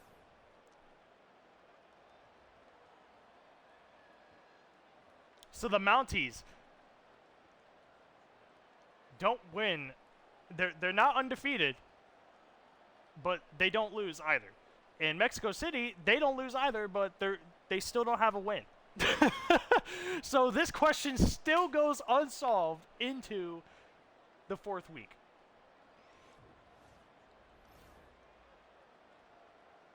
Spencer Rattler had a game as well, only being a backup. Still able to get almost 200 yards. But alas, nothing. Nothing for either team to do in overtime. And there we go. The first 2 teams to have ties on their record in this season. I knew it was going to happen eventually. With the 6-minute time limit, we knew it was going to happen. But didn't think it would happen this early, I'll be honest. All right, well, we're going to pause for a little bit just so I can get the matchup going. And the next match will be the final match of the day between the Paris Steamers and the Columbus Caps.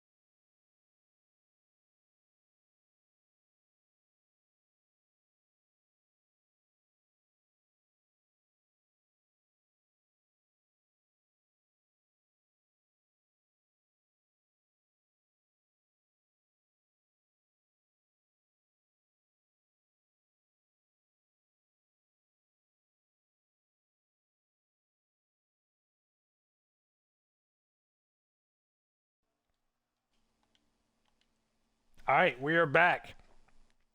We are back with the final game of the night. I do have some news. So the Mounties are actually pretty banged up. You know, they're missing Luke Musgrave. They're missing Rashad White, who was injured. That's why Justice Hill, as you've seen, was in. But Rashad White will be back. Russell Wilson, he is out with a broken thumb for 4 weeks. So the Mounties not playing with their starting QB for a whole month. Not great. Not great. Not great. Especially after a tie like that to Mexico City. Not great. But we are on to the Paris Steamers and the Columbus Caps. Paris Steamers 1-1 got dominated by division rival Tokyo Dragons. Looking to get back in the swing of things. As you could say, blow off some steam. And the Columbus Caps are 2-0, projected to be one of the worst teams this season. Don't have a loss on their record.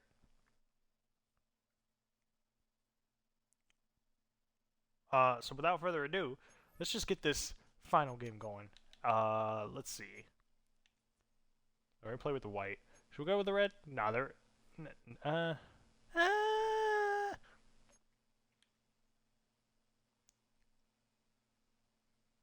go with the blue. Let's go with the blue.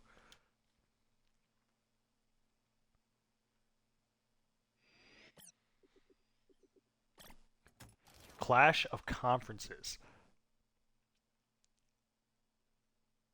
See the Columbus Caps. Paris Steamers trying to get back to where they were last year with Bo Nix instead, but so far not looking great after that last game. Only getting a touchdown against the Dragons, but the Columbus Caps, you know, they did look pretty decent against the Virginia Beach Voyagers. However, they did not get an offensive touchdown almost that whole game. But last week they faced the Elks, and the Elks seem to look pretty good now, so they could beat them, then technically Columbus Caps should be good, right? What we're going to see right now, I'm trying to talk over the fucking song so that way I don't get copyright. For fuck's sake, please. Okay, thank you.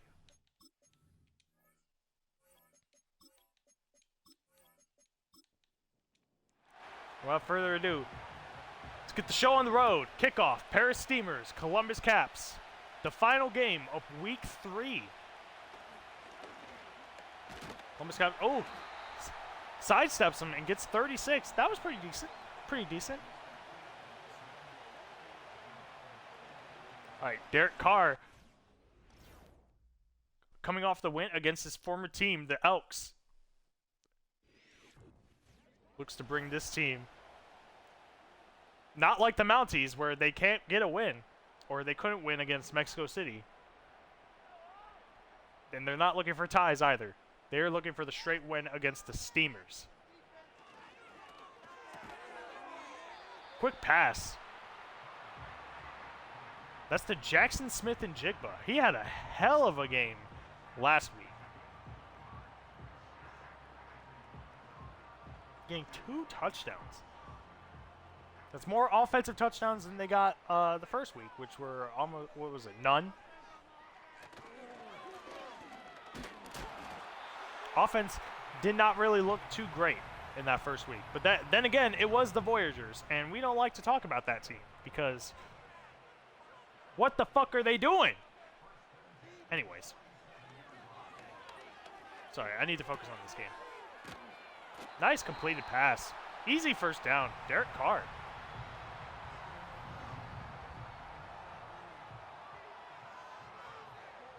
Down to the tight end. I don't know who that tight end was, but gets the first down. Play action. A little bit of time to throw, but a little bit too much time to throw. Gets pressured and has to throw it away. I think he was intending to throw it to a receiver, but ends up getting thrown away on the hit. 2nd and 10. Pass complete. I believe that's to the tight end, Dalton Kincaid. There we go. Dalton Kincaid. Part of the Riverhawks last year.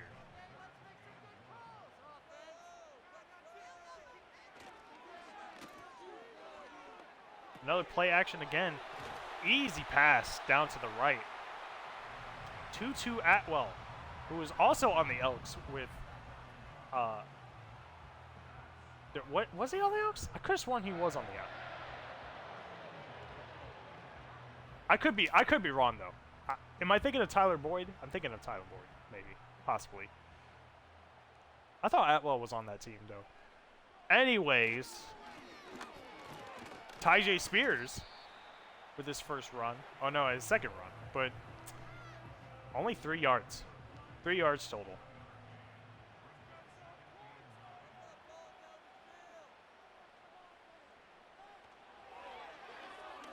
On the 23-yard line, Derek Carr going to pass.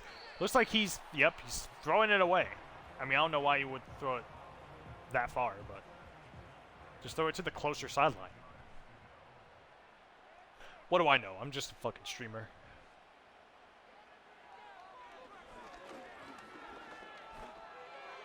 All right, well, good news.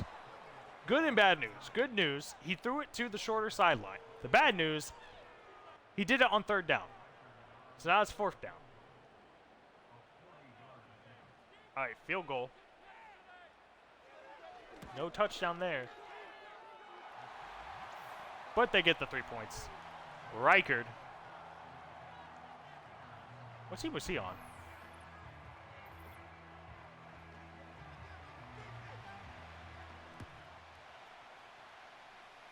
Don't know.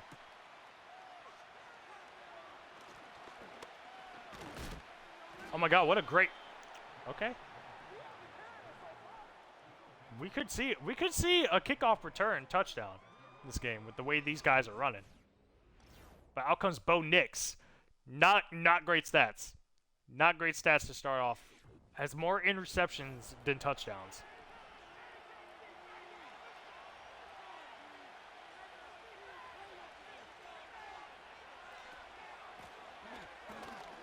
I don't even remember. Who was their first game against?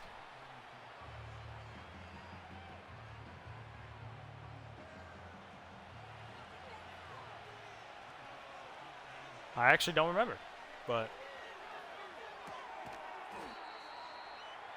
slowly but surely getting some yards. It is 3rd and 4 though. They keep playing copyright music in the fucking background and I fucking hate it.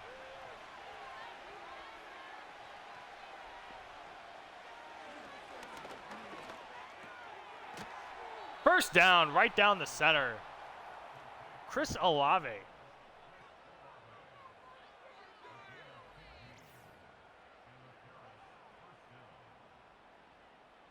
All right, the Steamers get the first down. They are in Columbus Caps field territory. Alvin Kamara. Rush down center, only gets 4 yards.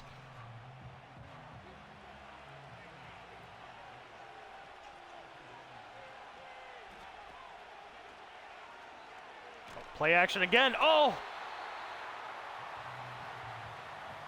The pressure was on, but at least he got the ball off as fast as he could, but that could have been an interception. That could have been real bad. All right. Bo Nix running. He's running. Gets the first down using his legs.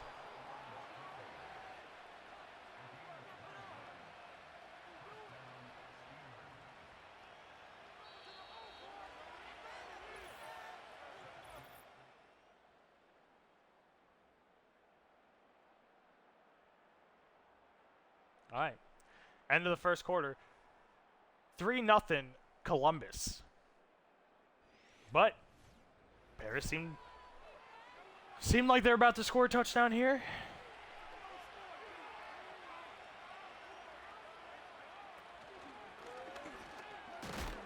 Kamara. A wide open lane for a second. Only gets 5 yards from that.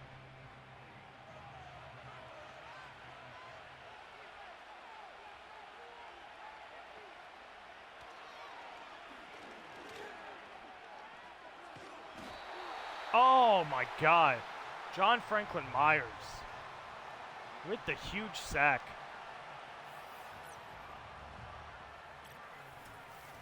Not what they needed when they're almost scoring range. Does that put them out of field goal range, too? It does. It might.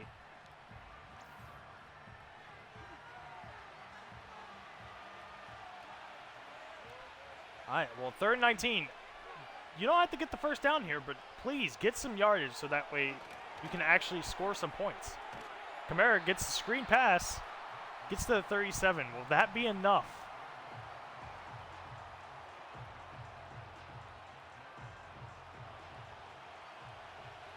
That'll be a 54-yard field goal.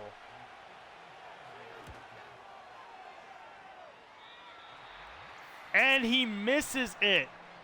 Man, I'm getting flashbacks to the last game. Is that Young Hui Koo? Is that Koo?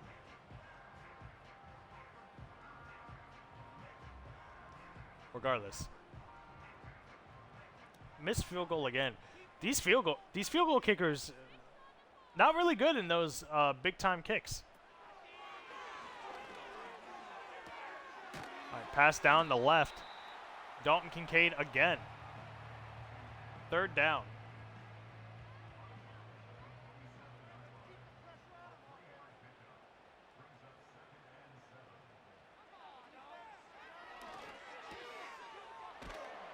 All right. Oh, first down? No. 3rd and inches. Tutu Atwell.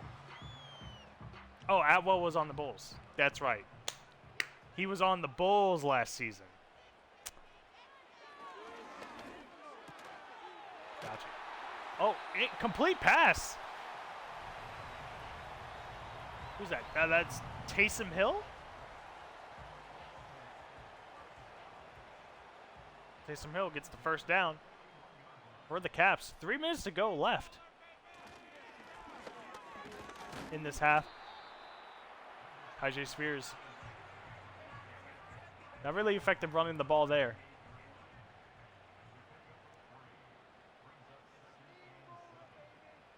Please get some more yards so that way we can actually see a completed field goal. Oh, Atwell again.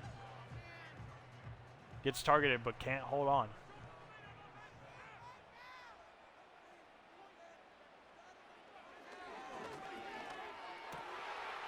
All right, down the center again. This time the Jackson Smith Njigba.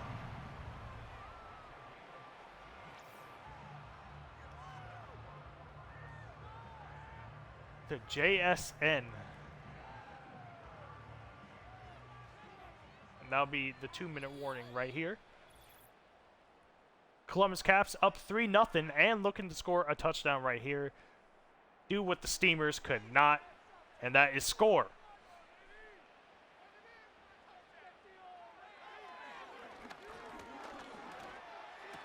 Oh, that almost looked bad. Gets 5 yards out of it, though. Tyjae Spears with the reception.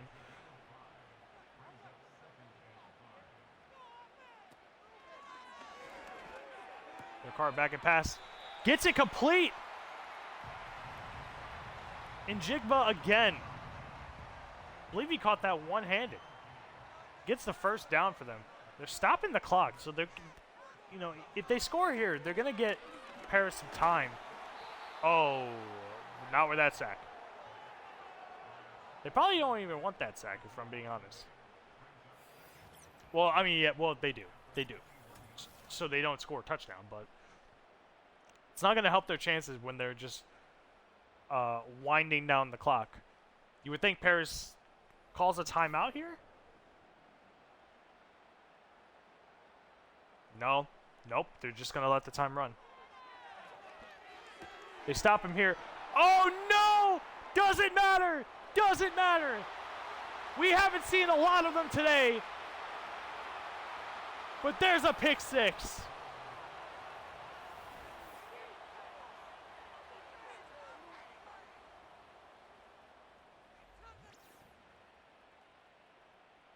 That is, I believe, the 3rd pick six today.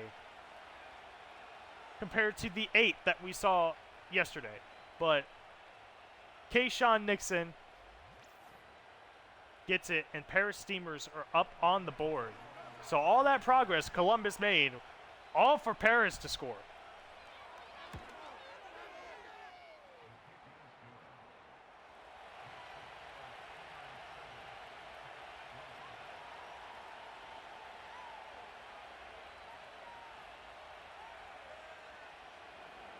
Man.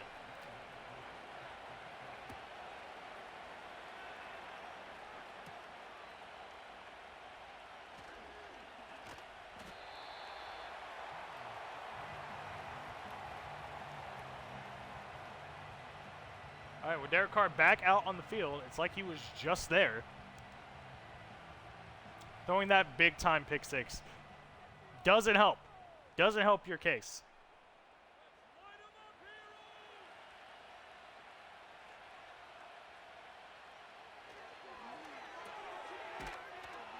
All right, well, there's Smith and Jigba again. Now Columbus are looking to use their timeouts.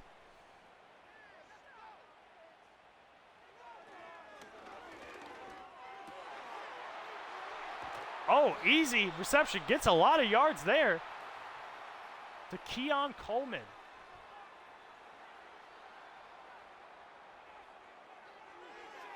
One timeout left. Oh, no. Oh, come on. Come on. You could have caught that. Fucking trips over his shoelaces and can't catch it. The easiest fucking interception on the planet.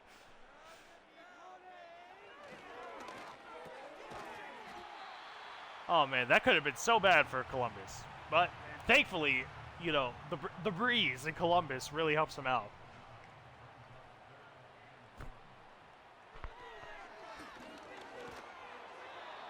Oh, gets hit as he throws.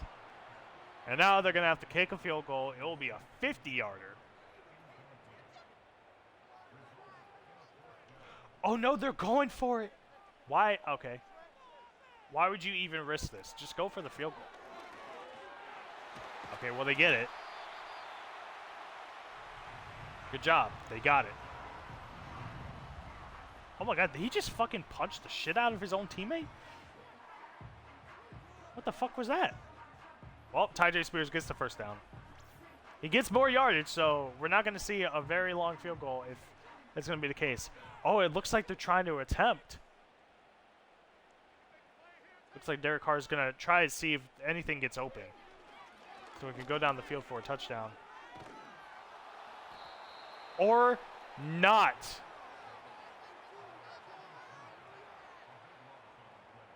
And this is why you put your eggs. You put too many eggs in your fucking football basket. And look, you try to kick field goal. Look, you can't stop the time. Look at you now. Look at you now. All right. Well, aside from the idiocracy of these decisions, score is 7-3. Paris Steamers taking the lead.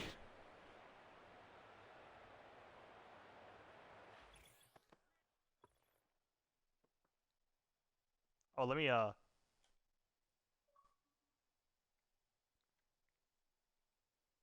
I tried to take the screenshot without the fucking highlight. But what is what it is. Like you see, very even amongst the home and away teams. You know, beats the shit out of last week where only two or three teams actually won their home games. So definitely beats last week. But we got the first tie of the season. Oh, let me take a screenshot here. There we go. That's better. The first tie of the season going to Mexico City and Montreal.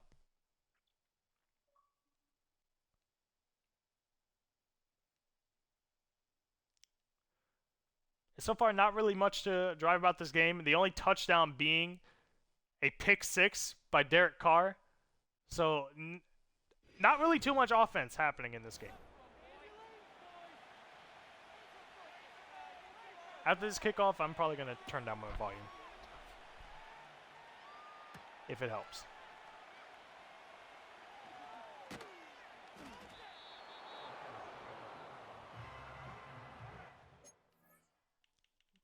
me see here.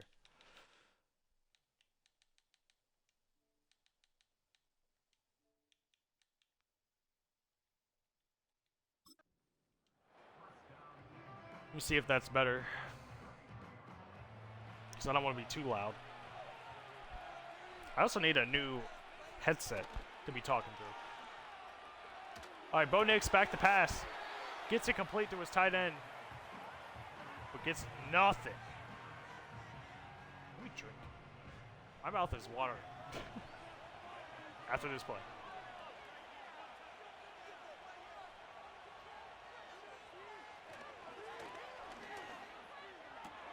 Bo Nix down the middle. Wide open pass. Huge reception by who? I can't fucking tell because they're not saying their names on the jerseys. Or they're not turning around so I can see the names on the jerseys.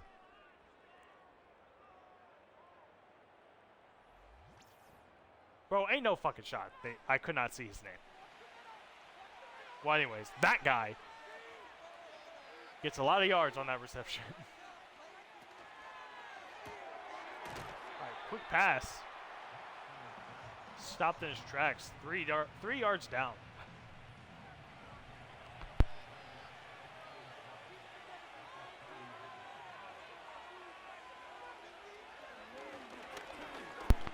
Nix now. Oh, what? Oh my God! What is this game? We ended with the worst game so far. He literally trips over the fucking dude. That's clearly been there. Like, that would help out the fucking quarterback. But no, he's like, oh, let me just walk all over this guy who's down and trip on him, and then just get sacked. Oh no. Oh no. Oh, but here we go. Look at that. Bo Nix with the tackle, keeping Dante Jackson from getting the pick 6. Bo Nix is like, yeah, no, that's not happening to me. But still, a pretty bad interception.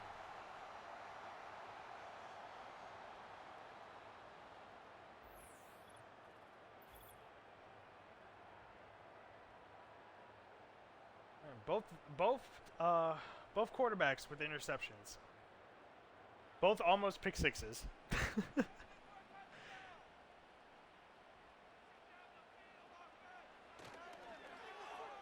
See how Columbus capitalizes on this. Ha, you see what I did there? Oh, okay. Stiff arms him. He stiff arms him, but he loses 3 yards in the process. Paris not getting a lot of yards this game, but yet they're winning. Hopefully not for long. Oh, there we go. Wide open. Inside the 15, down to the 13. Taysom Hill.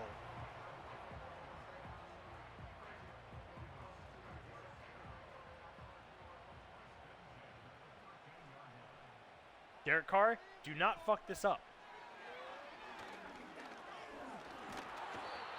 Oh. I had to say something tonight. I had to say something.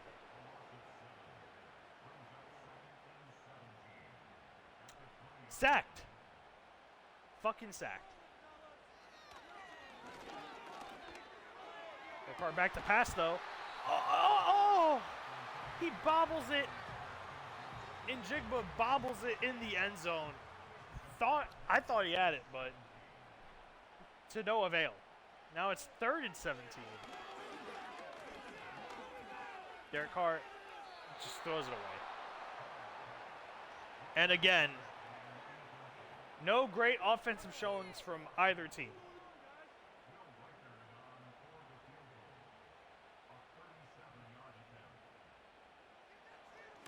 Now for field goal just to make it a 1-point game.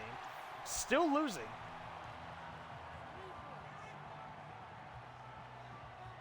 But at least it's closer than it was.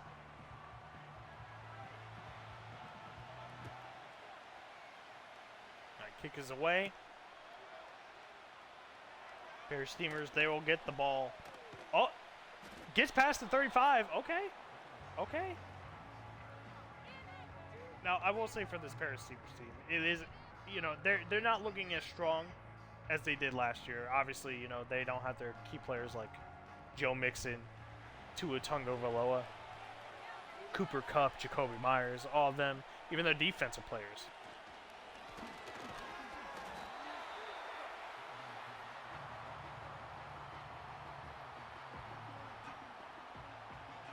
But you know, it is kind of sad because they were on the level of the St. Louis Sentinels. They even had Tua Tagovailoa win MVP last season. Oh, there's going to be a holding call.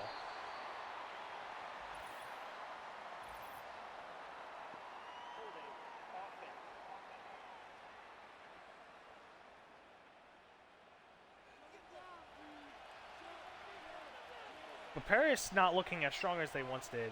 It's kind of disheartening. You know, this is kind of like the opposite of like, you know, seeing a team last year who did terrible, doing good this year.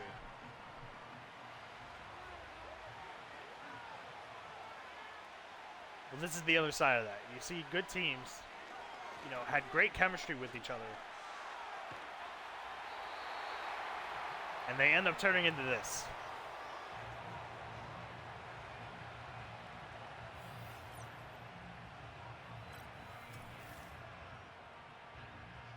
Nwosu with the sack. Yeah, I'll take a Ron Rivera pair of Steamers over a Dan Quinn pair of Steamers. A lot of seasons still. I should not be saying really anything about these teams. I should not be making a summary about these teams 3 weeks in, but it's not looking totally great for them, though.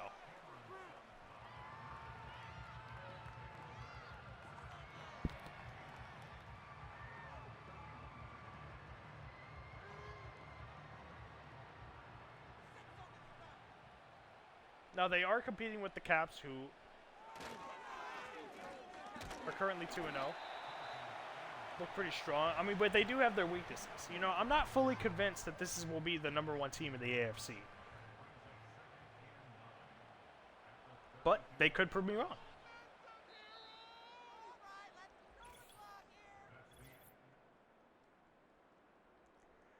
And like that, we're at the final quarter. It is 7-6, a low-scoring affair.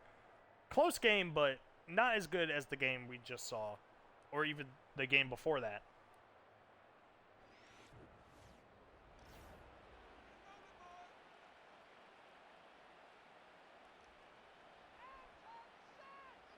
Columbus still losing by a point.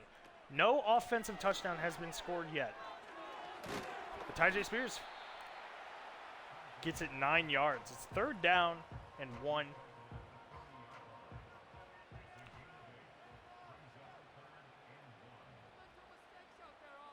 You know, do people who like love defense more get excited about these games?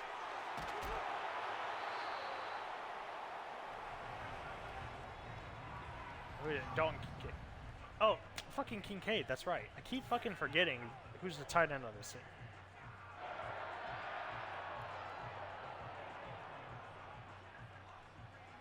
Or was I more confused about the pair of Steamers tight end? Because I don't remember who that is.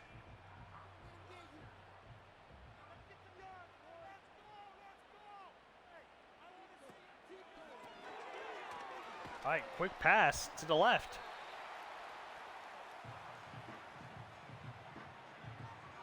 Only 2 yards. 4.5 minutes yet. I mean, the ball is in Columbus's court right now. They've got the ball. They're not close to the. They're not close to the end zone. So they could just take their time down the field. They could be very methodical about this to prevent Paris from getting a lot of time on their board to get a score. Even if you have to kick a field goal, Columbus. All right, okay. They're using as many of their downs as they possibly can. As you should. As boring as this game would be, you know, without their offensive touchdowns. This would probably be the smartest play for Columbus to do.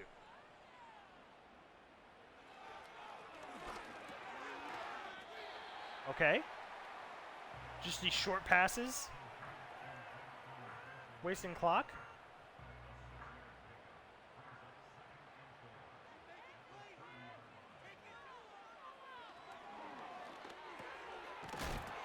Okay, get first down.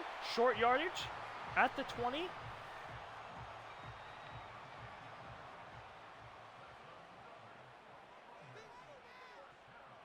We do one more play and then incomplete. Darn. Debo with the was it deflection or attack? I don't fucking know. The coverage. We'll just say that. Ooh, short pass. I mean, hey, listen. It drains the clock.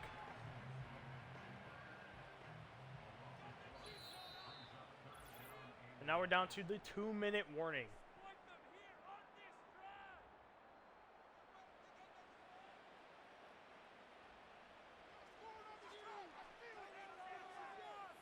If I were Columbus, I'd probably just run with the ball. But if they get the first down, that's great on them. Nope, they're throwing it. Derek Carr down the middle, and it's the first offensive touchdown of the game. With 1:55 left.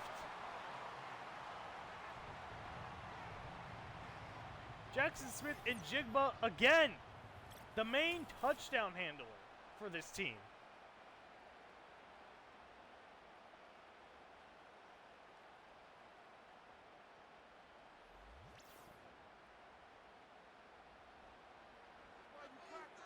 All right, they're going to go for 2 to make this a 7-point game.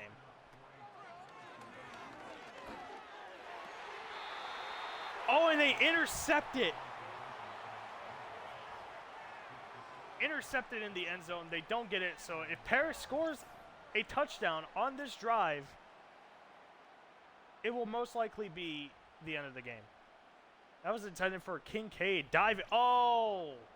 What the fuck just happened there? I think it bounced off the helmet of a Caps player and just into the hands of a Steamers. I mean, granted, it was going to be incomplete regardless, but... But now Paris have all the time in the world, all the timeouts they need to get this win and make Columbus go down 2-1.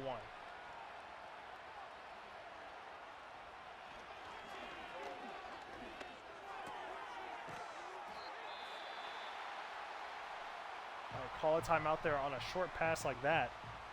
Oh, Tucker Kraft. That's who it is. Tucker Kraft is the tight end for the Steelers. Okay. All right, gets it complete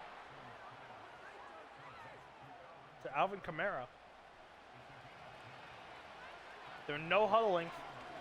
Pretty quick huddle right there. But he gets sacked. And they're forced to call a timeout. Such a shame.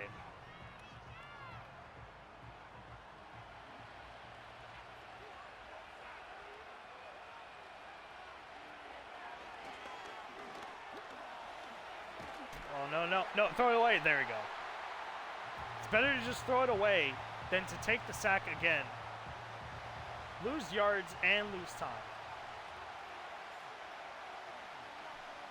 3rd and 14, you got 2 more chances. Bo Nix goes down the side. He goes down the left side, scores the touchdown. Chris Olave. I'm losing my words right now, and I'm losing my voice. But now we get offensive touchdowns. Now we get them. 2 minutes left in the game, and now it's become exciting.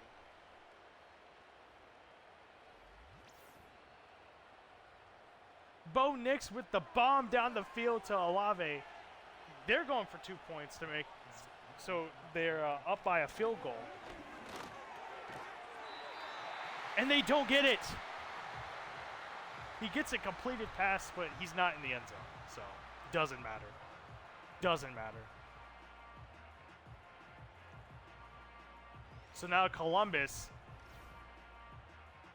could go down the field. They just need to get into field goal range, and they can win this game. They have plenty of time and all the timeouts, just like Paris do. Can Paris put a stop to them? Let's see, Derek Carr gonna have to go into clutch mode. He's not really good in the clutch. At least in real life. Oh yeah, see, it bounced off the helmet of a Caps defender. And then there's the pick six right there. Not showing the highlights. The good highlights of Derek Carr tonight, but he's going to have to pull something out of his ass today. He's got 1:07 left. He's got to go 72 yards down the field. Or no, he actually doesn't. He just needs to get in the field goal range. He has a minute to do it, and now 2 timeouts left.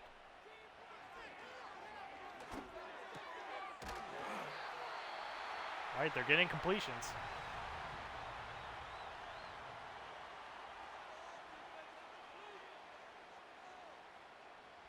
.58 seconds now. Goes out of bounds. Kincaid does. Okay, stops the clock. They're at the 50.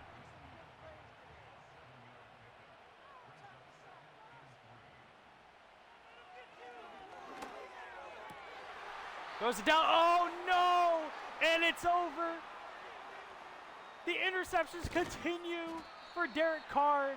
And just like that, Paris have taken away the game. Paulson Adebo with the game-winning interception. And Columbus will lose the first game of the season.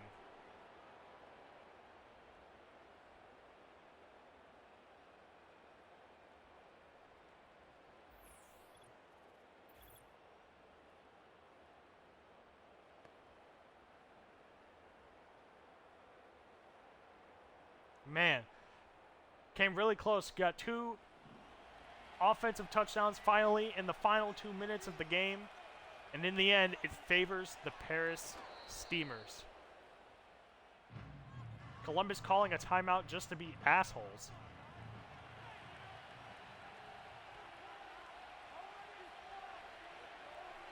Unfortunately, we won't be getting a fuck you field goal at the end because by the time he takes the final knee, the game will be over.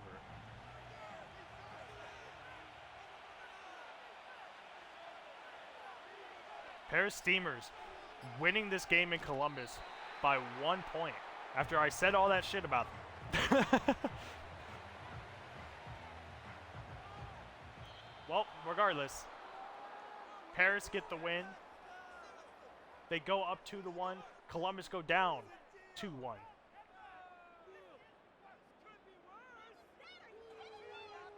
Ended up being a very exciting final 2 minutes of the game. Not really much for the rest of the game, though. Derek Carr's turnover battle, though. Or Derek Carr's turnovers, not good. Really contributed to the loss of the Caps today. Needs to focus on that next week.